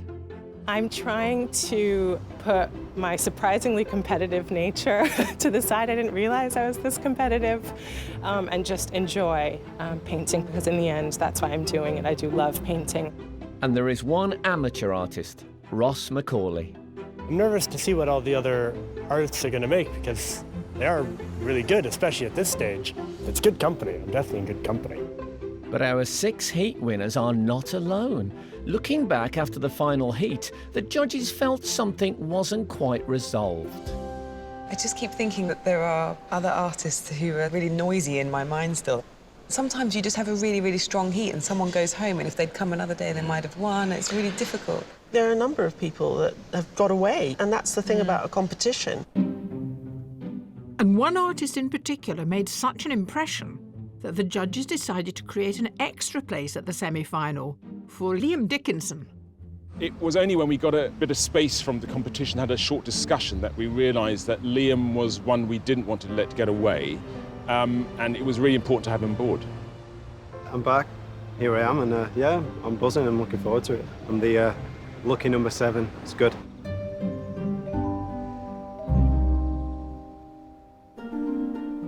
Our 7 semi-finalists find the Wallace Collection looking a little different from the way they saw it in the heats. Okay. That is beautiful. My God. Wow, it looks amazing. They brought in natural grass. Fantastic. That's good. I like it. In the last rounds, there were 3 different sitters, but today they must all capture the same famous face. I thought it was a famous gardener last time, and I was wrong. so could be anybody. It could be somebody quite flamboyant. Judging by the flowers and the chair, it would be quite odd to put like a rugby player in that setting. I don't think it's going to be a rugby player.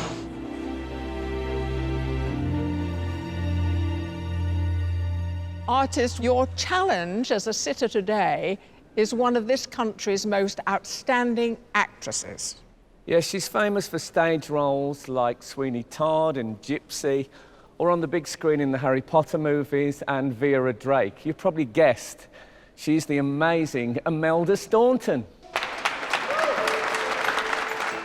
Having trained at the Royal Academy of Dramatic Art, Imelda Staunton worked her way to huge success and admiration, gaining numerous awards along the way, including 4 Oliviers and a CBE for outstanding services to drama. Welcome, welcome. Thank you. I should go up here. You're looking gorgeous. Yeah, but this is why I'm here. What this represents is that I dress up for a living. I do like my gardening, but I also wanted it to be sort of like an earthy thing, because I quite like being earthed. The dressing up is my job, but I have to be rooted. Tell us about the gardening. My husband and I garden. He's the head gardener and I'm the assistant. We absolutely have to do it together, so... So is this reminiscent of your... where you well, this is normally just work? home from home, quite frankly, with the scale as well, of course. Can I just ask you, is there anything that you really want from Imelda that's physically bearable? So obviously, because us 2 are on the outside, I'd probably like to see either facing as straight on as possible. So are you saying it's better to be... If possible, of yes. Of course, yeah. absolutely. If you're happy with absolutely, that. Absolutely, whatever you need. I think it's fantastic to see your footwear. Thank you.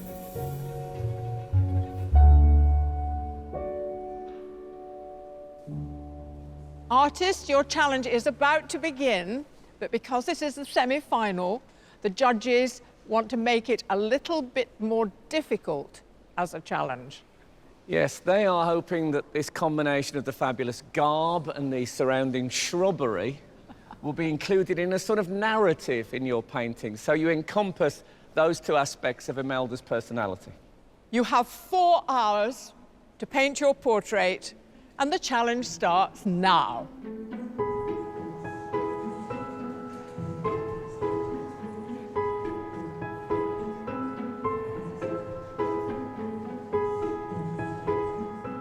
Painting under the gaze of watchful onlookers is a complete contrast to the way most of our artists usually work. Some artists only ever get to work from photographs. But even for those used to having a real sitter, the chance to paint a world-famous actress is a rare treat. Hello. Hello. One of the first years has been sick in the gym. Could you come straight away? Sorry, it's the coat. It says school caretaker to me immediately. Well, they're dirty people. They get dirty. No, and so I do love painters. it. I love it. It makes absolute sense. At the moment, it looks like it's quite a formal composition, centre stage. Yeah. I think you don't get much time to sit and think about composition. And if Yeah. you make that rushed and slightly dodgy mistake early on, you have to live with it for 4 hours. And in some ways, Well, exactly. the rest of your life. On my By deathbed. regret. Yeah, exactly. You'll think, God, if only I'd should have moved as included slightly those to the... wellies. Exactly. Oh. Ross Macaulay works in Glasgow University's bookshop and paints in his spare time. He won his place at the semi-final with his painting of Rick Wakeman, impressing the judges with how well he'd captured Rick's character in his loose, impressionistic style. It is almost an anatomical beginning. Yeah, because you can kind of sculpt it almost and then just sort of add the little details in. Your next splash on that canvas could be the one where you think, yes. That's the best feeling. When you Yeah. get like that one brushstroke, that makes it. And without, you think, without yes. that, it would be nothing. That's so. great. And how much of that is you and how much of that is fate, something mysterious in the air? It's all me. Fair enough. Congratulations. It's all me.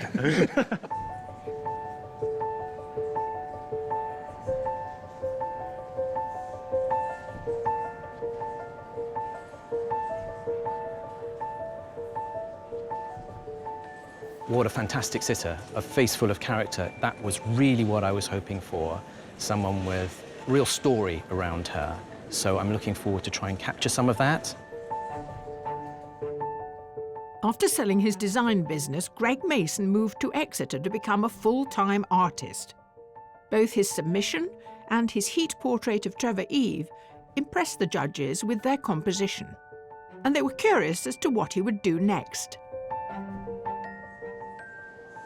Greg, I think you've got a very extreme position in comparison to all the others, but you have turned the canvas so that you are completely profiled. You could have taken a different angle, really. Yeah, I made a decision before I came today that if my view wouldn't allow me to paint the way that I wanted to paint, that I would take a photograph from another angle. But I've decided to be authentic to what's in front of me right now. And one of the things I was hoping for today was that the artist would have more of a chance of a connection to their sitter, but in a way, you're even more distant than you were in the heats, weren't you? Yeah, but if you watch her, once in a while she looks this way and just gives me a bit of a wink. And, and just says, am I giving you what you want? Yeah. And so there is that little connection going on, I think, around the room. I think it's great.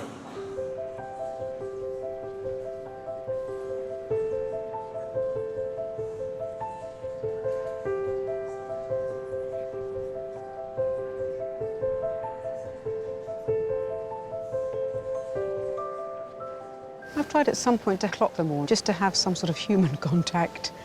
They're in their world, but just for a split second we can connect.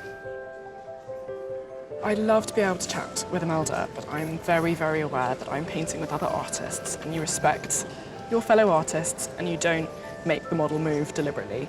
So I think occasionally making eye contact, I'm going to just try and quietly, spiritually connect a little bit.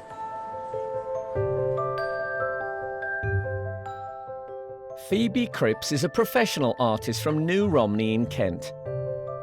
In the heat, she had good rapport with her sitter, Sue Perkins, but for the judges, it was her attention to detail that got her through to this semi-final. We can see the background coming in, so you're Yes. not shying away from it.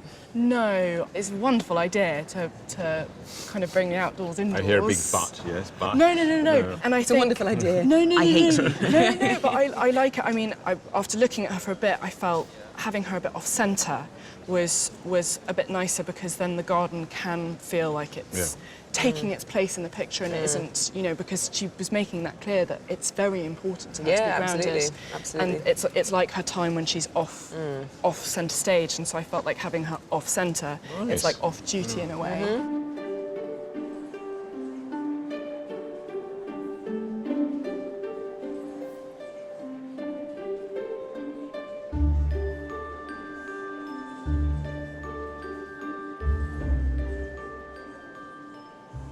So here you are, the one that got away. That's it, yeah. How does it feel? I feel, I do and I don't feel like the odd one out, but, you know, it's a fresh start today. In a way, maybe I have a bit more to prove to the judges, but hopefully I can justify their decision to put me through. Amateur artist Liam Dickinson works in a supermarket in Chorley. His passion for cinematography means he likes his paintings to look like film stills. And while his painting of Dave Myers didn't win his heat, the judges felt strongly enough to break the rules and put him through anyway. You like this background, do you? It's because you've got a lot of scope here for this background. Yeah, I love it, yeah. It is very in your face, exciting, but also don't want it to clash too much, so it's finding a way of kind of knocking it back. It suits her sitting there, doesn't it, somehow? Yeah, it does She reflect looks her very temperament. relaxed, doesn't she? She looks at home. Competing for just 3 places in the final, our artists are nearly 1 hour into their challenge. I think I'm just going to focus on the portrait, get a likeness. If I get there, at some point, then I can maybe have a bit more fun.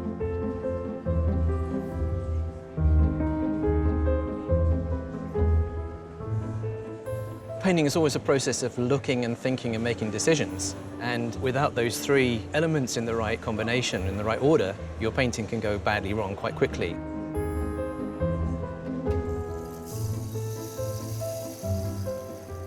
The way that it's laid out right here at the start is extremely important, because if that's wrong, then the whole thing falls apart. This is more challenging than the heat, definitely.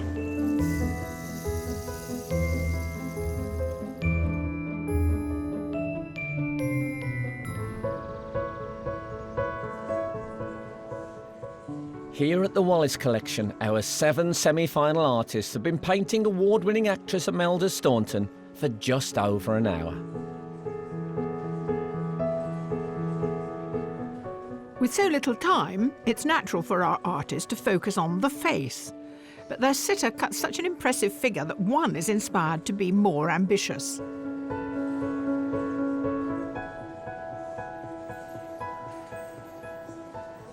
Kimberly, you've gone headlong into this challenge. Yes. I'm always very impressed when someone takes on a whole body like that. I don't often do it, so I put myself in front of a difficult challenge. But it's a lot more than faces, isn't it? Yes. If you saw a friend of yours walking maybe 150 yards away, just the way they move and the way they hold themselves, you think, oh, there's Steve. Steve. Yes, absolutely. Gesture and posture play a lot into how Yes, so I find it really uplifting to see the whole body. I'm glad. Kimberly Klaus is a professional artist living in London. She painted actor Freddie Highmore in her heat, and though she took up painting professionally only a couple of years ago, her unique use of tone and brushwork distinguished her from the crowd. One thing I wanted to ask you today, how much colour are we going to see? I'm going to try and keep it in this sort of rose and dusky purple. Okay. I didn't want to add too much green to the painting. It might need another colour just to have it sit, so I'll wait for that towards the end and see And the great that thing works. is, of course, you don't have to make all your decisions now, do you? Yeah. I like the idea that you set off with the route not totally planned.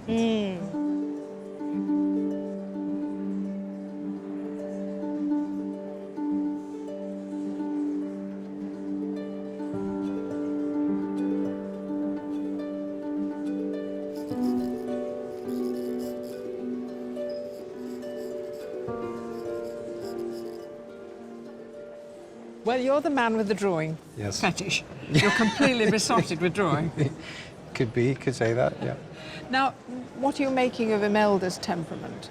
Actresses I are quite was- elusive, of course, because whatever you've seen them do, Exactly, it's not really them. Yeah. Well, I've only really started to look at her in the last few minutes. Before it was just purely, she was just a shape, really. And I was trying to decide on the composition, how much of her to keep in, how much of the background to have in. Well, it's very satisfactory, even at this stage, to see what you're doing with it. Gareth Reid is a professional artist living in Glasgow. His charcoal drawing of Adrian Chiles stood out for its draftsmanship.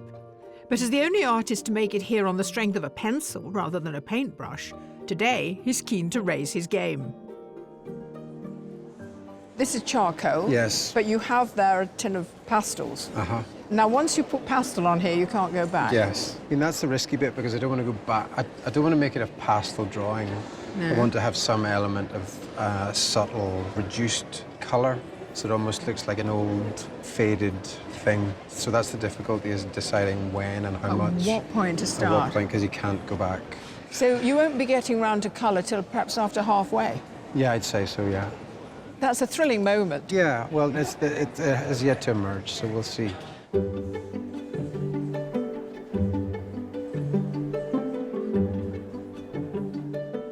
Taking a strategic approach to the competition may or may not pay off, but for one artist, that's just not his style. You crazy street punk, urban warrior, wild man, you've gone into it like a graffiti experiment. Well, yeah, I guess. I love it. If I painted, this is how I'd want to paint. Yeah. Because I would want it to be, to some extent, therapy. Exactly, of And course. some extent, a workout for the upper body, which is what this looks like. Of course. Taro Qureshi works part-time as a gallery assistant in London. In his portrait of Raleigh Ritchie, he somehow managed to ignore the background and chose instead to show the surface of the wooden board, which he had salvaged from a skip the day before. What is it? What are you working on today? Something you ripped off the side of a kitchen cabinet? No, this is another bounty from a skip that I... Something else from a skip? I sourced, yeah. I like that it's got the screw marks around the Yeah, side it's as well. nice. It's like a kind of frame almost, isn't it? Yeah, but if somebody at some point down the line, say if Imelda chose that today, it means she doesn't have to worry about cords and that. She can just get the old electric screwdriver out and put it straight into the wall.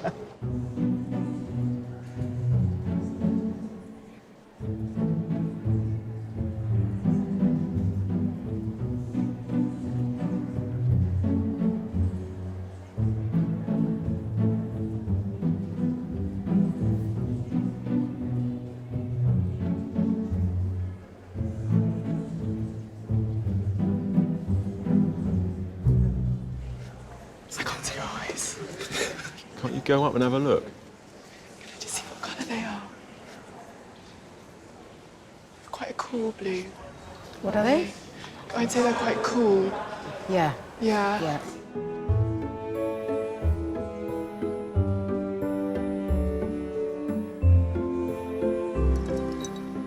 Painting in their own studios, some artists leave their work and return the next day to see it with fresh eyes. Well, that's not possible today. Regular breaks at least offer a chance to catch up with the progress of the other artists. I'm going to be eating a lot of biscuits today. She's brilliant as a model. I mean, she's got character in her face. She's holding herself beautifully. And she's always got the same expression. She's always Because slightly smiling. Yeah. I don't know. I'm so Smiling 4 hours at a time. Now, Ty, this is the semi-final, so it's important that they pass higher tests, as it were. Absolutely. Yeah. And you invited them to introduce some narrative into their portraits. Yes. Now, I'm not sure what that means. You want a story, do you? You don't want a wicked witch over there, looking over their shoulder. You're right. I mean, narrative suggests a linear sort of storytelling, and of course, pictures are static. I think in this case, Imelda suggested the vegetation because she's keen on gardening. So the idea is to put her in a setting which reflects her interests. And, you know, she's got this fantastic Vivienne Westwood dress on, she's got her wellies, she's got the garden behind her. So I think in this case, narrative means something more than just what the sitter looks like, but the idea that there's something happening about them and their lives beyond that picture frame. I think that's what we mean by narrative. And capturing a narrative isn't just down to the artist. The sitter has a key part to play too. I don't know what I've given away or given off today, so it's not for me to really demand that of the artist. I have to allow them to interpret what they've seen. Well, I have had a smile in this painting, and I didn't know that's what I would do. In a way, it sort of put me in a very good frame of mind.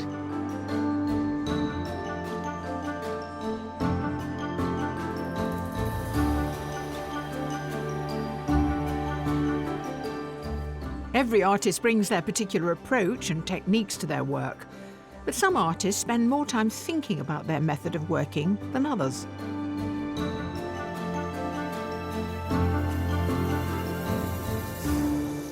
It's interesting seeing you sort of work down the face. Yeah. You know, we've got the head, the eyes, the I don't- nose, and it's like she's just being filled in. Very systematic. I don't normally have a set kind of system in which I work. I'll suddenly be painting here and then I'll suddenly kind of catch something over here in the corner of my eye and go, oh. And it's just a bit sporadic, but it comes together. If it works for you, there's no right way. I think we've learned that, haven't we, over the years? There's not one way, not even close.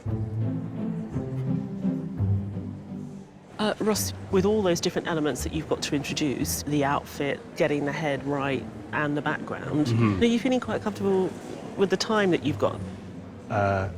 And I think some of the background is going to have to be quite fast and quite loose.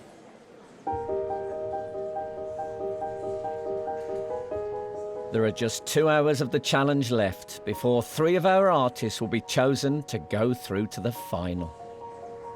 I'm very nervous. I don't have that many good tactics to level out my nerves. My neighbor is dancing a little bit, so maybe I'll join in.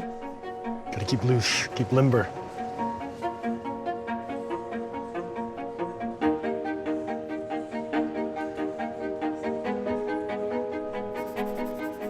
There's so much to do. I don't think I could have done any more at this stage, but there's a lot of background. This could take a while.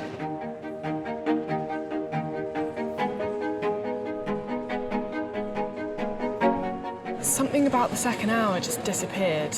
I'm finding the lightness really, really hard. I'm finding that I'm pushing and pushing it, and it's just tiny things can completely make it just not her.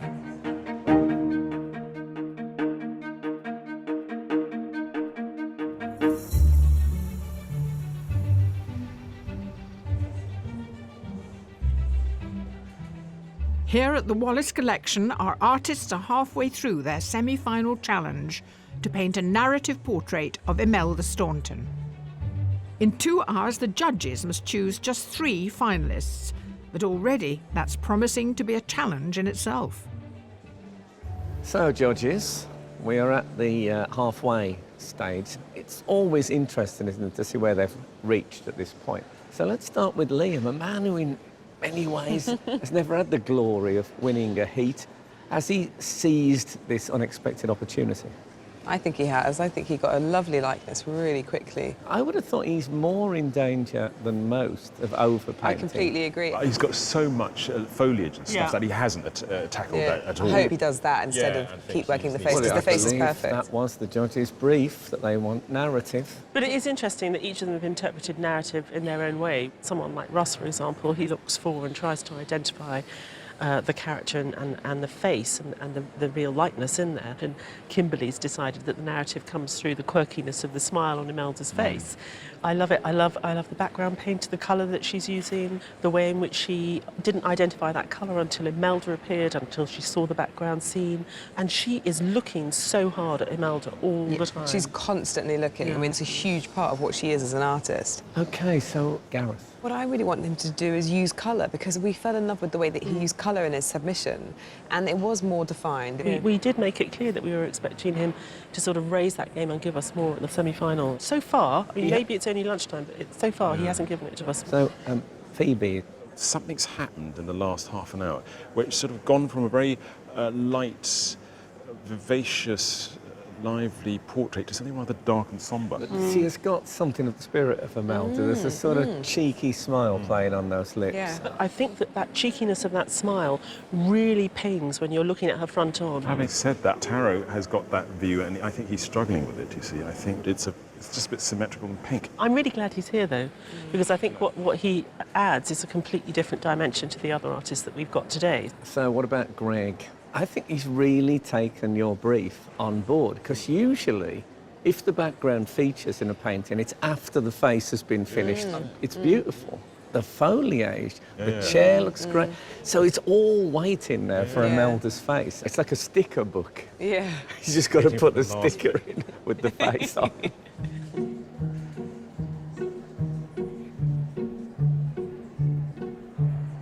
All day, I haven't looked. I don't want anyone watching me rehearse. And I think, they're trying to get it.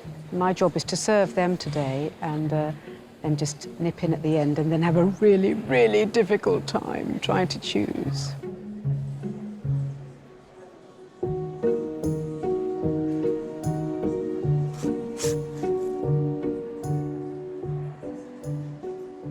Look at those gorgeous, juicy brush strokes. Thank you. There's a lot of foliage which you put there, and Yes. you kept the background pinky. Will it stay like that?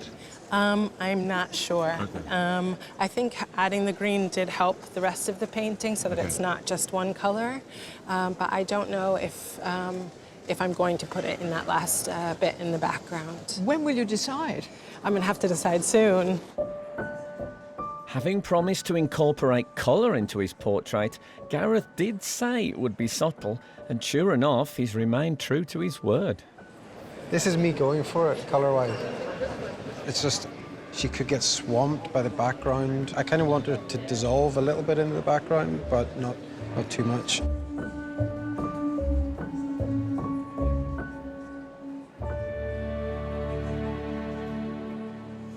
You make it look really easy. I think I'm a bit apprehensive about the background. Got all this foliage, and I just hope it doesn't kind of get too muddled. I want to paint some detail in some of the roses. I don't paint many flowers, and So is that today is the challenge. That's the challenge today? Well, I mean, it's all the challenge, but that's a new challenge, let's say. Well, good luck. Thank you. While Liam battles with his foliage, Greg's moved on from his. I wanted to paint the background in before I hit the head, just so that what I did on the head held its own. This was my base layer on the face, and now really to get the subtlety and richness of what I'm after, I'm going to swap to oil paints, which are more luminous, got more colour, and particularly good for skin tones. Most people only ever see finished paintings when they visit galleries, so watching a portrait evolve offers a completely new perspective. And Imelda's husband, actor Jim Carter, has more of an insight than most into how well these paintings capture her character. You can definitely see Imelda in all of them, and I gather she's been well behaved and hardly wriggled at all, and only one has got her wellies in, I noticed. So she's gone to all that trouble to wear her wellies on a hot day like this, and only one has painted them in. I'm deliberately not picking because I think I want Imelda to pick without any influence at all from me. Not that she would pay a blind bit of notice.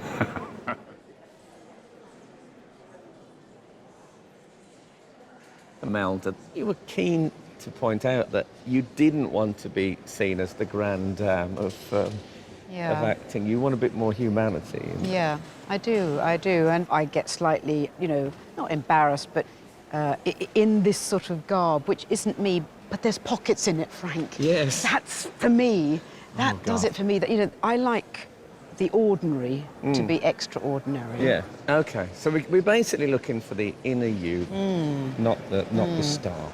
I love the star thing. I live for it. Do you, darling? Well, I can see that in your eyes. Yeah.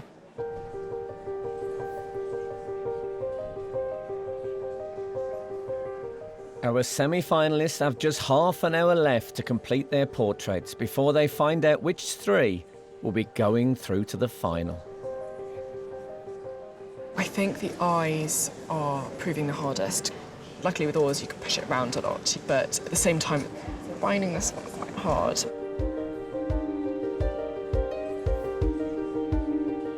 So you start out and it's exhilarating, it's fantastic, and then it starts to become an image, and then you hate it and it's the worst thing you've ever done. Where am I now? I'm just pre-hating it entirely.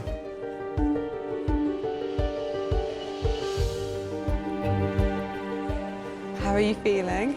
I'm in a good amount of panic right now. Yeah. Deep breaths. Yes. You can do it. You're nearly there. Yeah.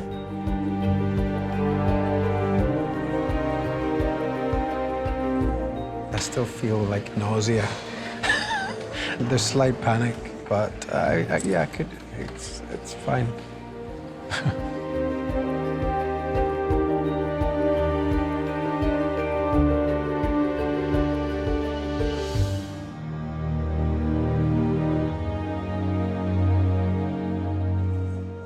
Here at the Wallace Collection, our 7 semi-finalists are in the closing moments of their challenge to paint award-winning actress Imelda Staunton.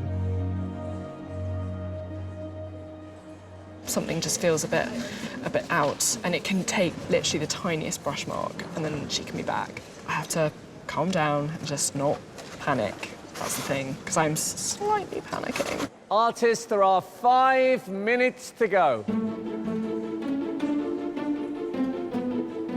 I really need to kick it up a notch and engage the nitro and really go nuts on this sucker.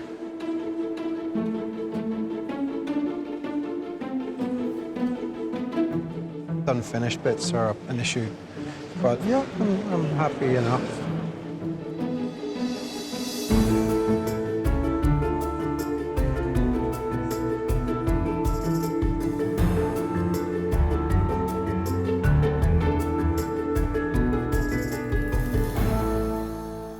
Artists, your time is up. Put down your materials and step away from your easels.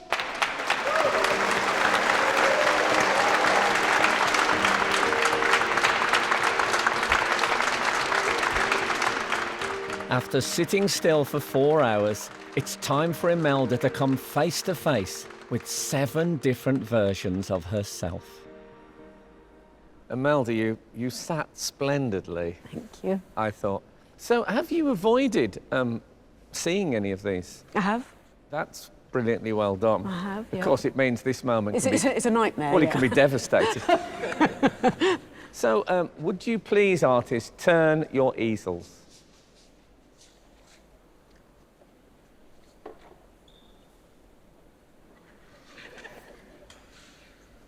Oh, God. It's going to be a little bit tough, this. Oh. Shall we go and have a closer look? Yes, please. Golly. Oh, look at me. I do like those eyes.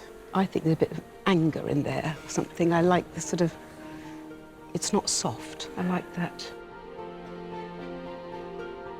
That's the Irish in me coming out. I'm loving the green now. I'm loving the foliage. Well, that was a big challenge, I think, that, isn't it? I mean, you must be used to faces, I imagine. Mm-hmm. But that's wonderful. You got the wellies. Oh, I tried. You certainly did. Beautiful colours. Gosh, thank you. You can tell that there's something else going on in that. It's the smile of someone who's wearing Wellington boots. I think this is a very good choice. I think everyone should wear this when they're doing this. Yes, well, maybe we'll make it the house dress. Yes. Oh, my goodness. It's fabulously you, though. I think it really does capture you. Yeah, bit of a smile, but don't come too close, that sort of smile. But it gives you a sort of a enigmatic quality, which I like.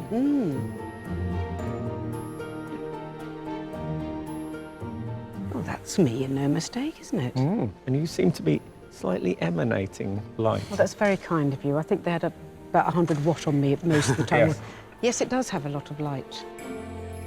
You've seen what we've got on offer, Imelda. Which one of these paintings would you like to share your life with? I'm going to go with this painting.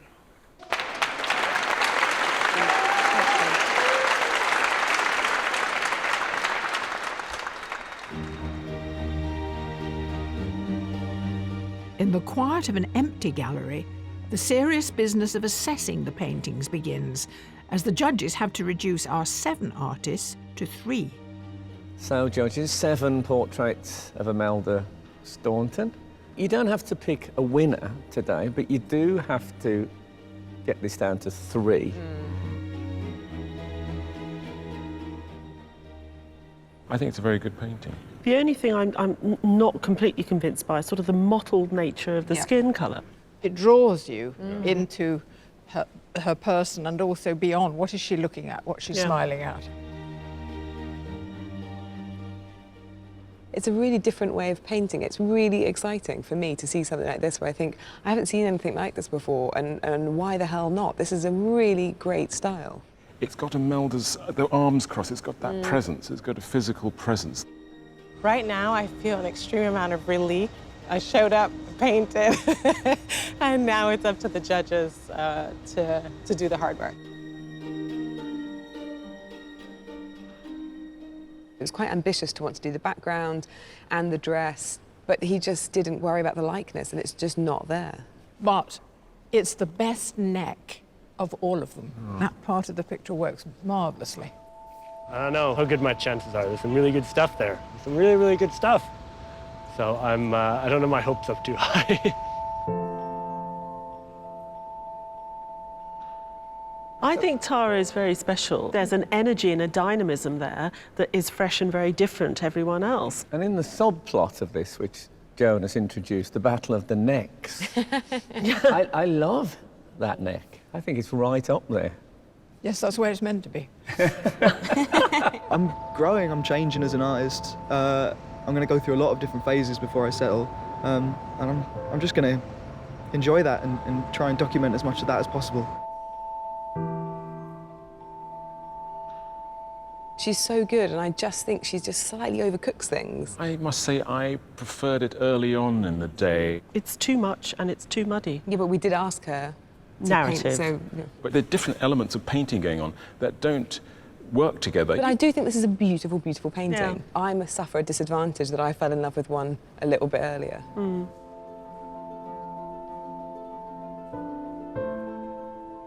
It was a masterclass watching him create this. And he caught a sense of her expression, but he did it in absolutely his own way. I love the fact that he's prepared to be brave enough to argue that pencil and charcoal should be pushed up in the hierarchy of media.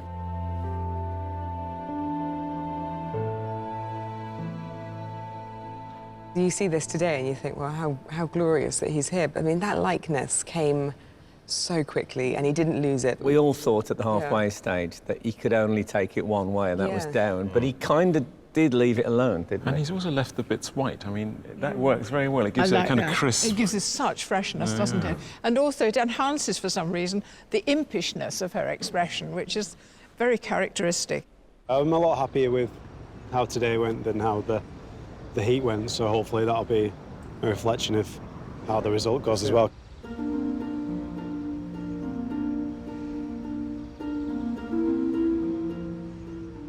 These two know how to get a likeness, don't you find? I think that's a better likeness than that, actually.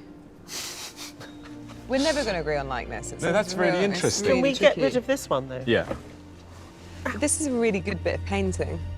Oh, God, we're just going to have to battle this out, aren't we? Okay.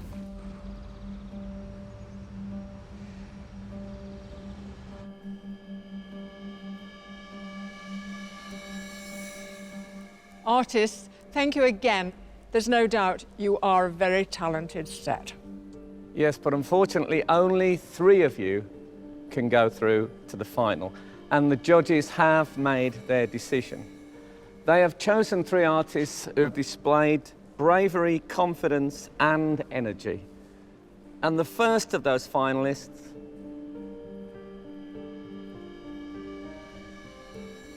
is Gareth Reid.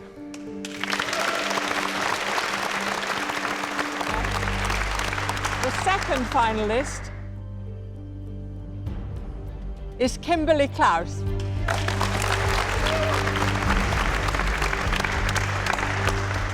And the third finalist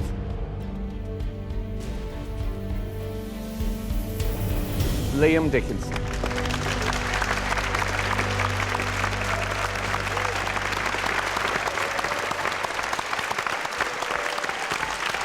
The sympathies of all of us, our commiserations for those who didn't quite make it. But you've worked hard and we have enjoyed watching your work. Congratulations. Very much to you. so. Fantastic.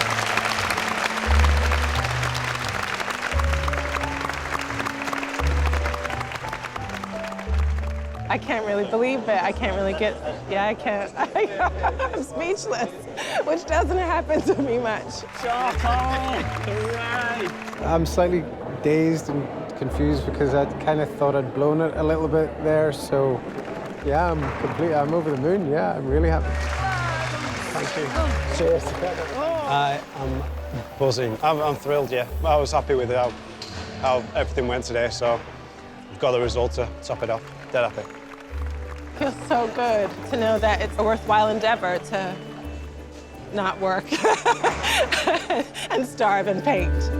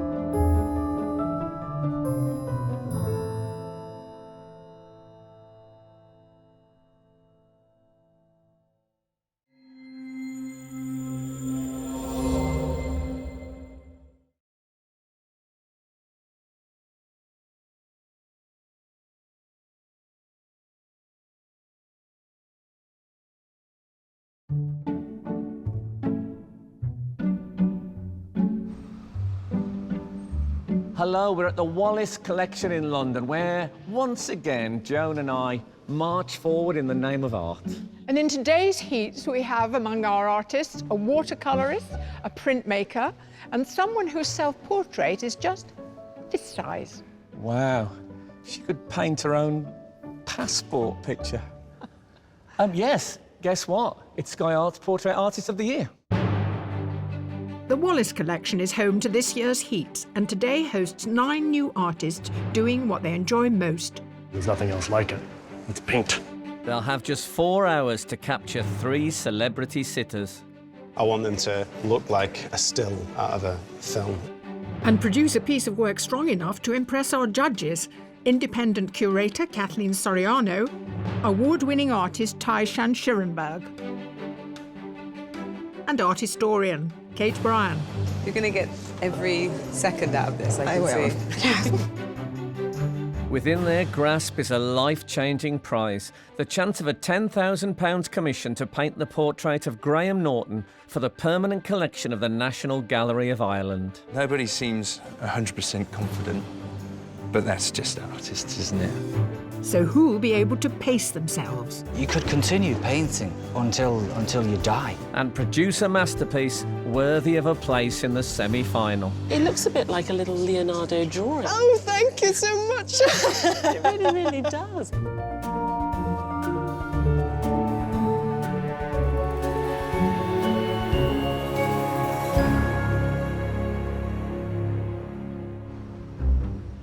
We have 9 artists taking part in today's heat, 4 of whom are amateur. Stephen Tew, Callie Ann Healy, Liam Dickinson, and Ross Macaulay. I didn't sleep very well, no. I went to bed specifically early to, you know, prepared. Got to be rested, got to be bright-eyed, bushy-tailed. But lots of tossing and turning. I think it is quite nerve-wracking. And the other 5 are professional artists. Claire Falconer, David O'Malley, Leah Nagado, David Caldwell, and Connor Walton. I know I can do it, but I don't know that I will do it.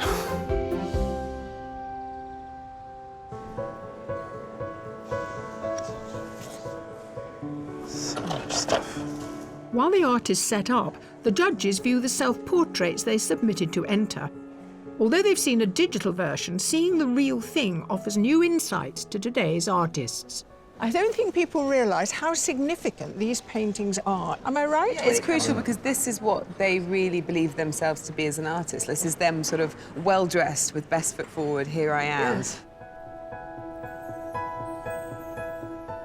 This is like a sort of 18th century etching, both in the feel of the marks made, but also in the pose. He could be suffering from tuberculosis and he's in an opera, if you know what I mean. Yeah. Perfect. And it's great. It's got a lot of texture in it too. You know, it gives it a lot of character, doesn't it? Absolutely. I love this painting because it really transports you to this time and place. You know, the portrait of the artist as a young man wrestling with himself, maybe in a cafe, you know, just enough money to buy a cup of coffee. It's really evocative. Fantastic palette, lovely use of colour that gets the eye bouncing around the picture and then honing straight in to this head that sort of shouts character at you.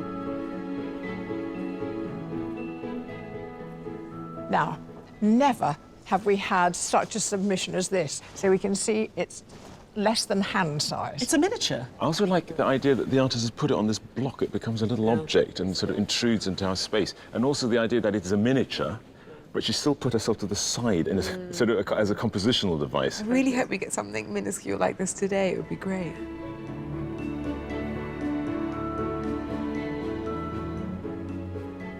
And the last of the self-portraits. It just struck us for its youthful idea of composition. It's outdoors at night in a busy city. I mean, it's a painting about light, really, isn't it? There's all different kinds of light, the electric light, the natural light on his face. And that fantastic sharp focus in the foreground and sort of haziness in the background, that's what gives it that sort of filmic quality. Yeah.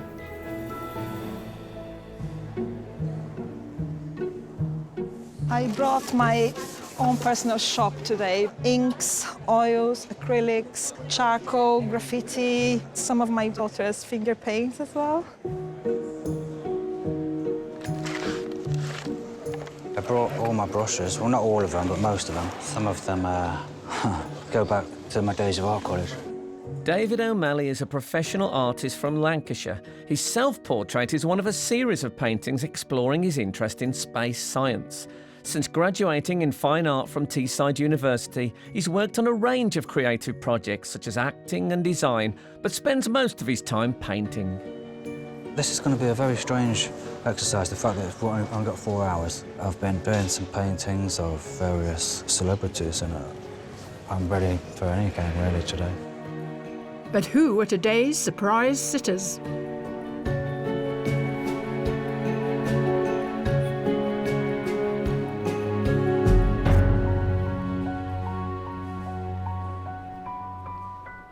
Artist, your sitter today has lived a varied life. He worked in a steelworks, he was a makeup artist, and now he's a hairy biker.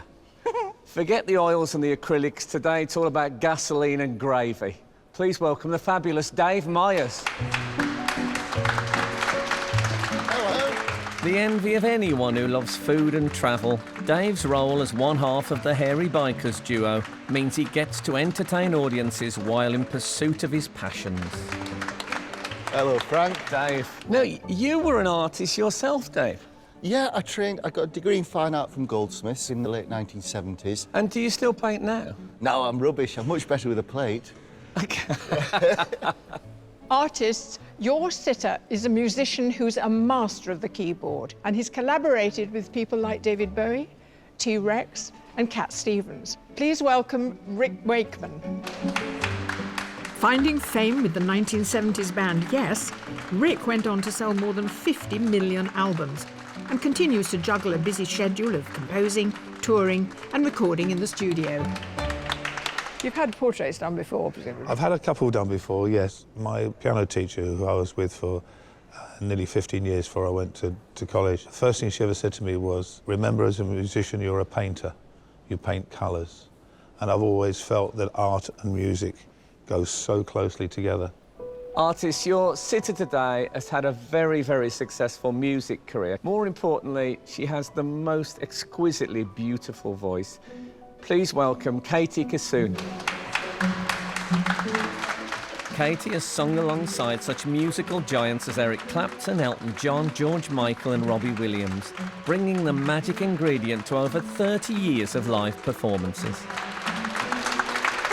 Katie, what a joy. Please, can you make it in that? I can make it. I thought I might have to carry you in with that.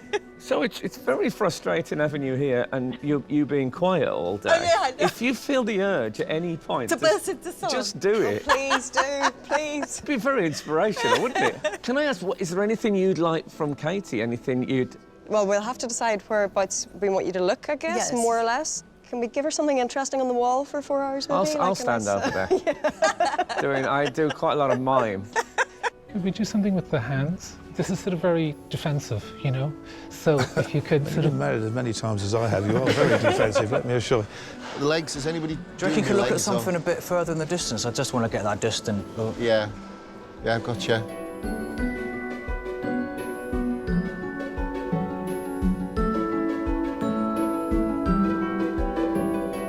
Artists, I hope you've all settled in now because your challenge is about to begin. You have 4 hours to create your portraits. Good luck, and your time starts now.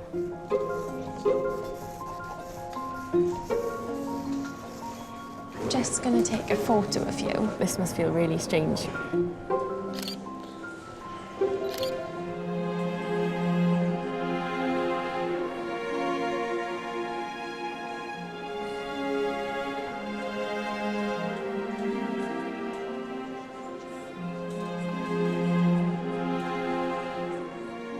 For many artists, capturing not just a likeness, but a sense of character begins with the fine art of conversation. So, Lee, do you use a grid to get the likeness? Yes, just faster, I guess. Yeah. It's not the most fun, I don't think. It's the same in the old days, I suppose. An artist would have used calipers and a ruler, and Canaletto did all right, didn't he, with his camera obscura? Yeah, you see everything upside down. Yeah. Leah Nagado is a professional artist living in London. From magazine art direction to fashion design, her career has always been creative. She even has a master's in fine art and a PhD in typography. At 63 by 85 millimetres, her self-portrait is the smallest submission we've ever had. This is 20 times bigger than your submission? This is ginormous. It's enormous comparing to that one, yes. What are the different challenges doing something absolutely tiny to working on a bigger scale? How do you think about it in a totally different way? Well, I don't know if I'm doing the cleverest choice of all, but, you know, I think Dave has a big personality. Yeah. So I think to reduce him to a smaller size would have to constrain it a little bit. So I wanted to give space for some of the flow. And I'm loving the flames on his back. Very Harley Davidson. Yes, very good. I hadn't spotted that, absolutely. Yeah.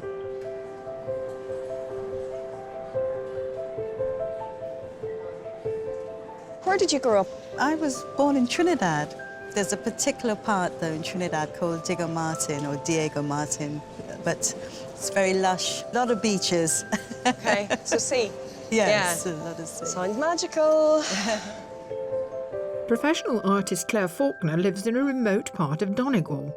Not a huge fan of technology, instead of referencing photographs for her paintings, she prefers to rely on memory, observation, and imagination. I noticed you jumped around the other side to catch her. I was asking where she was from because I might try and incorporate a little bit of something into the background if at all I have time. So that symbolism is quite important to you because your self-portrait's clearly loaded with it. So... Yeah, but I haven't a clue what it's going to turn out like. Well, you know, it looks a bit like a little Leonardo drawing. Oh, thank you so much. It really, really does. Whether acrylic, oil or watercolour, there's a certain freedom for an artist who uses paint. But for a dry point etching that will be printed, the portrait must first be scratched onto a metal plate, a process that requires precision and patience. I've gone in with a scribe, and I'm gradually building up tone, starting off with lighter surfaces. It's a shallower mark, so there's less ink that goes into it, and then I'll build up to the real darks. A printmaking graduate, Stephen Tiu is an amateur artist who lives with his family in Norfolk and works for the family business, a flower bulb wholesalers. He does also paint, but says he particularly enjoys the suspense involved in printmaking. There is a theatrical element to it, in that it's kind of nothing. It's nothing, and then ta-da! It's got to be revealed. When you peel back the paper from the press or what have you, it's always great to see a print, or horrifying. Well, I think it must be quite a reveal for you, Yeah. because you can't be absolutely certain. No, you can't. When I first came over, it looked a bit more like Rick Wakeman, but now I've settled down, I realise I'm looking at shadow and stuff rather than... it's very hard to tell. Than white beard. I can see Katie in there, definitely. I can also see me if I stand in the right position.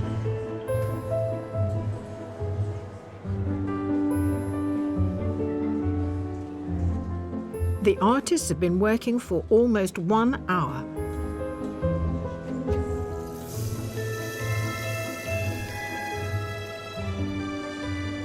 At the moment, it's the construction phase. Kind of just cracking on and trying to be not too critical of myself and look out for some happy accidents.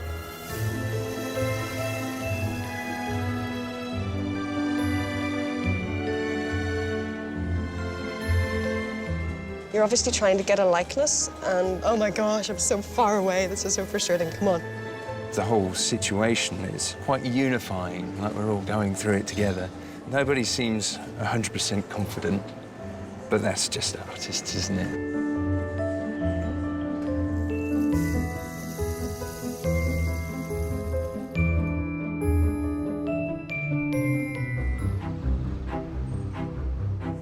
Here at the Wallace Collection, singer Katie Kassoon, hairy biker Dave Myers, and musician Rick Wakeman have been sitting for our artists for just over an hour.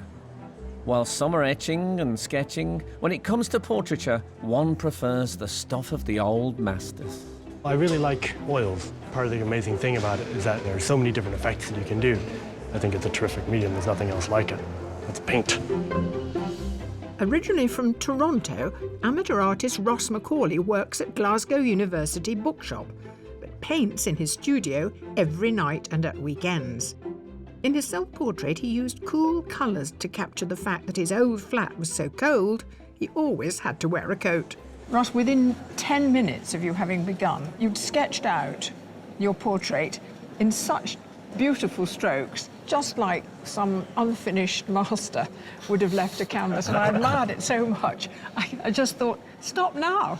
You'd only done 20 it could be minutes. done. But you've done it in a very loose and vital way rather than being sort of Yeah. painstaking about it. Is this how you usually start? It is. When I'm doing life drawing, I try to draw the same way, kind of with the whole arm and try and make big sweeping gestures on a great big piece of paper. So I've got practice doing that. It's looking good, though. Thank you.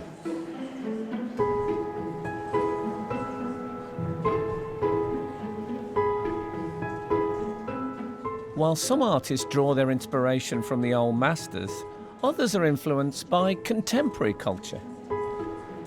Quite like capturing a kind of cinematic quality about a portrait. I think there's this kind of taboo that that film, photography and painting shouldn't intersect, but I disagree actually, and that's something that I try and capture within my painting. Like, I want them to look like a still out of a film. Since leaving Canterbury Art School, Liam Dickinson works the 5 a.m. shift at his local Tesco and paints in the afternoon at home in Chorley. His self-portrait combines the light and focus of photos taken of Liam in his front room with that of Manchester streets at night.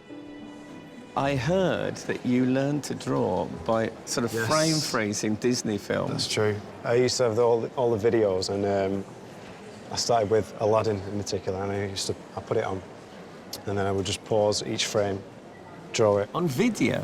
Yeah, I used to even write the dialogue underneath, so Okay. it was almost like a storyboard. I've got books that are about this big. Have you? Well, I suppose if you flick them through, if you've drawn them... Yeah, it's something, there or thereabouts. I really want to put in the other side of that moustache. Oh, I'm saving that. Oh, that's so tantalising. Like yeah.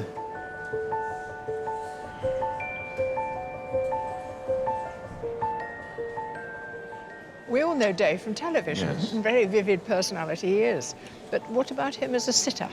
Well, it's interesting, he's just transformed himself into... it reminds me of Van Dyck, the self-portrait with the sort of curled moustache. Do you think he's a bit of a dandy? I don't know whether he would... Yes, I think he absolutely is. The way his hair sits on his shoulder... That's wonderful, It isn't is. it? He's got this beautiful emerald-coloured suit, which I think he's taken from his love of Pre-Raphaelite painting. It's perfect. You like it? Yes, very good.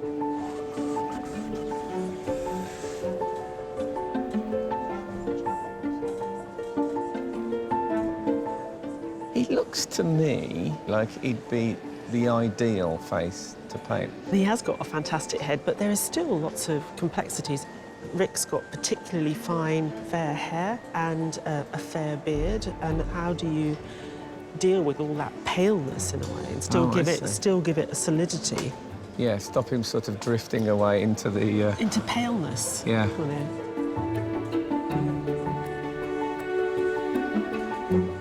She's got a very smiley face, and her face isn't ever really in relaxed mode. Yeah, I mean, I always think it must be much easier to paint someone whose face goes down, because a painting can be quite immediately strong with a bit of a mildly grim face. When someone's quite positive, you have to work a bit harder, I think, to keep that sense of liveliness in your painting. I'm gonna do your hands, so if you, just the way they are. Oh, okay. Yeah. You still haven't looked at any of them? Nope. Wow. Don't get me wrong, I really want to. David Caldwell is a professional artist who paints portraits, landscapes and still life. After graduating from Glasgow School of Art, he spent 2 years studying at the Royal Drawing School. His submission includes a small portrait of Vincent van Gogh, whom David's often told he resembles. Well, I hope he's a bit happier. Did you know when you arrived today you wanted to give us a sense of her in the chair with the background, you know, getting her dress exactly as it is? Yeah, it's not just about the features of the face, it's about creating a space and a believable person. I like trying to work with the whole image, you know, using the dress as an excuse for rhythm and pattern, and the hair as well, you know, the way it all sort of flows. Yeah. Very frustrating doing very light hair. Because I'm using watercolour as well, it's harder to get lighter colours in because there's no strength to a watercolour white. Amateur artist Callie-Anne Healy lives in South Wales. Having studied creative writing with the Open University, she now works as a retail auditor. But she's also writing a book of poems for children which she plans to illustrate. She's the only one of today's artists using watercolour. I like that often when you speak to the artists, they say, yeah, I'm very influenced by Degas or Renoir. I know what you're going to say. Yeah. Yours was Marilyn Manson.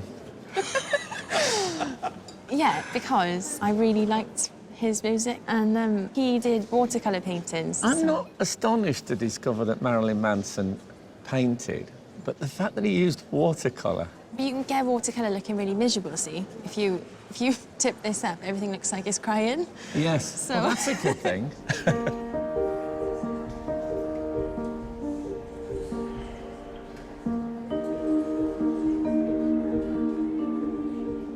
I think Oscar Wilde said, by the time you're 40, you have the face that you deserve. And I want to try and get that lived-in face. Conor Walton is from Donegal in Ireland. An established portrait artist, he also paints still life and landscapes, and his work has been exhibited internationally. He took part in one of the heats of Portrait Artist of the Year 2014. Often in the past, I've suggested that some artists really sort of almost create a form of a self-portrait when they're portraying someone else, but I have never ever felt it as closely as I do here. Well, maybe there's always an element of narcissism in painting, you know, you're always so deeply involved with it, and the end result is a picture, and you're in it in some sense.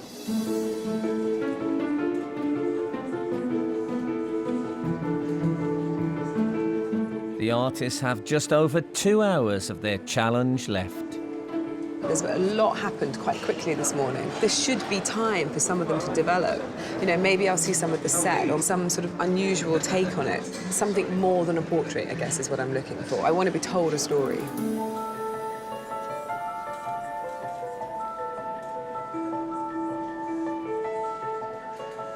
I'm starting to put a few elements in which I think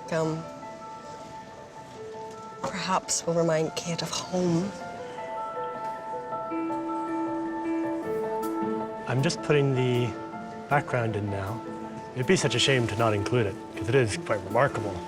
The challenge now is to make sure that things aren't kind of growing out of his head. It took a while to get going, just to get my rhythm, but it's going quite well so far.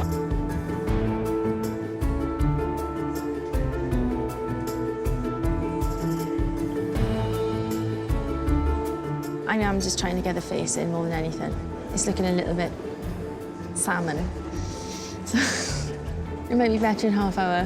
We'll see.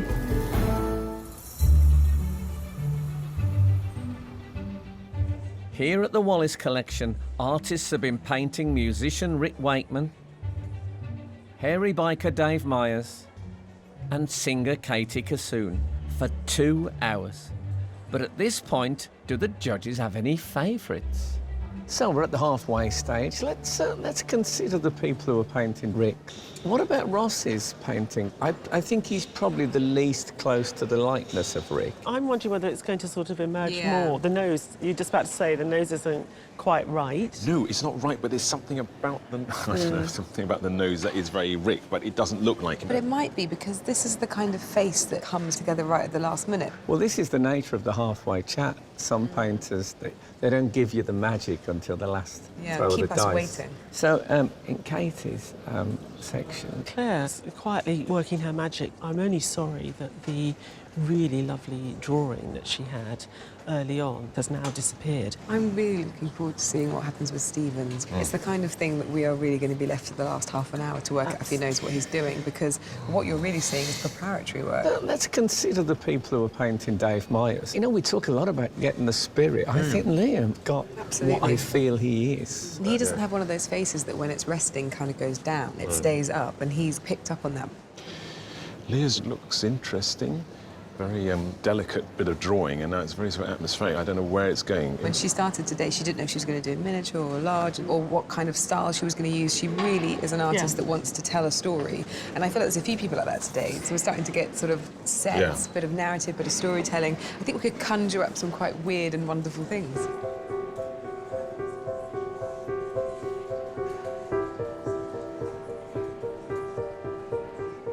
One of the things I'm not going to do is to have a little sneaky look. I hate people coming to the studio when I'm working, when we're doing music, especially if it's an orchestral session, because you're bound to get somebody go, well, I can't hear the French horns. You go, we haven't done the French horns yet.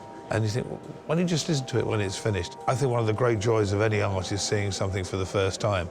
So I'm deliberately not having a sneaky look.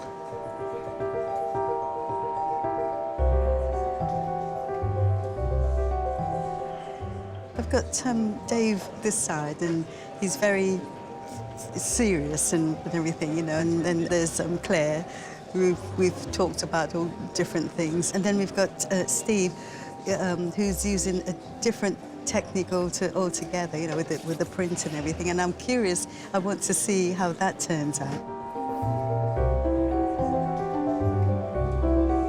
Do you know what was amazing when I came in here? The first thing that struck me was the smell. The smell of the oils, the turpentine, the liquid, the various elements of painting are what was so familiar to me. But I kind of lost my passion for painting. And I think once that passion's gone, then the paintings that I was doing were just wallpaper. They didn't have what I am hoping as artists here have, which is something a little bit special. But to achieve something special, things sometimes have to get messy.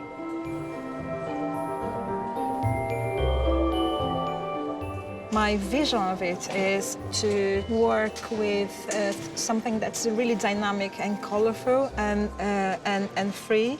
Of course, Dave is the inspiration. He's my color palette. I'm not inventing anything. I'm just emphasizing some bits.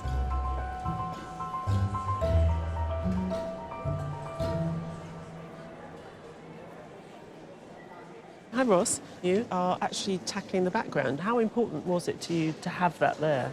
Well, I was sort of going forwards with it, not having it there, and it was just a sort of background brown for ages. But it was looking kind of bare. Like his head was there, and I was happy with his head, but I think it needed some life and some energy to it. I agree with you. I think it's shifted the likeness as well in a way. I think it it's has. Sort of given that depth. I think that was the right choice. I was wrestling with that.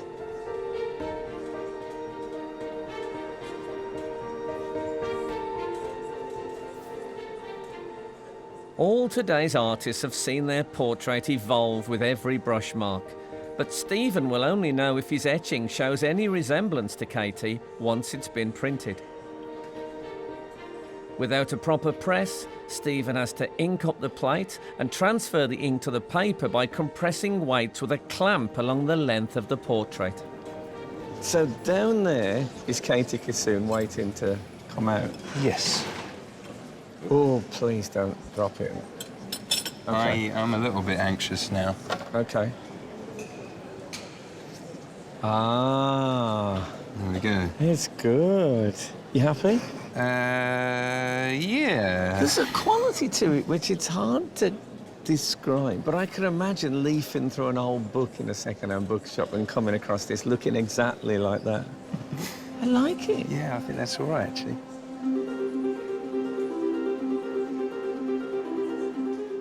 There is just half an hour to go before the judges will decide which artist will take a place in the semi-final. I'm going to try and get the outfit in, but again, I think it'll be quite blocky.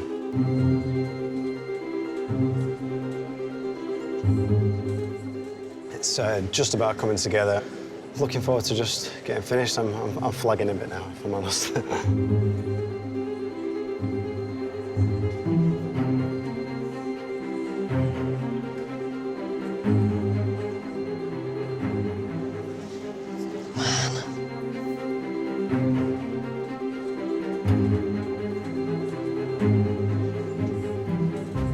Time flew. I don't know, it's the last flourish. I need to think about a way to finishing like a punchline. I need a punchline.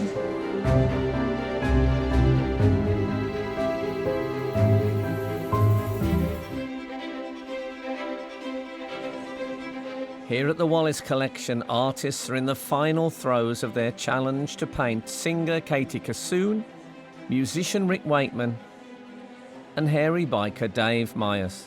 And they must decide whether to risk more meddling or leave well alone. I suppose you could continue painting, working on a piece until you die, till the end of time. There has to be a point where you're kind of just content with what you've got and it's resolved. Artists, there are 5 minutes remaining. You're going to get every second out of this, I can see. 5 minutes. And I choose to paint earrings. What's that about? It's just about coming together. I'm just adding a few final flourishes.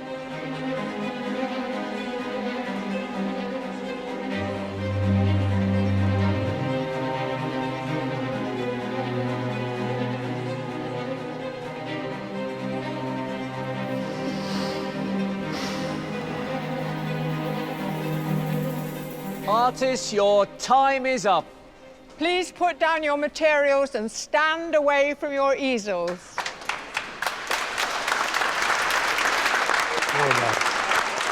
After observing the artists hard at work over the last 4 hours, our sitters can at last see the fruits of their labour and choose their favourite portrait to keep.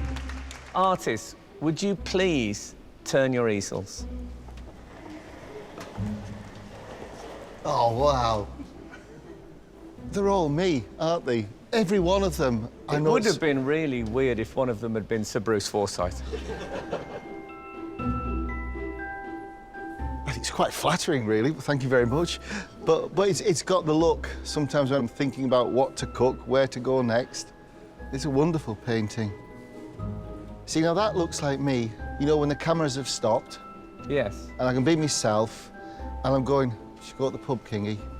It's very honest. Wow. I love that explosion of colour and vitality. You know, I have been known on occasion to have a bit of humph. And I love it. So, Dave, I'm going to have to ask you to choose the painting that you spend the rest of your life with.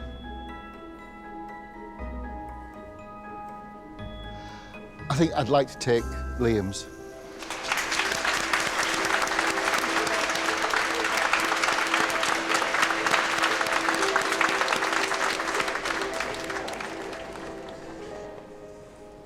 Wow.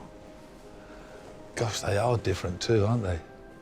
They're all different, but they're all true. They are. They're all an ageing rock and roll pensioner. That is brilliant. The detail on that is, I must iron my shirt. This is absolutely fantastic. See, you've captured that's a different me. That's really good. That is really clever. I love what you've done with the background there. That's really good. I felt, this is so almost impossible. I mean, and tomorrow I'm going to go with you, Ross. Ah, terrific.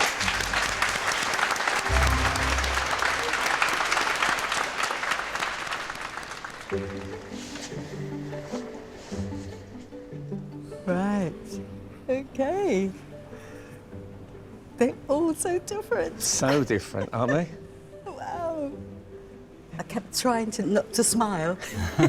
No, but I think it's good because it's one of those Mona Lisa smiles that just whispers across your face. I like that it set you up in a tropical In eye. a tropical eye. That's the conversation that we had. Oh, OK. I can smell the papaya. And this is the etching. Yes. And it's quite a moment there when it's pressed and then the... Yes, I mean, that's a lot of work too, isn't it? So we now reach that moment where you must choose the one which you take home. Okay. I think I'm going to go with Dave's.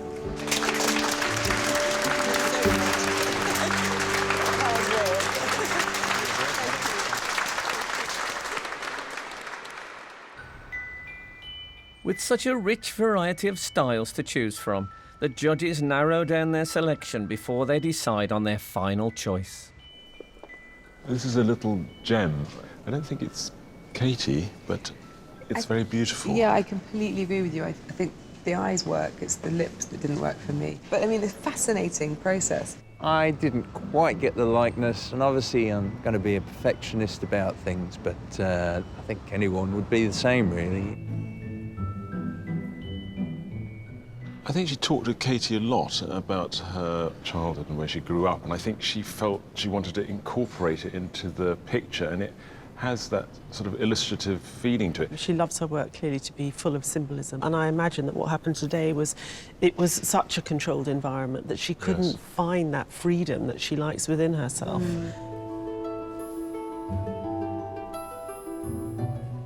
I was watching Ross paint this, and I was thinking, this is very rough, and I thought, is he going to refine it at any point? And the moment Rick left, I suddenly realised he'd caught him in his essence. But it was difficult to watch because it was so in his head, and there was a process he had to go through. You know, it was an ugly painting all day, and then he just kept adding just the right amount of information. We had an amazing couple of artists, so I'm very thrilled that Rick chose mine. It feels like we've got the whole package here, nearly. You know, he's caught the mischievousness. It's a great likeness. The quirky moments, the glasses are treated beautifully, the sparkly eyes. I mean, I really like this painting, and I think a lot of people will like this because it does have that lovely, warm energy of Dave. But what really irritates me is the beard. Why everything has got to be painted with the same brush mark. And it's one of those aberrations I know for myself as a painter. Otherwise, it's a really good painting, so I'm kind of torn.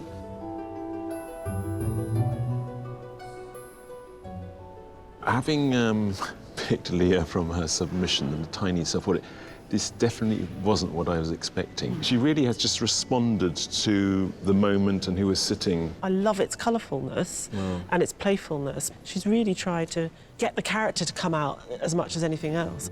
I would never have pictured what I've done, but I wanted to do something different, something fresh for Dave, and yeah, I think it worked out really, really, really well. But there's only room for 3 on the shortlist. That's a good spread, isn't it? It's great. I think they're brilliant, actually. That's looking better now. Much. But for me, I'm torn between which of those 2 we take into the last 3. Yeah. I'm headed this way with Kathleen to these 3. Okay. Final 3? Final 3, yeah. Okay, great. But which 3 have they chosen?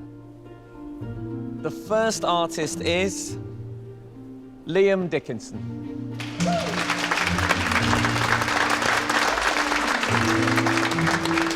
The second artist is Leah Nagado.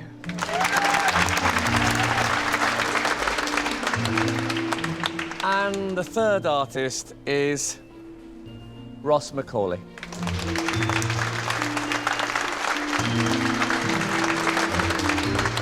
Commiserations to those who didn't quite make it, but you all did superb work as well, and we've enjoyed it very much. Absolutely. Well done. I feel all right about that. I kind of guessed as much, but I'm pleased I came today. It's a good experience. Story to tell the boys. I'm happy.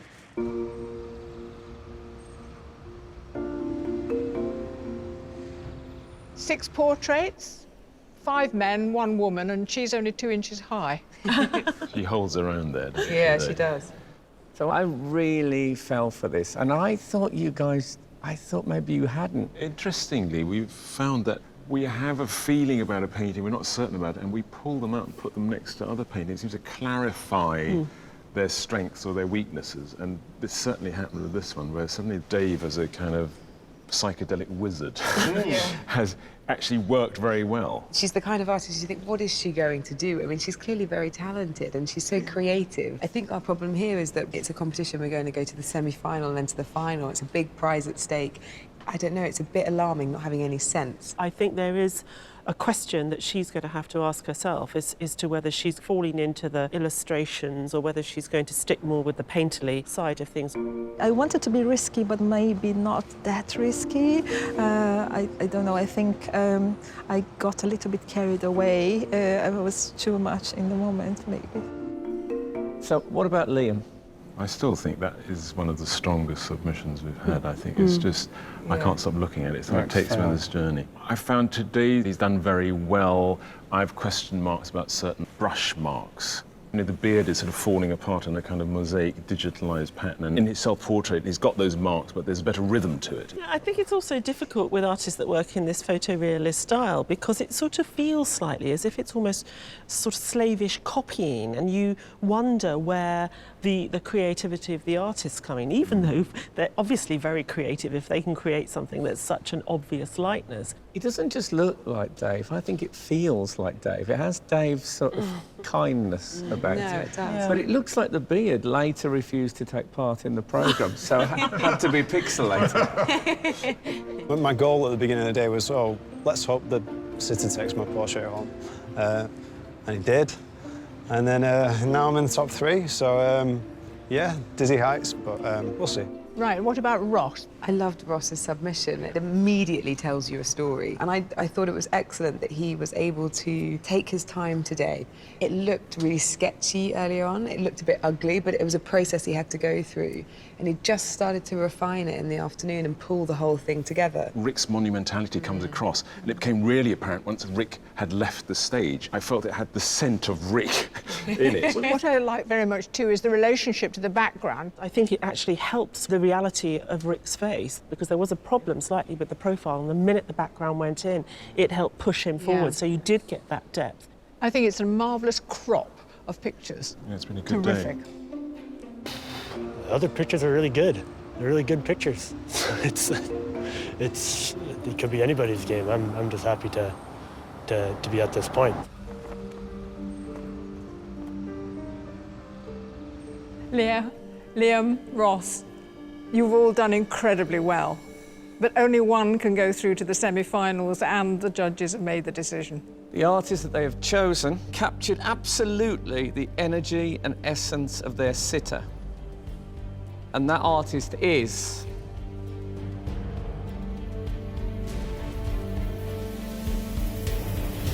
Ross Macaulay.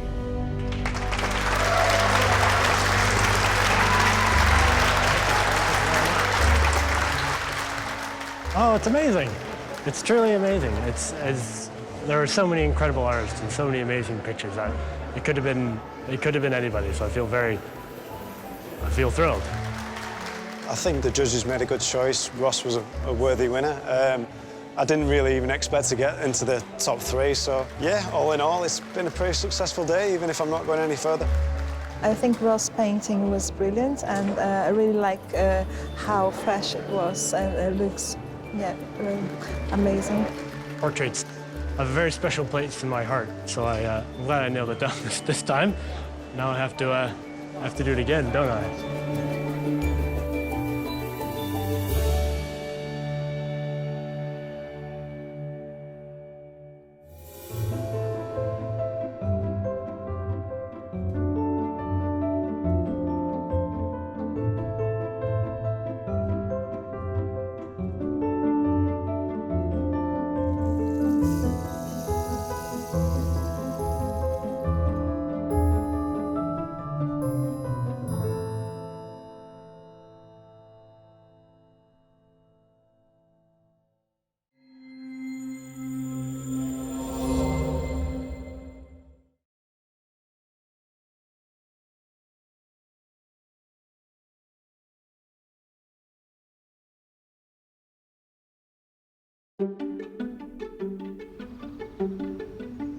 Hello and welcome to the show where you get a chance to watch some real talent at work. But hey, that's enough about me. There are also 9 fantastic artists raring to go. In today's heat, we have an artist who champions drawing, another who used to be a cobbler, and yet another who paints in a cowshed. All right, don't milk it. Welcome to Sky Arts Portrait Artist of the Year. In our search to find the UK's most talented portrait artist, 9 new contenders are put to the test, challenged to capture 3 famous faces in just 4 hours.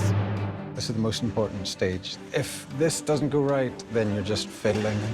All for the chance to win a £10,000 commission to paint broadcaster Graeme Norton for the permanent collection of the National Gallery of Ireland. But first, they must impress the judges. Art historian Kate Bryan, independent curator Kathleen Soriano, and award-winning artist Taishan Schirenberg. I think character's more impressive in a portrait. That was the right answer. That's why we picked you on your submission. So who can convey character on canvas? I think I'm just pushing paint around at the minute and hoping it'll fall into the right place. And earn themselves a place in the semi-final. Do you love me, George? I do, yes. I love you. OK, thank you. I love you as well, too. Thank you.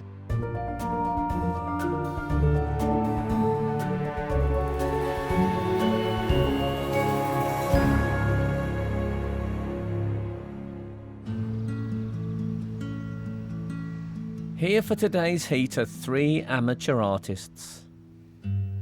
Kay Hodges, David Mealing and Corinne Young. I'm a bit of a country bumpkin. I can probably count on one hand the amount of times I've come to London. It's a little bigger than Devon, so it's not what I'm quite used to. Joining them are 6 professional artists: Lily Musker, Kyla Tomlinson, Steve Russell, Amir Anajad, Gareth Reed, and George Clark. I've been preparing with a lot of press-ups, making a lot of smoothies, healthy eating, healthy living, healthy thinking, hopefully healthy painting.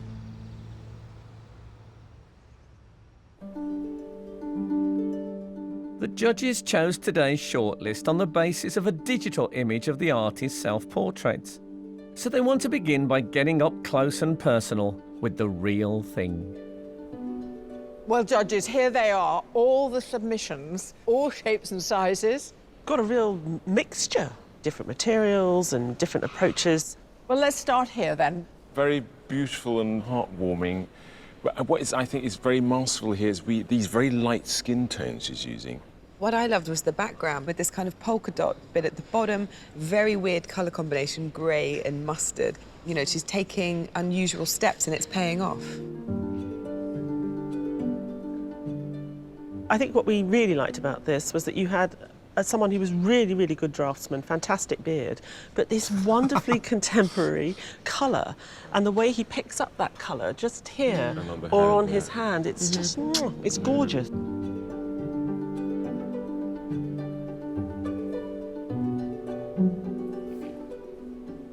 It's very bold for our times, isn't it? Who would dare do something like that? It looks like it should be hung on the Royal Academy walls. 100 years ago. A couple of hundred years ago. 200 years ago. Yeah, I mean, it's really, really a throwback. The tilt of the head, the way that they emerge from these misty shadows. But the light is beautiful, and what's incredible, although there's hardly any colour or paint in it, we can see the red in the lips and the blue in the eyes. Now, this is magic, isn't it? It's so unbelievably photorealistic. I think probably one of the most exquisite photorealist pieces we've ever had. In a way, it's sort of hard to take seriously, but you have to take it seriously because this person is a supremely talented craftsperson in photorealism. And it's every texture from the rabbits, you want to run your fingers through their fur. The problem with pictures like this, of course, it's phenomenal, the level of photorealism. But then we have to think of the day, and I hope the artist can find an equivalence to show that sort of level of skill in 4 hours.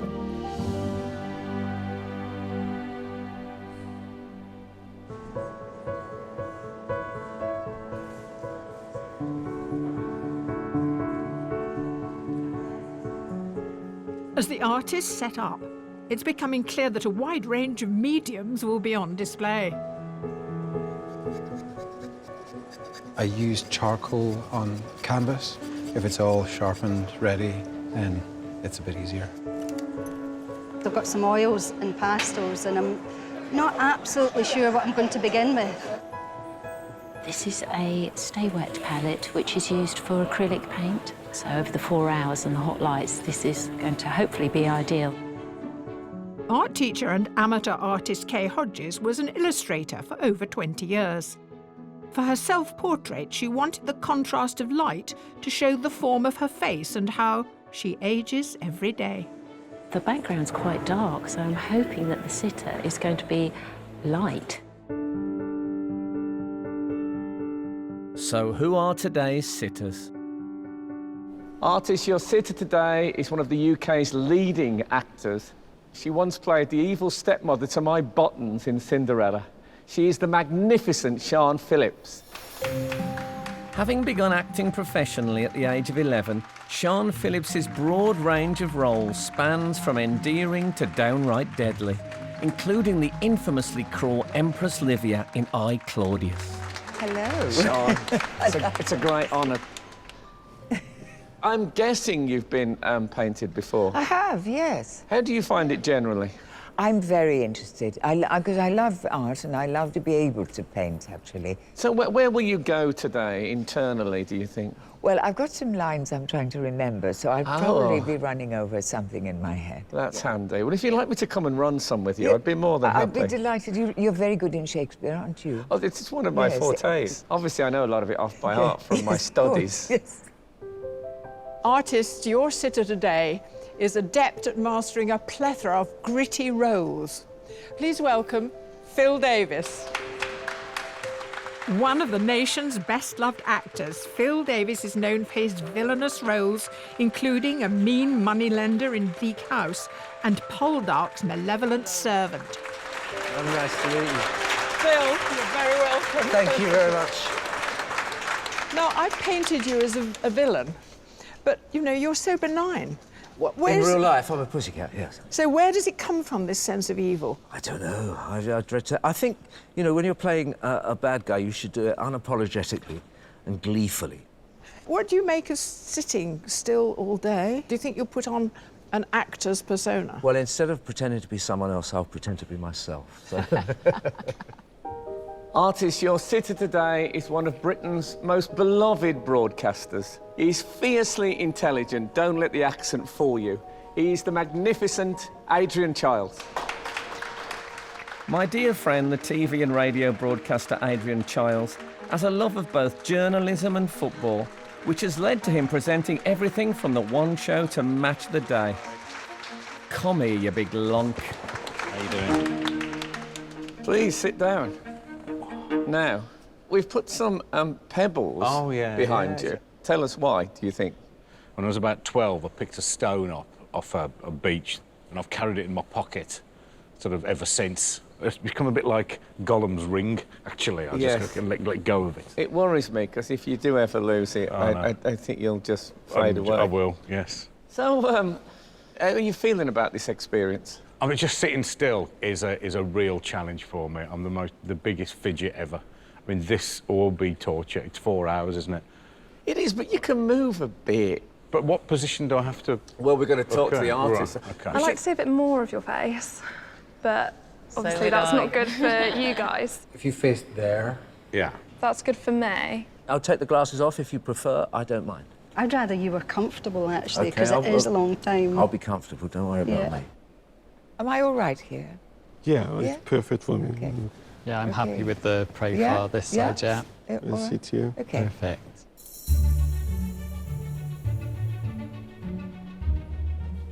Artists, I hope you're all ready, because the challenge is about to begin. You have 4 hours to complete your portraits. Very good luck, and your time starts now. Work it, baby, work it.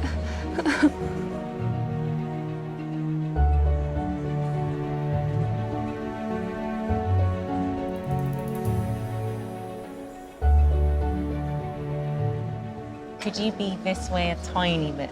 Fraction. I just started doing yoga. I think it's gonna come in useful here. The first marks an artist makes on their canvas are often the foundation to a portrait. And today, everyone has started with a sketch. I like it to kind of look in proportion, so I do an outline before I start applying paint.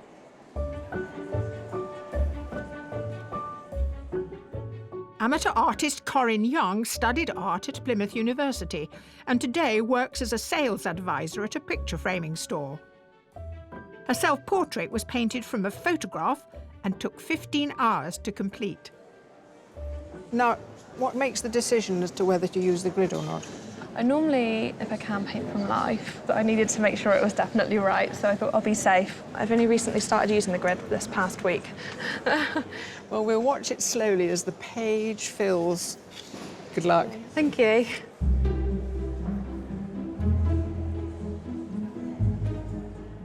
Using a grid at the drawing stage helps ensure perfect proportions, which suits one artist to a T.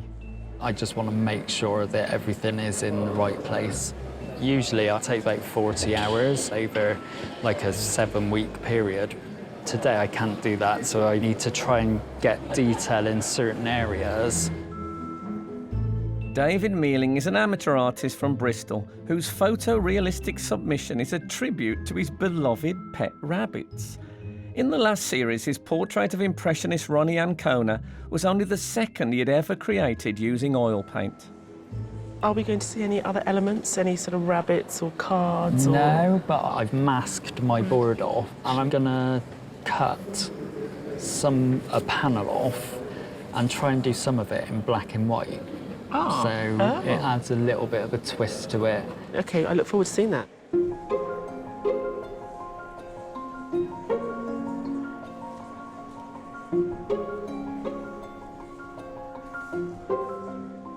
Getting the features of a sitter's face in proportion is a key element to achieving a good likeness, and one artist is employing an age-old method called sight-size drawing. The reason why I stand further back from Phil is so that I can see his nose as well as his eyebrows at the same time. As I get closer, I can only see small parts of him on their own, so distance for me is a really integral part of creating a picture. Professional artist George Clark spent 5 years training in the traditions of oil painting in Florence. He painted his self-portrait during one session using a mirror in his studio, which is in a cowshed in the middle of a field. You've struck lucky today because Phil's backdrop has a cowshed feel about it. Extremely lucky. It's lovely, and a lot of the time when I'm painting, I'm really thinking about 17th century masters, and this is a sort of background that they would enjoy. I'm told that during the course of painting, you fall in love with your sitter. Yeah, I try to, yes. The broad philosophy is that you can only really paint something if you understand it, and the ultimate understanding of something is love, really. So I always try to, whatever I'm painting... Does that mean do you love me, George? If I was painting you, I would... I'm on about now. Do you love me now? I do, yes. I love you. OK, thank you. I love you as well, George. Thank you.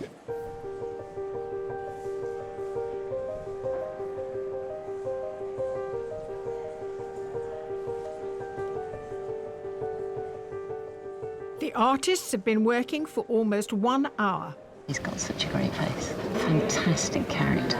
Unfortunately, brown is not usually what I use at all, so the fact that we've got a brown background is... Oh. I think if I just get the drawing accurate to get the likeness and get everything positioned correctly, then I can just fill in the colours, hopefully.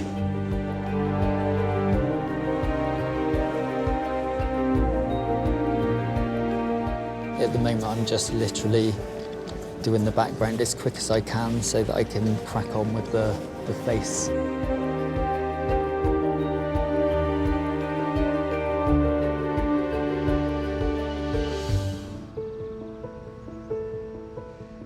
For the last hour, our 9 heat artists have been busy with their depictions of Phil Davis, Sean Phillips and a restless Adrian Childs.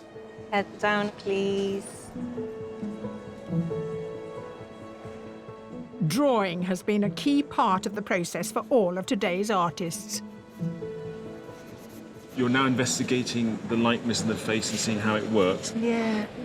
I wasn't sure what I was going to do, actually, and I thought I just started by doing some quick drawings. I just had to warm up my hand and get used to the sitter and have the face become a wee bit more familiar to me. So as if you were an athlete, you would do your stretches. Yeah, it was so a little you've bit been like making that. some sketches Yeah, to warm up. yeah.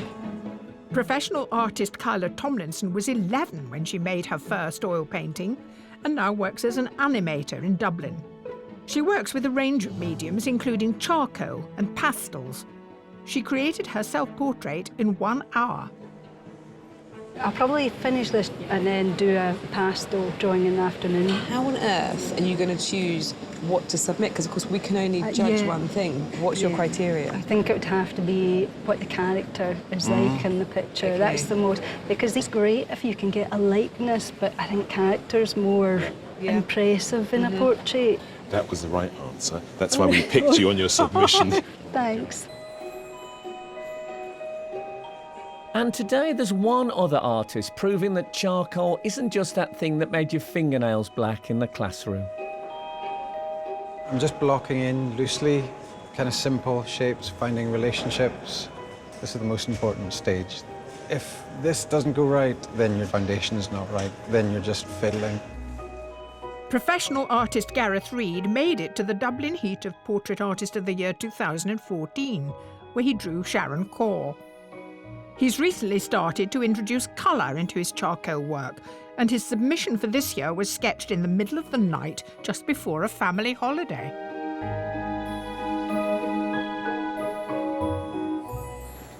You look like you've made an incredible start. I'm wondering what you're going to be doing for the rest of the day. A lot of it will go on and then come off again, so it's about refining a little bit, looking more specifically at how things relate. Is he a challenge? Is he a good Challenge. sitter? He's a challenge. Yeah. What makes him particularly challenging for you as a sitter? He's distracted, easily distracted. So when you have a fidgety sitter, what is it that you're having to deal with? So it's just the little critical bits. You know, sometimes you've got to study a little shape. If it changes, even a degree, the shape changes. OK, well, I'll let you crack on. Good luck. OK, thanks. Bye.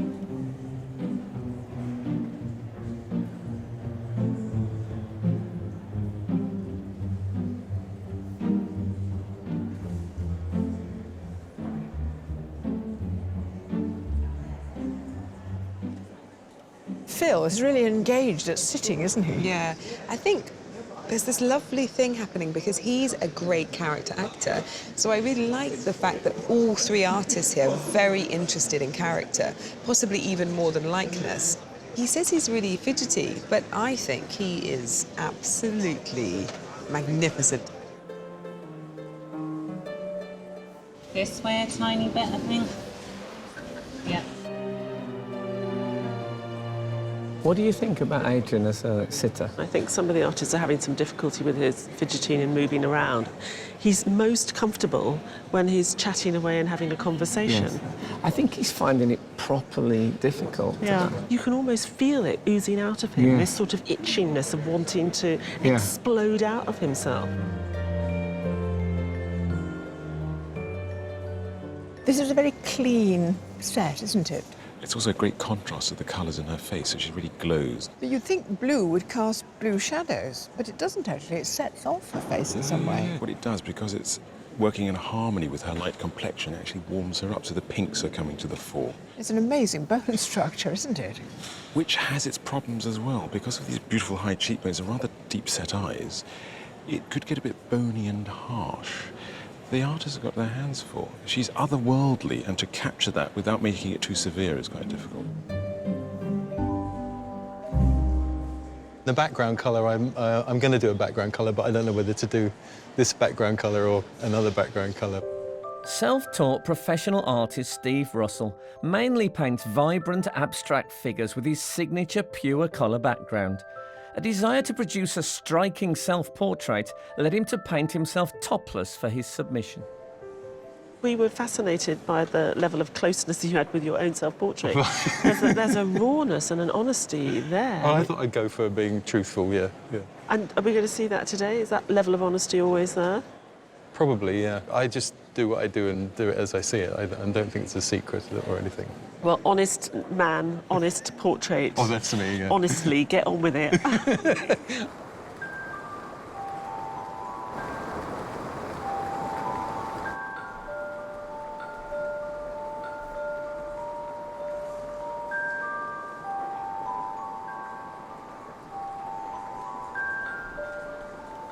Now, did you arrive with the canvas this colour? Oh, it's board. Yeah, it's gesso. It's a gesso ground. It's a love wonderful it. colour. It soaks the oil paint in.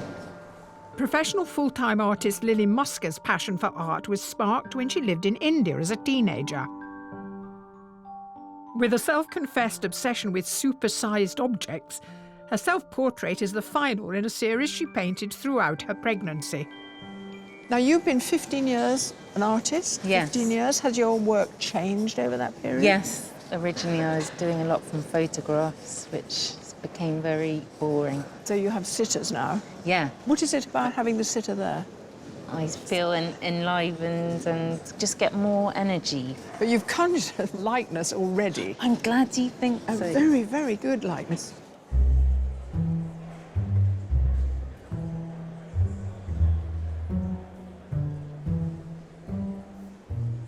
I love to paint in the wooden panel, MDF. Normal I make myself. I love to paint. Can see the eye properly. Former cobbler turned professional artist Amir Najad grew up in Iran, and as a child he painted in secret in the basement of his family home. He chose the composition of his self-portrait to show off his handmade canvas, and it took him 1 week to complete. Amir. Hi. The eyes are already, they're there. Hopefully. Yeah, they look great. So have you continued to paint from when you were a child in Iran right the way through to now? Has it been a continuous process? No, no continue, but many times on off. Last time I started painting 4 years ago, 5 years ago. Before I never paint portrait. My self-portrait's number 4. That's the 4th portrait? The 4th portrait. Wowee, and it's an amazing portrait. So how often do you work with a sitter? Is that an unusual thing for you? No, I never do. Actually, my first time sitter. This is your first time? First. So Sean Phillips is your first ever sitter? Sitter, yeah. That's a tough act to follow, Yeah. I'm telling you. Wowee. Yeah.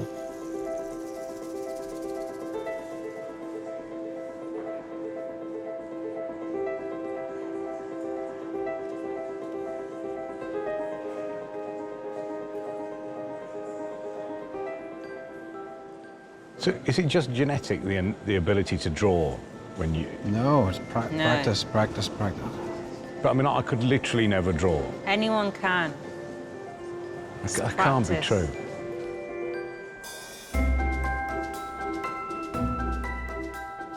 Before the invention of the humble but essential paint tube, oil paints were freshly made, yet another traditional practice George loves to use. The grinding of the paint. Show me how that goes on. Right, well, I'll give you a little demonstration if Oh, you'd yes, like. please. So I'm going to grind up some yellow ochre. So this is just flaxseed oil that you'd feed to horses so that you can make on any farm. And this is very satisfying, isn't it? Yeah, and they're the traditional methods because they work, really. They've stood the test of time. Just pop the muller on top, and then that's the paint starting to be made. It's wonderful.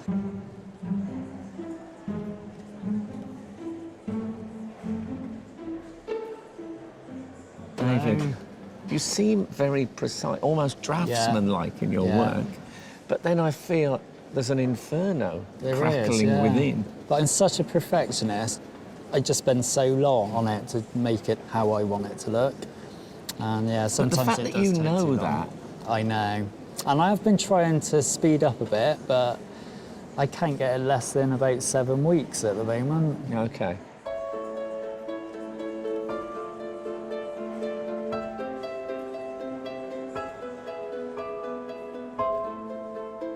It's nearly halfway through the challenge.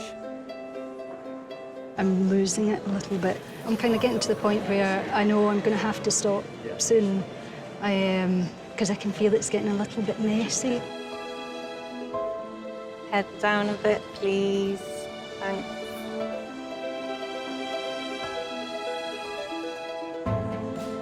Upper lip, mouth, chin is the bit that's I'm not totally sure about. I'm just moving the mouth up fractionally because the shapes in here aren't quite right.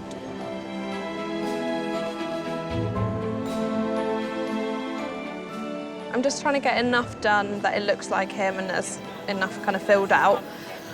Oh, I've got loads to do.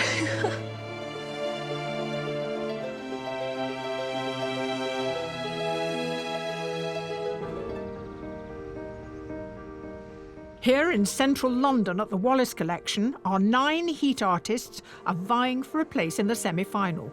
For 2 hours, they've been capturing the faces of Sian Phillips, Phil Davis and Adrian Childs.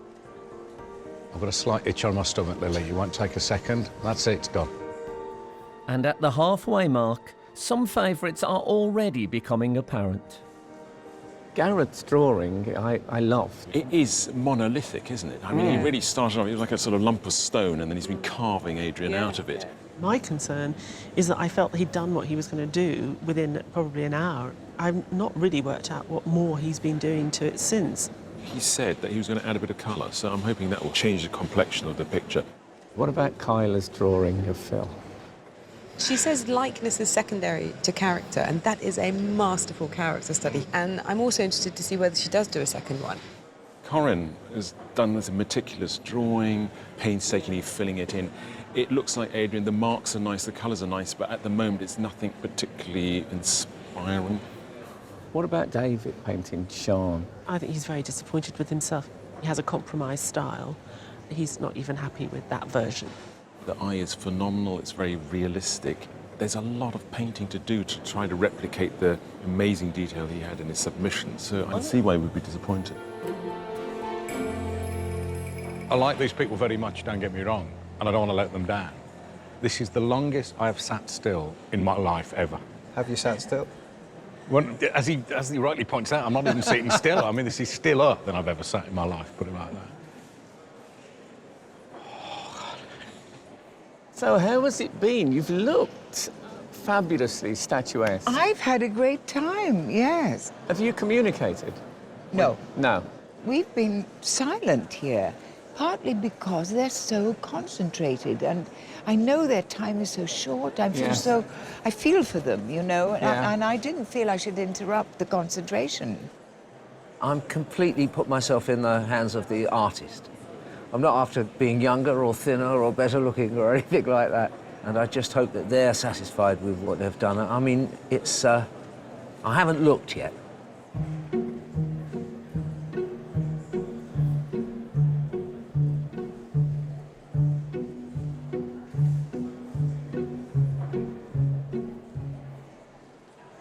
I absolutely have to see this paint go on. I think it's a terrific colour, and of course, it reflects with her scarf. I think it's going to work nicely, I think it is. And Cynthia shooting out. No, but I just had to see it the moment the paint went on. Thanks very much for that. It's an absolute pleasure. With just over 1 hour to go, Kyla's prediction of a second portrait has come true.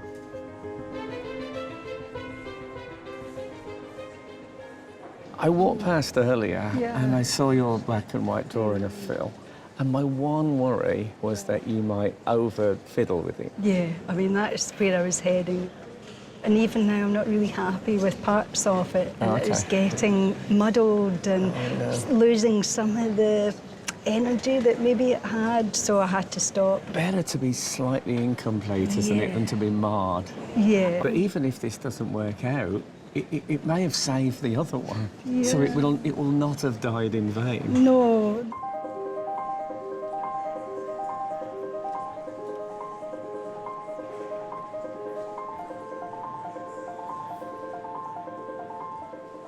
David, how's it going? I think I spent too much time on her eye to begin with. Now I've done a lot of the rest of it, it seems to be coming together a little bit better for me. It's looking good. Well done. Thank you.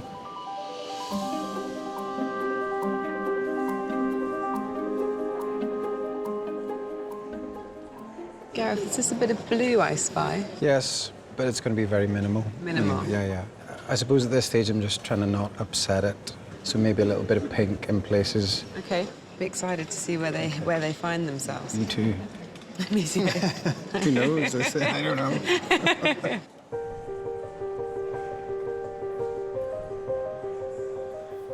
There's only half an hour left in the competition.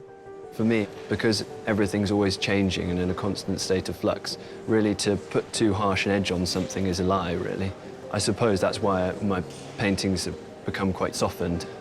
A sort of shimmering grace is what I aim at. I do find it very difficult to change my style. I do look at a painting this loose and I'm not happy with it.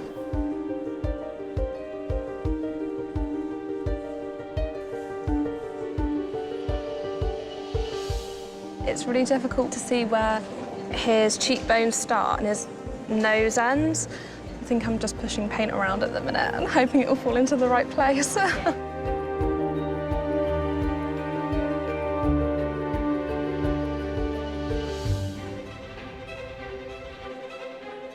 For almost 4 hours, our 9 artists have been creating portraits of Adrian Chiles, Phil Davis and Sian Phillips. With the end in sight, it's time for the finishing touches. Got to be a bit careful peeling it off. Oops. Artists, there are 5 minutes to go. The main thing that most frequently goes wrong is that I over-soften and I'll lose the form in the paint. So I just need to concentrate. I think I'll probably put in the first drawing. I think it just worked out a bit better in terms of an overall finished piece.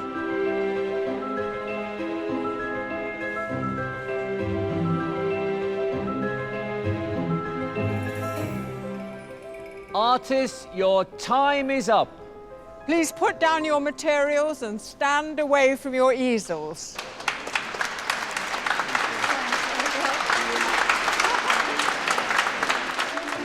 Having sat for the duration of the challenge, Adrian, Phil and Sian get to see the completed portraits and to choose one to take home. Adrian, your grim ordeal is over. So how was the experience for you? I love these 3 equally. I'm actually really just nervous now. I don't want to. I am not worthy to sit in judgment on any of them. But it's a lovely moment, this. Artists, can you please turn your easels? They all look remarkable.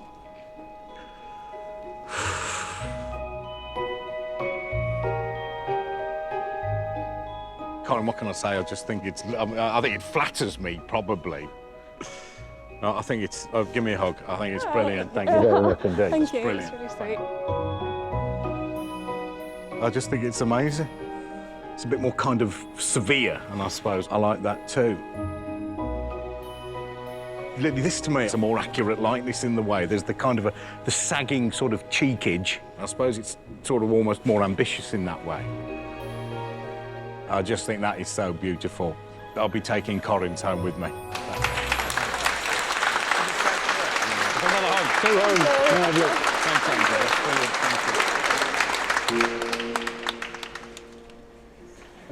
Goodness me. I think they're all extraordinary. I think there's a great deal of talent in this room. Well done.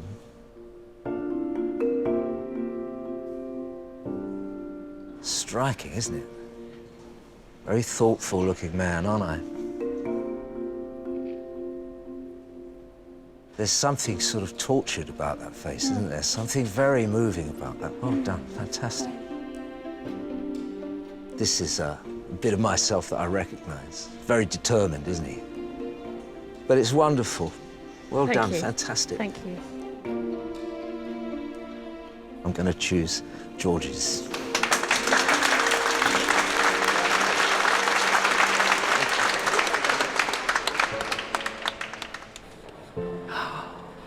My gosh.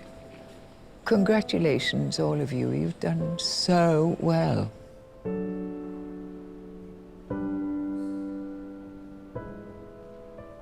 Well done. That's extraordinary. I did get a glimpse of that wonderful blue. I haven't been looking all day, but well done. It's just amazing. Gosh, that's a lovely painting. Thank you so much. Lovely, wonderful colour too, again. Lovely colour. Oh, look at that colour. My goodness, that is I extraordinary. mean, it's got nothing to do with anything over there, but who cares? No, yes, exactly. No, it's really wonderful. I'm going to choose that one.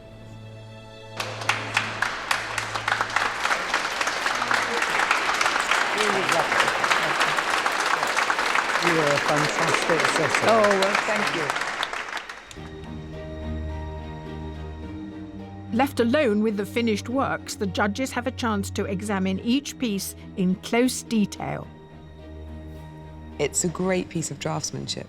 He's great with colour as well. You know, there are these tiny little touches. And I do like the mark making as well, the slow sculpting in all that graphite.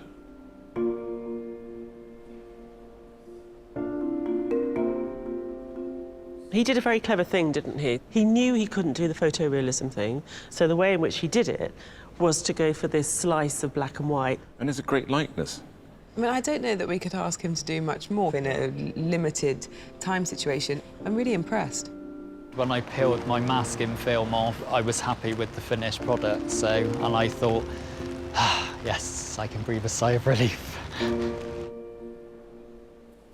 With such a classical education in painting, you'd expect him to be sort of really proficient, but it's sort of all slightly going away now, and there's sort of large areas of colour with no definition in them at all. Yeah, he had this painting an hour in, and I got the feeling that he was painting the same painting again and again. I think it's really difficult for young artists when they want to go back to art history, how they absorb all those lessons and make something that's new and fresh.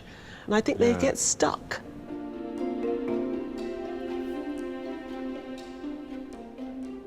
I really like this one. I like it even more when I learnt that she doesn't normally use the tablet, nor does she normally grid up, but she did it today because she wanted to be sure and confident that she'd get it right.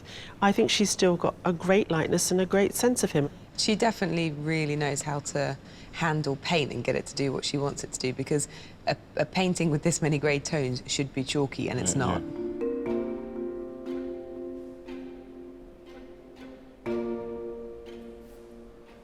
This is a really lively drawing. It was fantastic watching Kyla do it. I am so pleased that she gave us this one. I was expecting to come around the corner and see the pastel on the board, so I am delighted.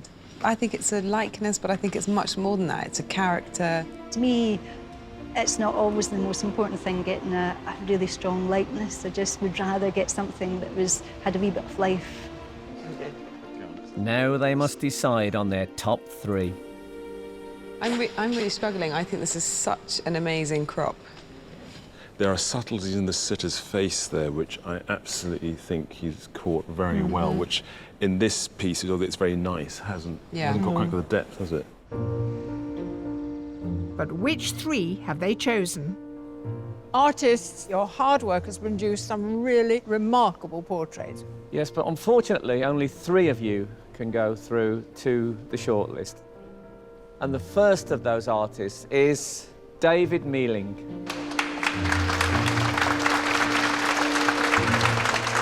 The second artist is Corinne Young.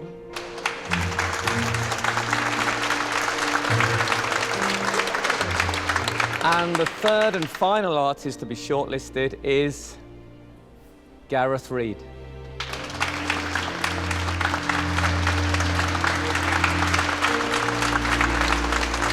Our sympathies and commiserations to the rest of you, but you did a terrific job. I had a great time today. I was chatting a lot as well as working, which makes it a nice difference from being in my lonely cowshed. It's time for closer scrutiny of the shortlisted pieces, and I have a bit of a confession to make. This is the first time ever that I've preferred the paintings that have been done on the day to the submissions. I mean, this fabulously technical thing, I like this a lot. He worked very slowly on this indeed to begin with, as though he was thinking through every way to get there. What was interesting about Sian today, she had a very difficult face to capture, and he's found something that neither of the other two competitors has caught, and he's found something very delicate in there. Yeah. I'm hoping the judges will see that I did everything I could to do a fairly finished painting today that, you know, hopefully they're happy with. What about Corinne? Right at the beginning, you spoke about the skin tones of her self-portrait. And the moment she put brush to paper on Adrian, she'd got that same skill. They feel real, and I think that these colours that she uses aren't chalky, they're rich, and I think she's got a very good understanding of colour and how to get paint to do what she wants it to do. I think there's a lot of practice that must go into that. The artists were complaining about him moving an awful lot, but I think that the problem they were dealing with is he's got this really restless mind. And to a degree, I think that portrait captures that restlessness, even though he's still and held tight. His eyes are very far away. He's sort of thinking about a million different other things. I'm in shock that I've been shortlisted, and Adrian's picked my painting. It's been a really, really good day. Better than I ever thought it could be. As someone who knows Adrian well, I think that Gareth's drawing is more Adrian. I really like his confidence in his own medium. You know, you just feel that you're dealing with someone who really believes in the power of charcoal and the pencil, and he's stuck with it. It's a really, really lovely piece of work, and I'd love to see someone go forward using this different medium. What I also like is that in the drawing, as Gareth has been trying to find the face, you realise that the eyes are crooked and the nose is crooked and the mouth. Everything isn't quite right, and it makes As you... I say, it's exactly like him. But it makes you, as you're looking for Adrian, you're reinventing him all the time. It's a very lively piece of drawing because of nothing's so fixed and taken for granted. It's all been searched for. I'm hoping they just think it's a solid, convincing head. Hopefully that's enough. David, Corinne, Gareth, only one of you could go forward, and the judges have made their decision. The artist the judges have chosen showed a mastery of their medium and a unique skill in capturing form. And that artist is...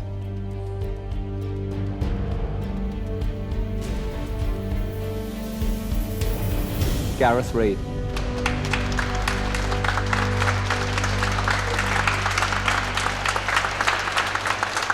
Congratulations. Second time lucky, eh?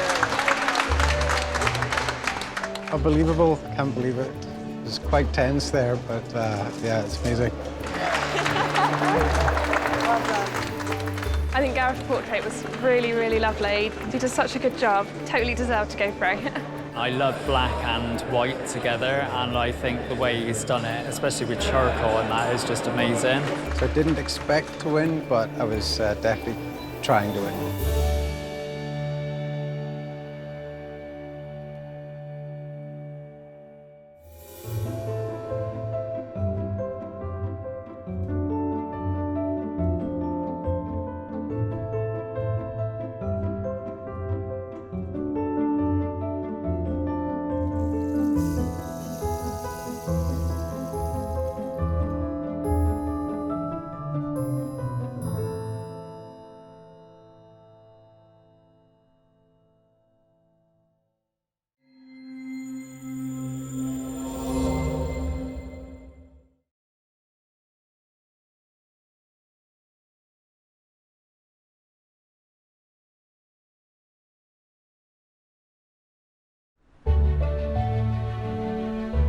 Hello, we're at the National Gallery of Ireland.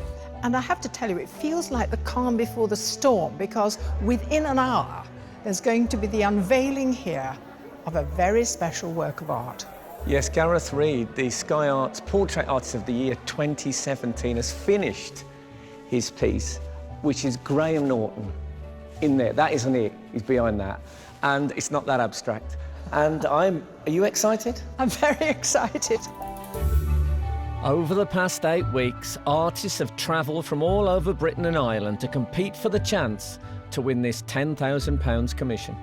professional artist Gareth Reid first impressed at the Wallace Collection in London with his charcoal drawing of broadcaster Adrian Childs. Gareth's drawing I love. It is monolithic, isn't it? He then competed alongside 6 other artists in the semi-final with a portrait of Imelda Staunton. It was a masterclass watching him create this. And after a tense final at the National Portrait Gallery, Gareth's drawing of Tom Courtney and striking commission of the High Court judge Mrs. Justice Chima Grubb secured his place as winner at this year's competition. Wow. It's just fantastic. This is an absolutely exquisite finished piece of art. Now we follow Gareth to the picturesque coast of Ireland, where he will sketch... I really do have resting bitch face. photograph... That left hand is sausagey. And paint Graeme Norton, discovering a remarkable family connection in the process. That's ridiculous. I'm embarrassed for Ireland.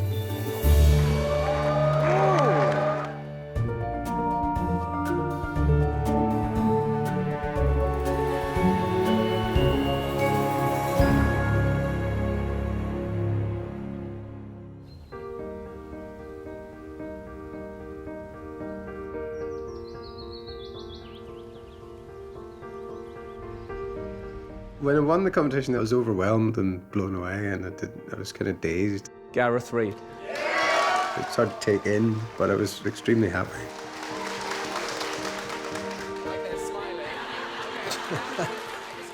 The challenge of painting Graeme is conveying some of his personality in a subtle way without being too over the top about it.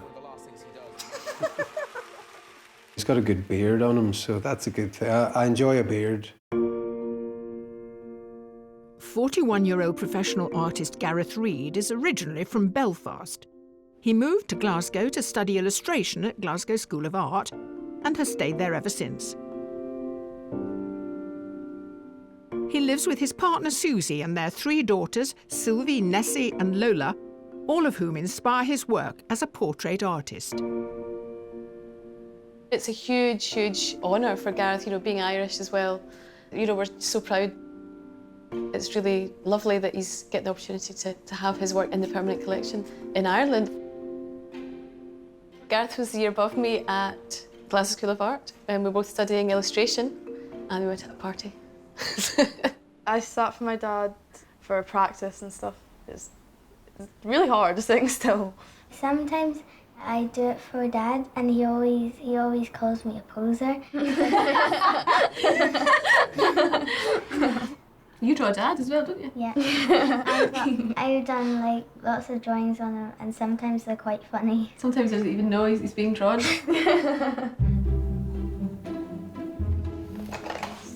What part's that? Face. Face, okay.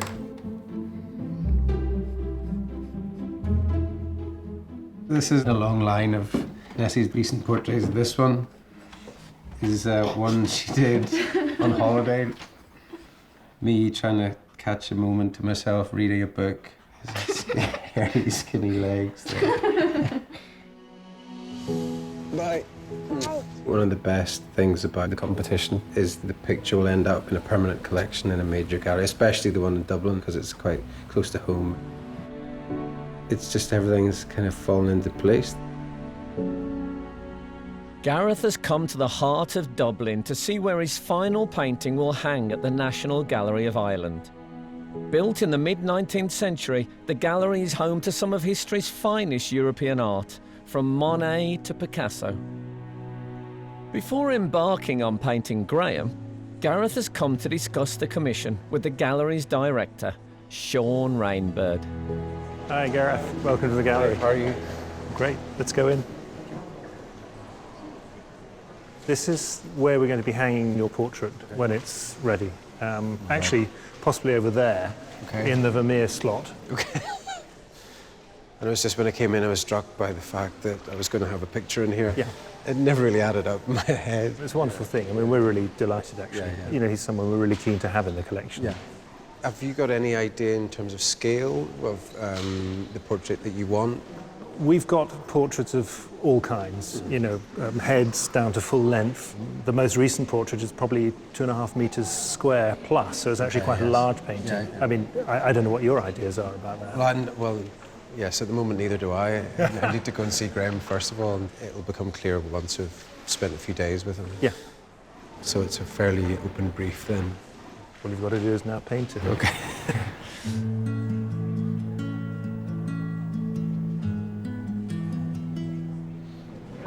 Just going to go in place of the Vermeer, which is ridiculous, but there you have it.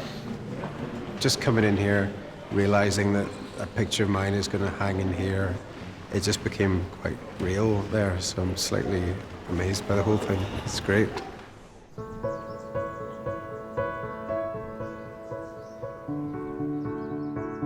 For his first sitting with Graeme Norton, Gareth's come to Bantry House, a stately home built in 1700, set on the west coast of Ireland in County Cork. It's a favourite spot of Graeme's. He grew up nearby and now has a home here where he spends 10 weeks every summer.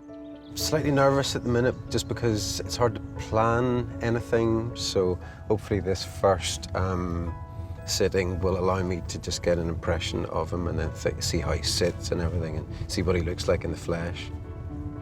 So the house just appearing here, it's beautiful. A great view over Bantry Bay. What a view. Gareth has chosen to do the first sitting in the drawing room of the house. So today I'm just going to do a charcoal drawing, just a head, so just keep it simple.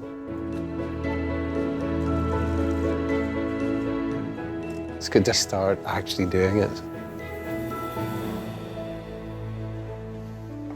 Hello. Hello. How are you doing? Very well. Nice to meet you. I'm Graeme. Hi, how are you? I'm all right. How are you? I'm fine. You ready? Welcome to Bantry. Thank you, thank you. Yeah. Have you been here before? No, I've never been to Bantry House, but I know I'm quite familiar with the area. Oh, okay. Oh, are you really? Yeah, well... What's going to be fascinating is that process of having your portrait painted. I hope we're able to chat. I don't know how he works. Maybe he requires silence. I mean, but you kind of think if you've decided to go down the portraiture route, you must quite like people. Otherwise, you've chosen a horrible job for yourself. This initial bit is really just to talk to the sitter and stare at them. I want permission to stare for an extended length of time. Do I have to choose an expression? You don't have to choose, just your resting expression. my retching bitch face. Yeah. Choose from this list of expressions. Yeah. Okay, no, usually just your kind of, your resting face. Try to look benign. Yeah, look benign, yeah. Big grins are for photos. Yeah, yeah, absolutely. Okay, I'm looking over here. Yeah, okay. Okay, so we'll just start. That seems pretty good to me.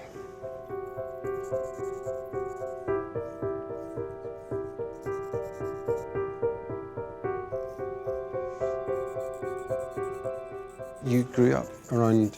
I grew up in Bandon. Bandon, yeah. Which is about an hour from here. Yeah. Did you spend a lot of time in Dublin? I was born in Dublin. Right. But left when I was about 2. And how come you know Kerry? We've got a holiday house, our family holiday home. Oh, We've been going for Schneem. Oh, yeah.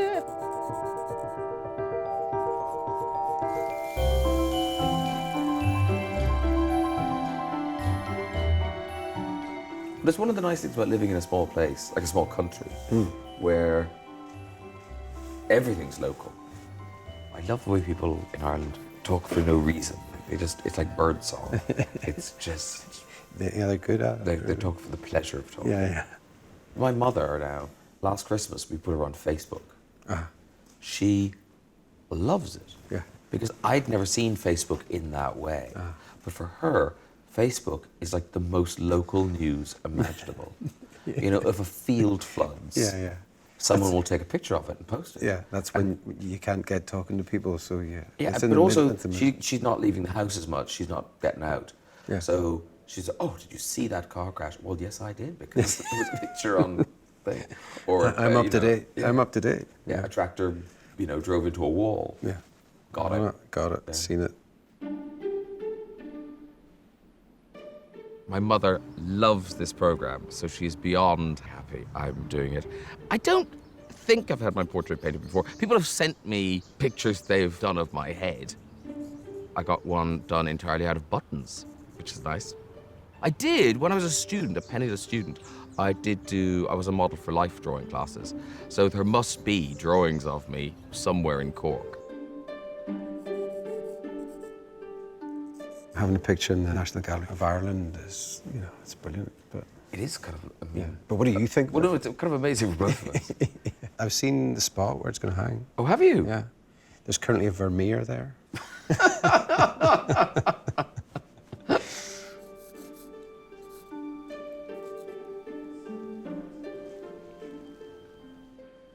What's the mirror about? That's just for perspective, really. You just want to see yourself. I'm I'm so sick of looking at him.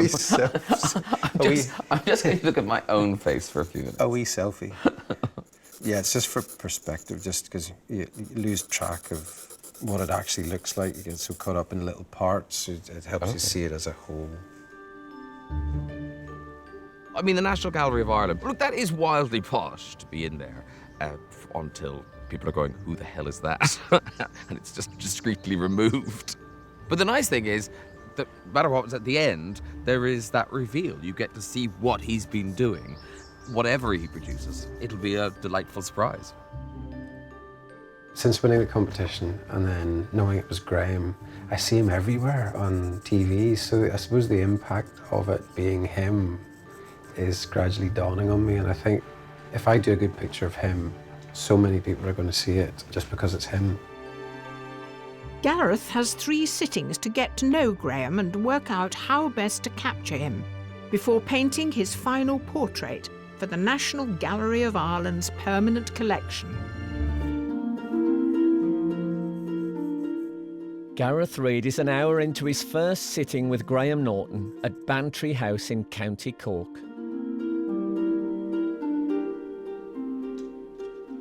I heard that you just kind of take 2 months off and you're here, yeah, for the summer, pretty much. Because I'm contracted to a certain number of shows. So the TV is doable, but the radio, I have to do 42 of them. All right, okay. I don't take any holidays. Yeah. Because most people have lives and half terms and things like that. Yeah. None of that. Yeah, I'll blast it. Do them all. Yeah. And then I got to go, well, I believe I have 10 weeks off. Goodbye. Yeah. And I love just having a big chunk of time off.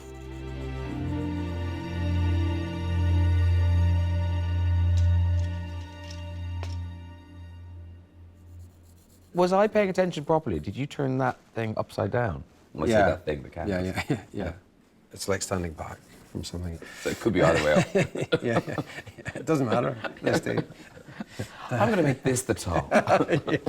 Us bearded men that are like yeah, that. Exactly, yeah. But it helps you see the little shapes a little bit. It just changes them, see them a bit clearer.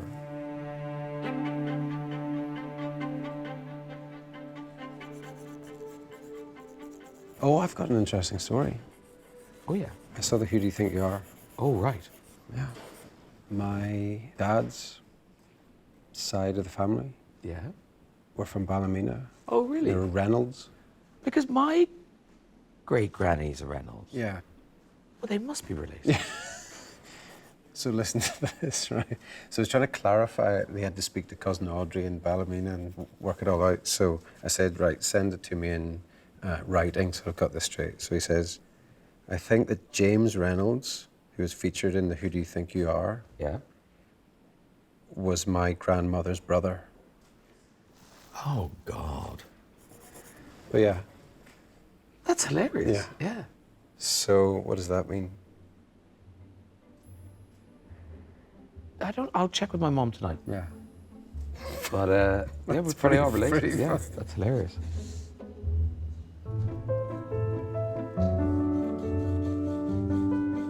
He's got a good face to draw, lots of interesting angles, so he's a good subject.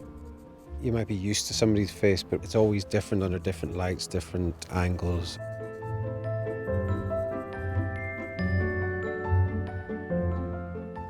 So this is the first sitting, concentrating on the head, you know, look at the geography of the face, get to know that. Okay. See how you sit and everything, so, ready? Okay. Oh, wow. That is great. That isn't what I was expecting. The eyes are really good. It's more of a sculptural kind of... Yeah, no, it is. Well, it's more like a carving of me than a drawing. Yeah. I really do have resting bitch face, though. it was getting sterner and sterner as time went on. As the flesh fell. Okay, so that's yours. You can have that. Really? Yeah, absolutely. Oh, yeah. that's very kind. God, thank you very much. No problem. Sure, I'll push Pleasure. Maybe it'll go to my mother. Yeah, good idea. Yeah. She'd love it. Yeah. It's amazing that all those lines do turn into a really good representation of my head.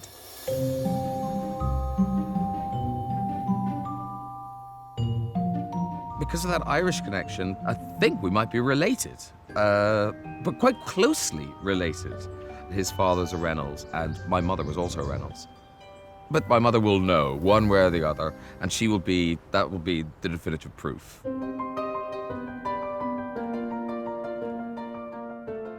As a professional artist, Gareth has made the shortlist of the BP Portrait Awards at the National Portrait Gallery 5 times. One of the featured portraits of his daughter impressed Gareth's gallery owner in Dublin. The study of his daughter Lola really did stand out to us because it's a very tender study. It has that very muted palette, which I think is so appealing in Gareth's work. We see her beautiful blue eyes, but the tones are very, very controlled, so nothing jars in the image. Gareth is very affable, a very warm individual, and that really helps when you're a portrait painter because he builds up a rapport with his subjects, and that comes across in the work. We're getting a glimpse into a private relationship between two people. In terms of his skill as a draftsman and the compositions of his work and his use of colour, he really has mastered the craft of painting and drawing. Gareth works hard to capture a mood with his portraits, whether they're commissions for big institutions or intimate family pictures. This is Susie here. Lola's in there. She's 14 now. That was actually on the day of her due date, so it's called The Date. You can convey some atmosphere quite quickly with charcoal. So you just do the basic drawing, first of all. And then it's just tons and tons of scribbling and taking it off with a rubber and then putting it back on. And so eventually over time you get things disappearing, things going over and around. I think it builds up that way. As well as creating his own work, Gareth also helps to inspire other artists by teaching portraiture at Strathclyde University, as well as life drawing classes for mature students here in rural Strathblane.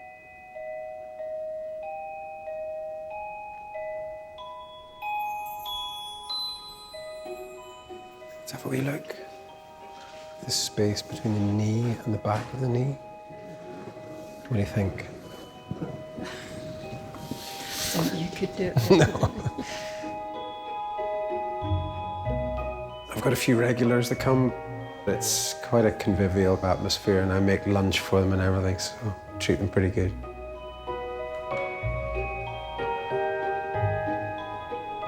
Looks like she's smoking a wee pipe there.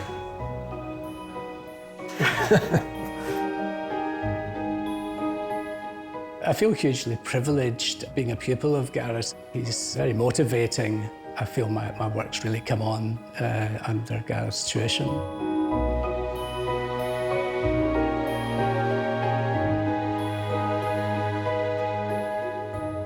I was very happy that he had become Portrait Artist of the Year. He's one of the most outstanding portrait artists certainly we have in Scotland. It's a huge accolade for a living artist to be in the National Gallery's permanent collection. It'd be so good for Gareth's profile as an artist to have painted such a notable figure. It's really going to take Gareth's career to a whole other level. Over the next few sittings, Gareth will need to scratch beneath the surface of Graeme Norton's public persona to create a portrait worthy of the National Gallery of Ireland.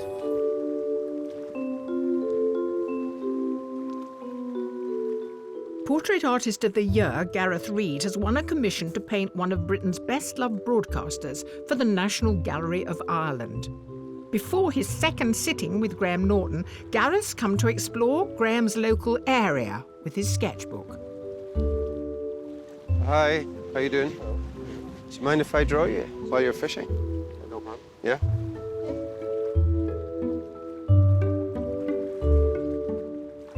You're supposed to keep a sketchbook and draw all the time. Just keep it on you and draw. So it kind of keeps your practice going, keeps you looking.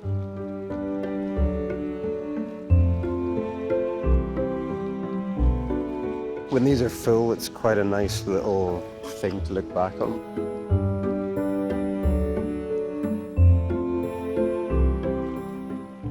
It's gorgeous, isn't it? It's so nice when the sun shines in Ireland. It's hard to beat.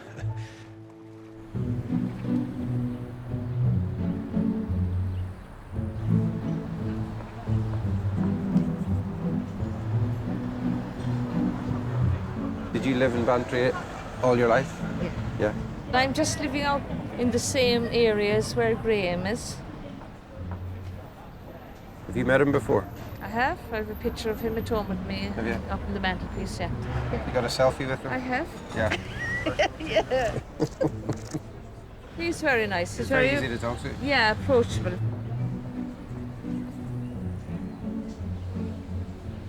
That's no one bit like me. No? I swear to God, I don't think he can sketch at all. Get the hell out of it. My son can draw better than you. Listen, thanks very much. Thank you. Good to see you.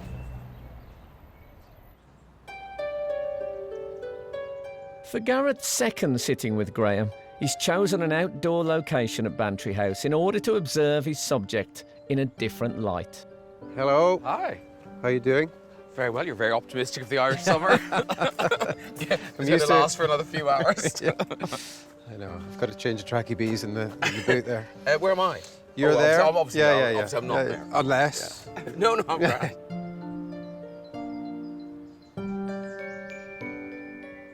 We're going to try and do the other angle this time, maybe. So, Oh, so I'm looking. Well, just look kind of over my shoulder. I don't want to, make you sit in like a Thoughtful, Graeme. Thoughtful, Graeme. That's good for me if it's good for you. Great for me. It's perfect. Okay, couldn't be better.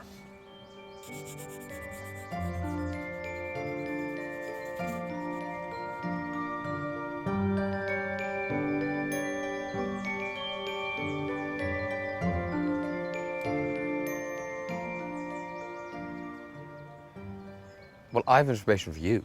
Yeah. I spoke to my mother. Oh yes. And she can confirm, and this is crazy, that my great-grandfather was the brother of your great-grandmother. You're joking? Yeah. That's No ridiculous. way. I know, That's that is. I know Ireland's small, but still. That's pretty amazing. Yeah. Well, actually, my mother was saying, does your dad have an email? Yeah. Yeah, she'd email him with it. Yeah.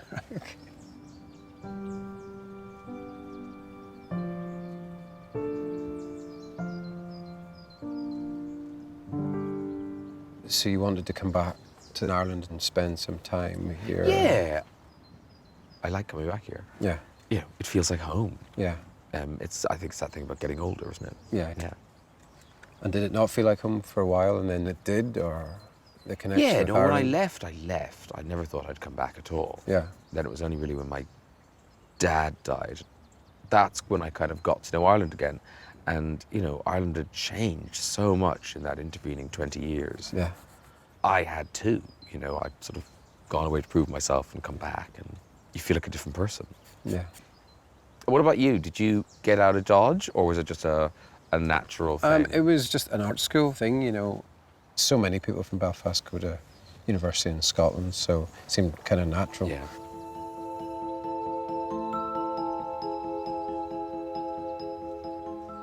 Why did you choose Bantry House? I mean, it's one of the most beautiful sites for a house. You know, all this stuff behind me, Bantry Bay. Yeah. Wherever you go that Irish people have been, there's a Bantry Bay. There's a Bantry Bay in Cape Town, a Yes, Bantry yeah, Bay in yeah, New York, yeah. Bantry Bay. You know, there's Bantry Bays everywhere. But also, because I can remember when I coming here as a kid, this house was like a slice of foreign. There's water jugs from Tibet. There's things from India. It was like a little tiny window on the world, which I loved it. So just thinking about the position of the final portrait, is there any particular place here that would make sense to you? Well, it's kind of up to you, because I don't want to give you something like really annoying. Yeah, it's too hard. It's too hard. Yeah, I'd like all of Bantry Bay, and I'd like my head like this big. As long as I recognise it, as long as I'm not thinking, why am I sitting on a New York street? There weren't traffic lights behind me, I'm sure. Yeah, it's got to look like Ireland, I think. Yes, I'd like it to look like Ireland. Yes. And I'd like it to be kind of the Irish version of me, kind of the more kind of relaxed. Yes, well, that's the other thing I was going to say. So you're the kind of persona that people know. Do you think that's pretty representative? That's my showbiz thing. So, you know, I don't think I have a suit here. Yeah, yeah. So it's more jumpers and anoraks. Yeah, yeah. Do you feel like I feel more relaxed here than anywhere else. Yes, everyone knows me, but actually I know an awful lot of them as well. Yeah, yeah. So there's Jerry the postman. Yeah. That's, you know, Tom the butcher. There's Matty from the car wash, and I'm Graeme off the telly. Yeah, yeah, yeah. You know, we all know each other. You've got a role. Yeah. But I'm always shocked at how at ease people are. You know, the kind of natural chattiness of people in Ireland. Yes, heart on sleeve. Heart on sleeve, yeah, yeah. Well, it's a weird thing. I remember my granny used to do it. There's, you know, she'd be horrified that anyone would know her business. But then when we walked into a shop, immediately she would be like, blah, blah, blah, blah, telling the person behind the counter everything.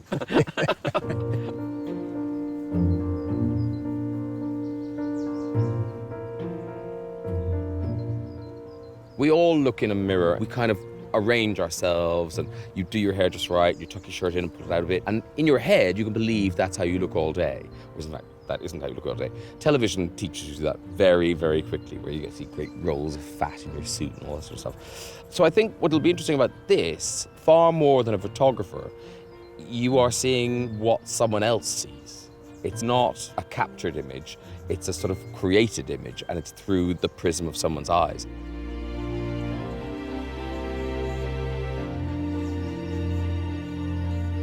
Okay. I get to see my face again. Through the eyes of another. Okay.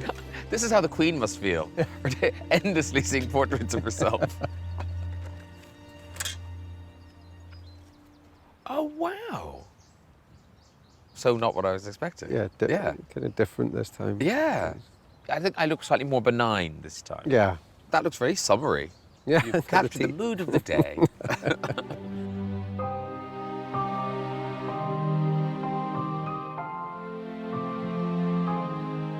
I worked on benign today. That was my note for myself, benign. And I like this. It's quite jarring, the contrast between the ink and the pencil. It gives it a sort of three-dimensional quality. It is ridiculous that we might be related. Well, I think, you know, not that we might, we are related. You know, my mother has given it the seal of approval, so I'm pretty confident.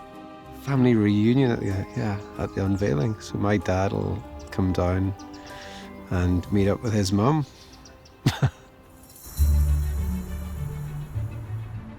With only one sitting left, Gareth has come to get inspiration from some of his favourite artwork at the National Gallery of Ireland, alongside which his final painting will hang. So this is Le Déjeuner by Pierre Bonnard, who's one of my all-time favourite painters. He's almost like a magician or something, the way he puts together colour. It's a wee bit like that kind of advent of photography influencing cropping, and so you've got half a person there, the edge of a table with a bit of a cake. It's almost like he's too good to be influential, you know. You see some people's work, you can see how it's doable, but for him, I can't really understand how you could make the paintings work. So that's why I just think it's just pure magic, and that's why I love it so much. This is quite a famous Rodin head called Man with a Broken Nose. For a start, he's got a great face. Not only does he make a good sculpture model, he'd probably make a great painting as well. One of the great things about this one is that he's kind of focusing on a blemish, which is a broken nose. It's not that anatomically correct. It's all quite lumpy, but it just is completely convincing. The way the nose has been broken looks like he just could have just squashed it at the end there. A lot of artists like looking for those imperfections. So yeah, so Graeme Norton, better watch out. Gareth has just one more meeting with Graeme to work out how best to capture the man behind the entertainer for his final portrait. At Bantry House in County Cork, it's Gareth's last chance to study Graeme Norton before starting his commission for the National Gallery of Ireland. Gareth decided to spend the session taking photos in order to help him decide on the final commission. Hello. Another lovely summer's day. I know. Do you think this would be good for you for a backdrop? I mean, I like it. Yeah. It's very Irish. It's very Yeah. Bantry. Those clouds are amazing over there. Yeah. You know, looking directly into the camera, or had you any thoughts about that? No. No. I had no thoughts. I hadn't even I crossed had my mind. Zero thoughts. It can be more contemplative if you're looking away or looking down, or it's because this is holiday, Graeme. Yeah, this is holiday, Graeme. Yeah. I'm asleep or drunk.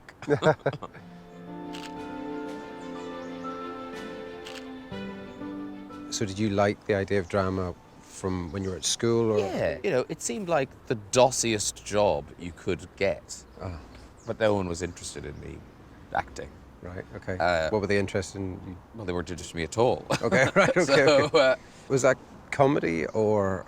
It was anything, I didn't care what it was. Anything. The few jobs I had, I played a dead body in a British Telecom training film, which I had to audition for. See if you could hold your breath for long enough.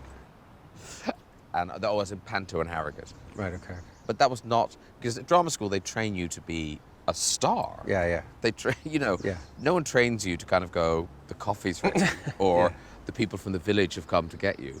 So actually, the reality of being an actor is miserable.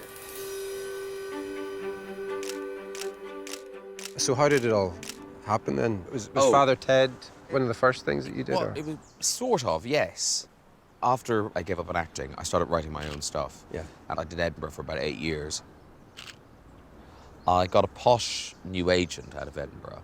And the posh agent also represented Graham Linehan and Arthur Matthews, who wrote Father Ted.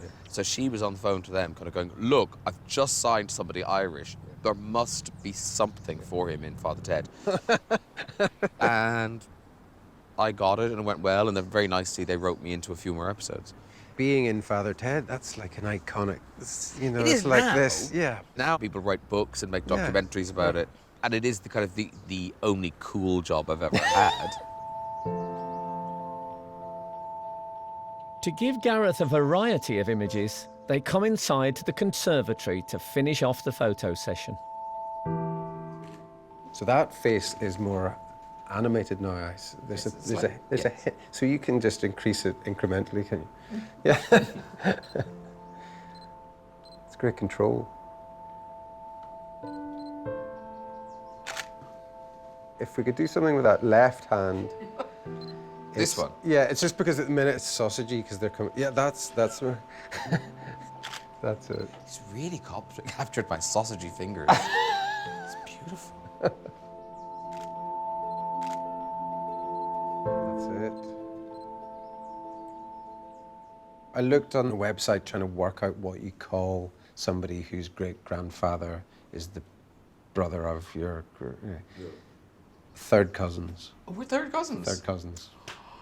Like that's ridiculous. It's ridiculous. It's ridiculous. I'm embarrassed for Ireland. Yeah. I'm embarrassed for Ireland that two people are in a program together and they're third cousins. Yeah. There's me and my sister. My mom has one brother. My dad has one sister. So, you know, we're not a big, one of those huge Irish families. So to end up meeting a relative is mad.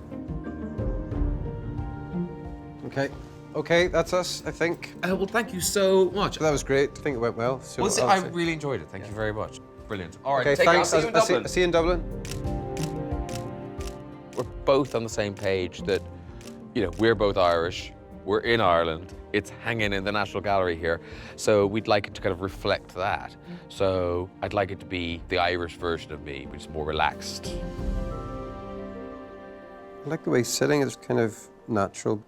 The hands are good. It's a nice, could be a nice composition. But I would put Bantry Bay in the background. So that's the kind of thing that I'm looking for. After 3 days of working with Graeme in person, Gareth returns home to Glasgow. Before he starts to paint, he does a series of sketches to help him decide on the composition for the final portrait. I looked through all the photographs that we took on the day. I chose one that was kind of side on like that. Next thing I did was photocopy that like 10 times or something. And then I could play with the composition lots and lots of times.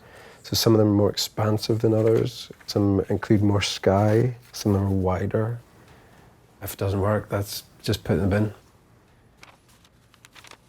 Do I want him to engage the viewer, or do I want to make a different version where he's more relaxed and he's specifically not engaging the viewer? That's quite a big decision. While Gareth's studies have been in charcoal and pencil, for the finished commission, he's chosen to use oils. So I'm going to mix it with like a reddy brown colour to start with, to draw with. This is the good bit. It's the end that's the hard bit, where you're trying to make it all work, but this is the exciting part. The first part of the process is just really getting big blocky shapes and seeing if it's okay, but things inevitably move all the time. It's a bit like you're trying to solve an equation that you don't really know the answer to, but it's exciting because everything's open.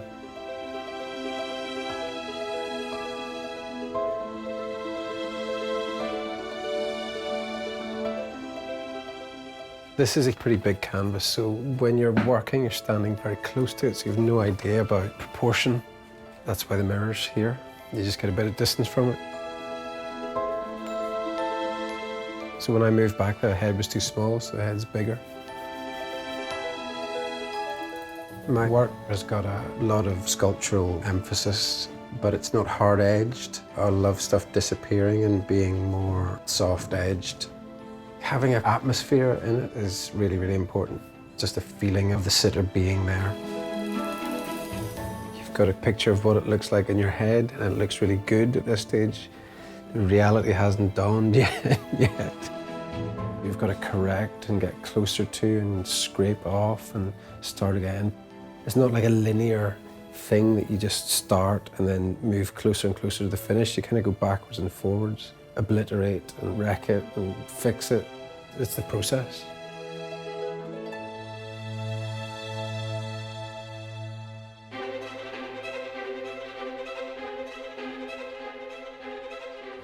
It's the day of the big unveiling, and a crowd has gathered to see the finished portrait. I'm actually really excited at this point because I've done as well as I could have done, I think. At the start, it was a wee bit dodgy because there were I moved the composition around probably 3 or 4 times, but as soon as I arrived in the composition, I knew it was going to be not total humiliation, so it's always a good sign. Before the final reveal, one very important family reunion has to take place. Nice to see you. How are you doing? How are you? Tony. Tony. How are you? This is Gareth. Hello. How are you? How are you? Nice to meet you. Nice to meet you. Nice to meet you. Yeah. And you tell me we're related. Grandmother. You're my second cousin. And so that make us third cousins. Yeah. So it's Mummy's granddad? Yes. My grandmother was one of 14, and she had a brother called James Reynolds. 1874 he was born, and he was married to my granny in 1895 when he was 21. I think so. Yeah. That's fantastic, isn't it? That's Hello. Right. Hi. I was just standing back admiring the family resemblance. Everyone gathered around here. I mean, it could be the cause. Apart from the odd change in gender here and Well, there. it'll all depend what song we sing, wouldn't it, Dad, Okay. you know? Well, I'm sure the 4 of you will be singing, surely.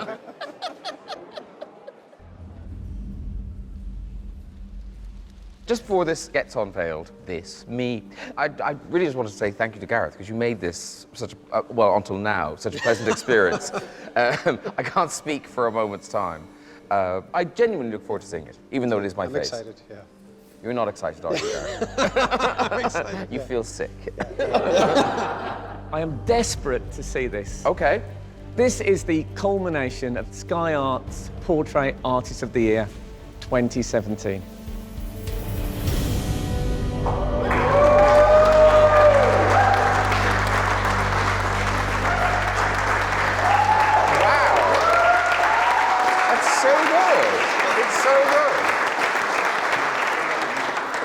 Oh, it's fantastic.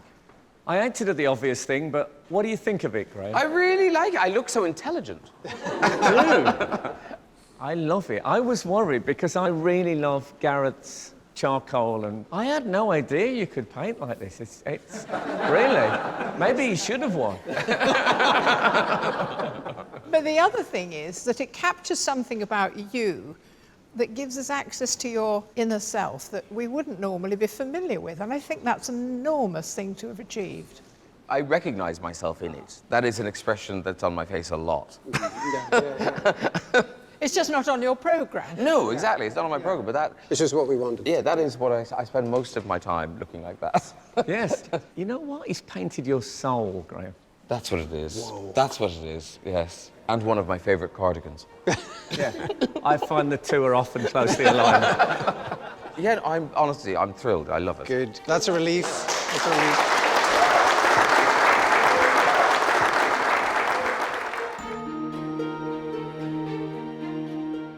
Even without me in it, that would be quite a nice landscape up to the sea and the sky. It would be lovely. You should have done it so you could be peeled off. Congratulations. It's very good. It's very good. It's lovely. Are you pleased with it? Yeah, I'm pleased, yeah. Well, I think you should be very proud of it. Thank you. I really do. You've done him proud and yourself.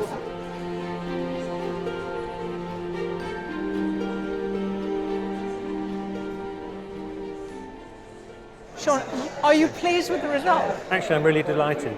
You know, from my point of view, it's the man, not the entertainer, because, you know, he's wearing obviously a lovely old cardigan he's very comfortable in. He's a very jumpy performer, but this is him really being at rest. And that's very rewarding for someone to look at, I think. Yes, I think it'll really draw the eye in. And the other lovely thing is it places him in a very Irish context. You know, you often have the rather damp, grey, sort of misty feel, which is very, very beautiful for the colour scales from, you know, blue, turquoisey greens down to greys, and I think Gareth has really captured that brilliantly well. Having it in here, looking at all the Bonnards and the Picassos and everything, it looks good, I think, and the reaction was good, so I couldn't hope for any more at the end, really. I'm just so happy.